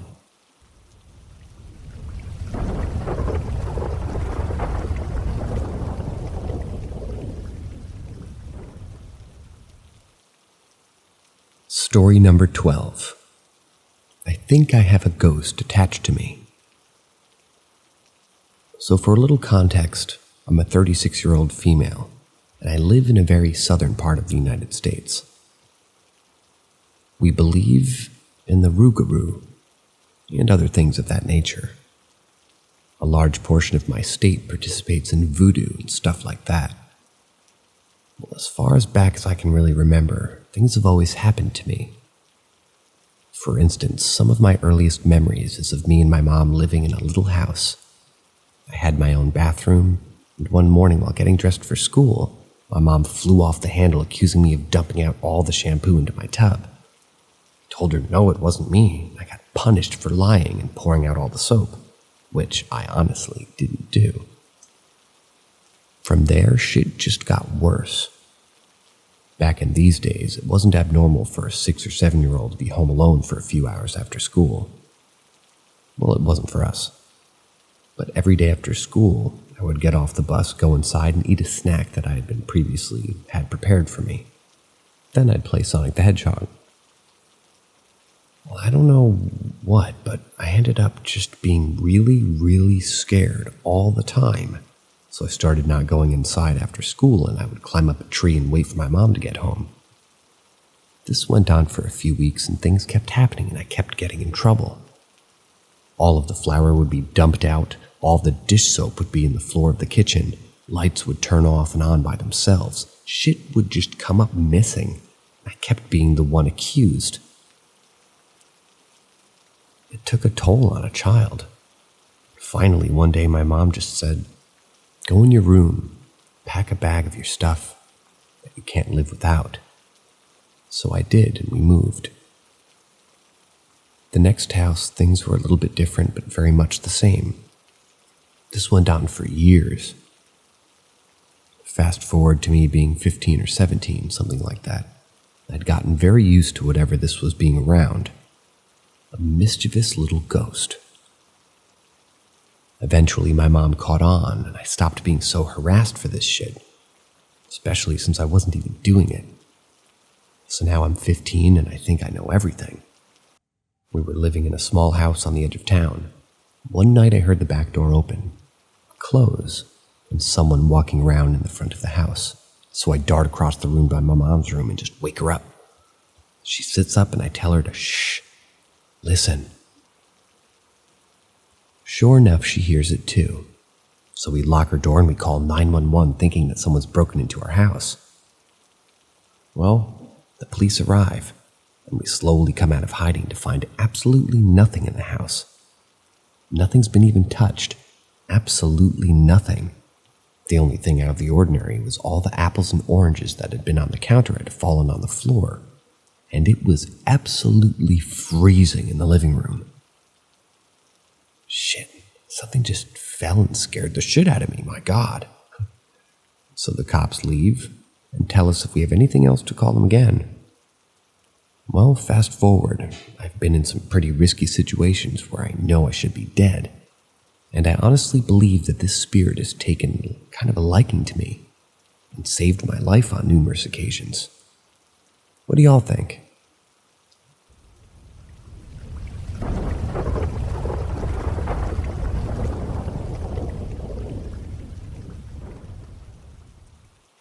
Story number 12.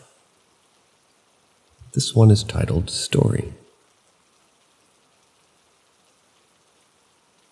I'm a 38-year-old man from Ireland. I've lived with my dad in Dublin most of my life, but my grandma still lived in Kilkenny.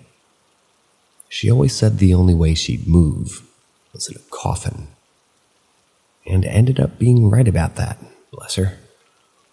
I visited her often, but when I got my license, we were really close from pretty much second I popped out of my mother. She would always give me loads of food and treats like grannies do, and always me to watch the telly to stay up longer. Dad was always a bit strict, so visiting her was basically like a mini vacation. This happened ages ago, in like 2010. It wasn't long after I got my license, and a Saturday, I think, as I had a day off from work.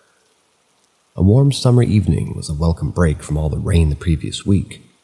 It wasn't really dark, just this dusky blue twilight, and even just driving on the M9 motorway, back then it was pretty new, it felt magical somehow. And I guess no small part of it was driving was still new and fancy thing and felt like pure freedom. Overall, in the moment, I was feeling good about life and had the radio on low volume. What happened a bit before the turn onto the N10 to Kilkenny. The radio went to loud static. My car was an absolute pile of junk, but so far the radio had been the only part of it that hadn't broken once. I cussed like a sailor and took my eyes off the road for a second while I fiddled with it and even gave it a slap for good measure.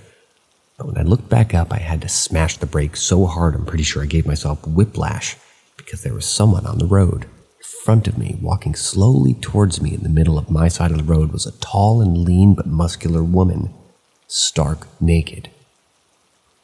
She stopped as I did and stood there all tense like she was about to bull rush the car and smash into it, her chest heaving with every breath so hard it seemed to shake her entire body.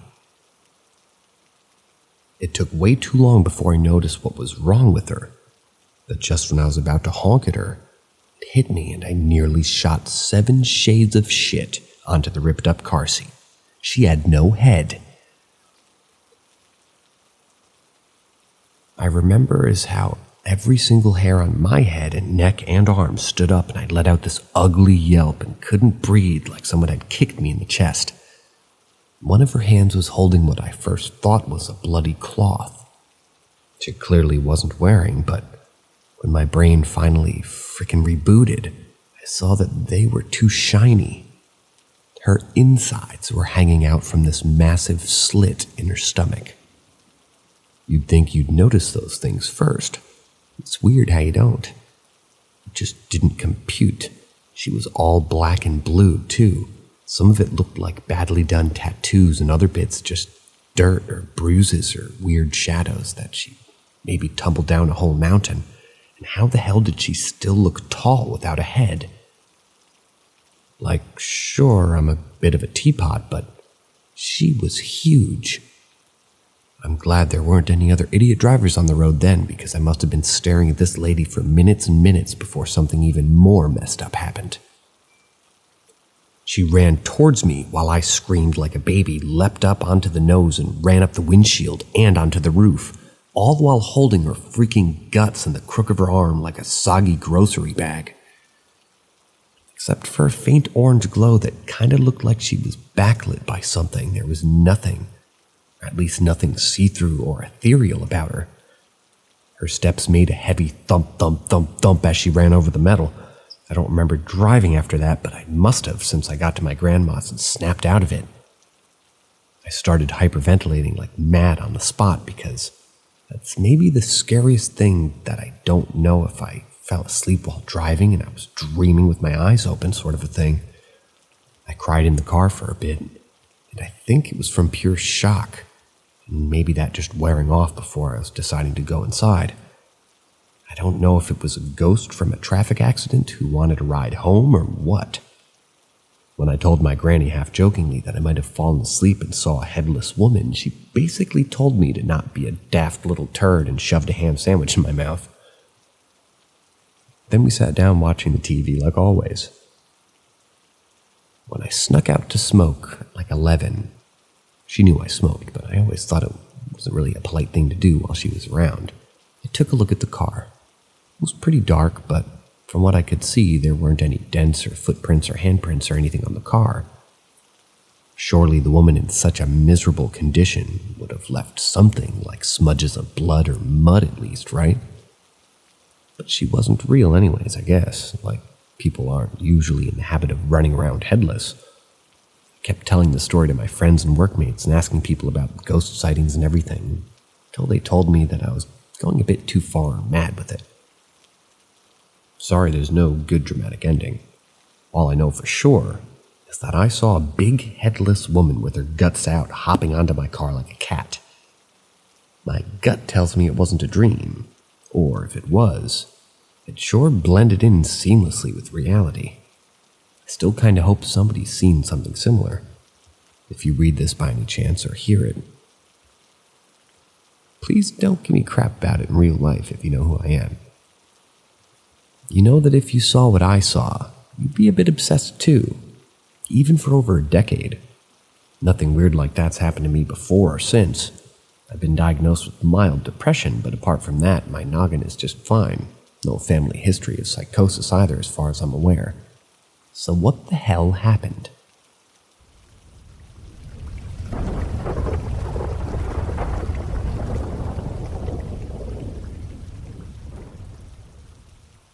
Story number 13.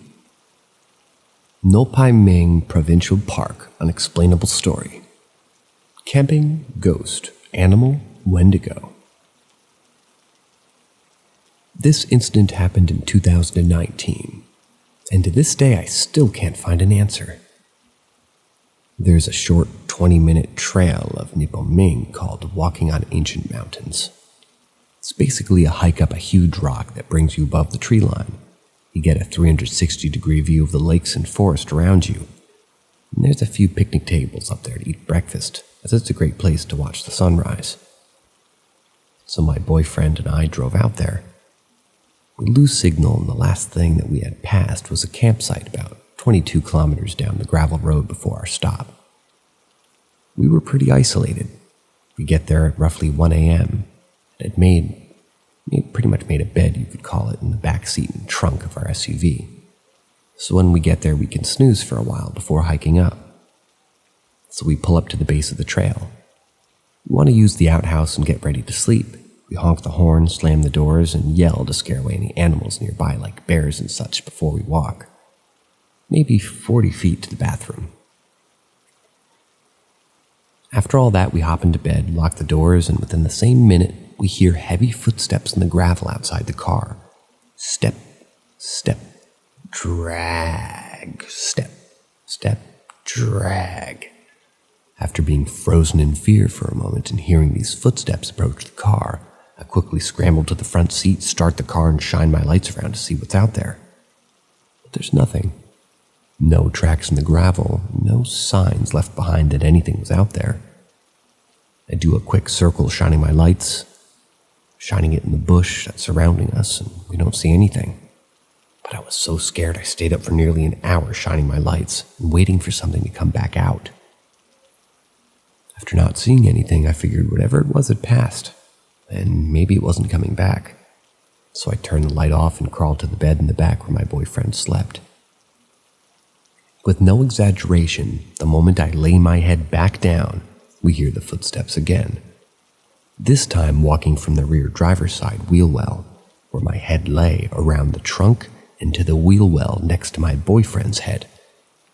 We look up through the windows, too scared to move, but don't see anything. Then suddenly there's a loud, slow, scratch-like sound in the wheel well next to my boyfriend's head. Scratch!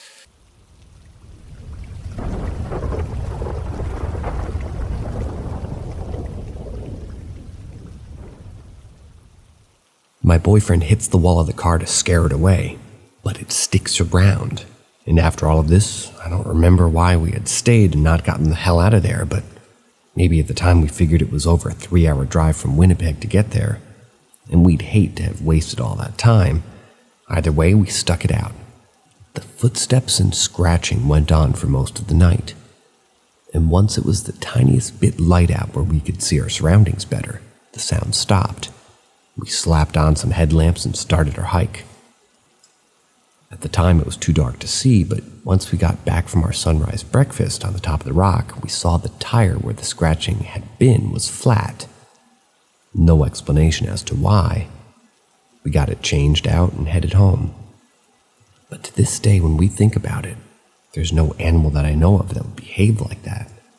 Have those heavy, specific footsteps, which in my mind at that moment seemed like a person dragging something like a body.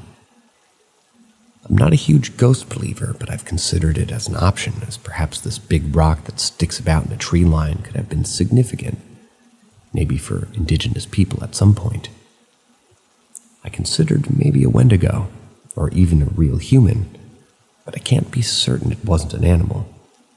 Has anyone else had a similar experience in the Manitoba wilderness?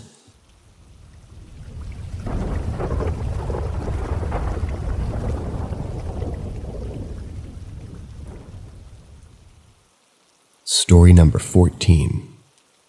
Possession Attachment. I'm going through an extremely difficult time. I did mushrooms and some ketamine last December.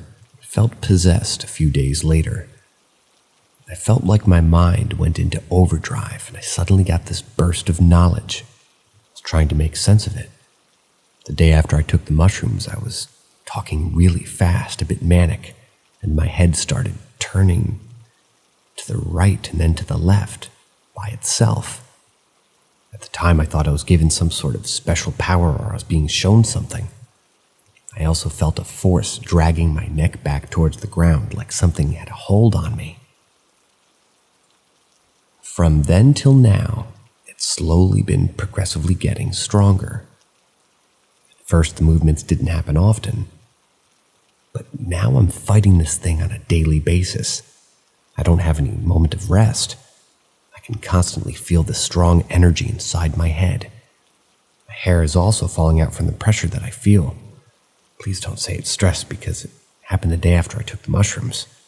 I'm starting to think that the mushrooms either infected me somehow or I have some sort of virus or an entity is attached to me.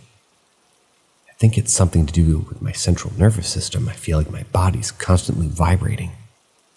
If I let it, it will move my body in a snake-like motion and my tongue also does a weird ripple sometimes. I went to a psychic healer and he said he felt a barrier around me and that this thing tried to attack him when he put his hands by both sides of my ears. I've tried cleansing, baths, shamanic healing, prayer. I'm Catholic. Nothing seems to help. I'm going to do an ayahuasca ceremony on the 20th, but I don't know if it'll help. Do you guys know what else I could do? I started thinking about suicide because it's been so long and it's not going away. I've had a CT scan and an MRI to rule out any medical condition. I want to do an EEG too, but the way I feel doesn't seem like a medical condition.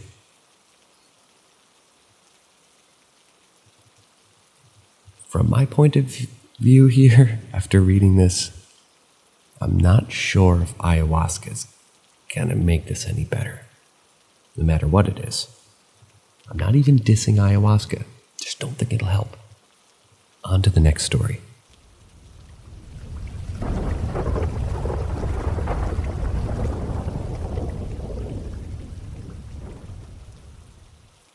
Story number 15.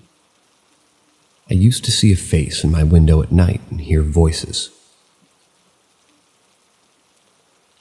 A few nights ago, a few of my friends and I were hanging out and we started recounting some weird instances that we've had related to the paranormal.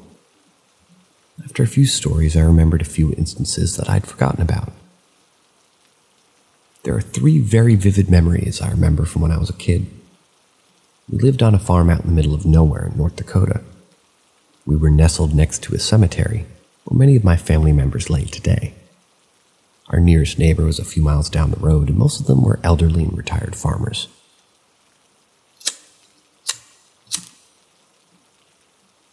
I remember one night, I must have been in the single-digit age. I was in my bedroom, and it was late, and I had randomly woken up from something, but I couldn't figure out what it was.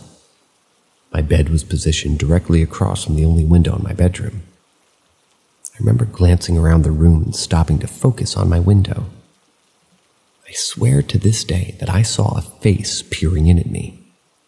Now, my bedroom was on the 2nd floor, and the house was old. It was designed tall and narrow, so the 2nd-story window was more like a 3rd-story height compared to any modern houses today.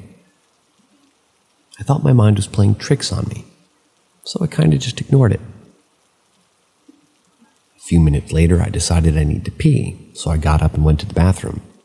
And by the way, the bathroom was on the main floor of the house, only one of them there. I went into the bathroom to use it, and again I stopped to focus on the window for a second, and I saw the exact same face looking in at me. It was identical to the one I'd seen in my bedroom. I have a handful of experiences with walking into rooms and either hearing someone saying hi or using my name to get my attention. I remember telling my parents about that, and they both told me that sometimes your mind plays tricks on you, so I ignored it. The last instance I remember was shortly after my dad had passed away. I was around 11 at that time, and my mother and I decided that we had to leave the farm because we didn't have the means to keep up with it, with just the two of us and me being so young. So we were at the bottom of the quarter-mile driveway having a moment. We kind of just wanted to get one last look at the property and let the emotions that we had go. Well, my mom was looking up at the second-floor windows, specifically where their bedroom was located, and the lights were turning on and off. I don't mean flickering, they were turning on and off as if someone was flipping the switch. I was visibly freaked out, and my mom tried to play it off to me with just an awkward, Dad must be saying goodbye. It was pretty obvious at that point that she was shook up. That's the end of tonight's stories. Hope to see you guys listening tomorrow night.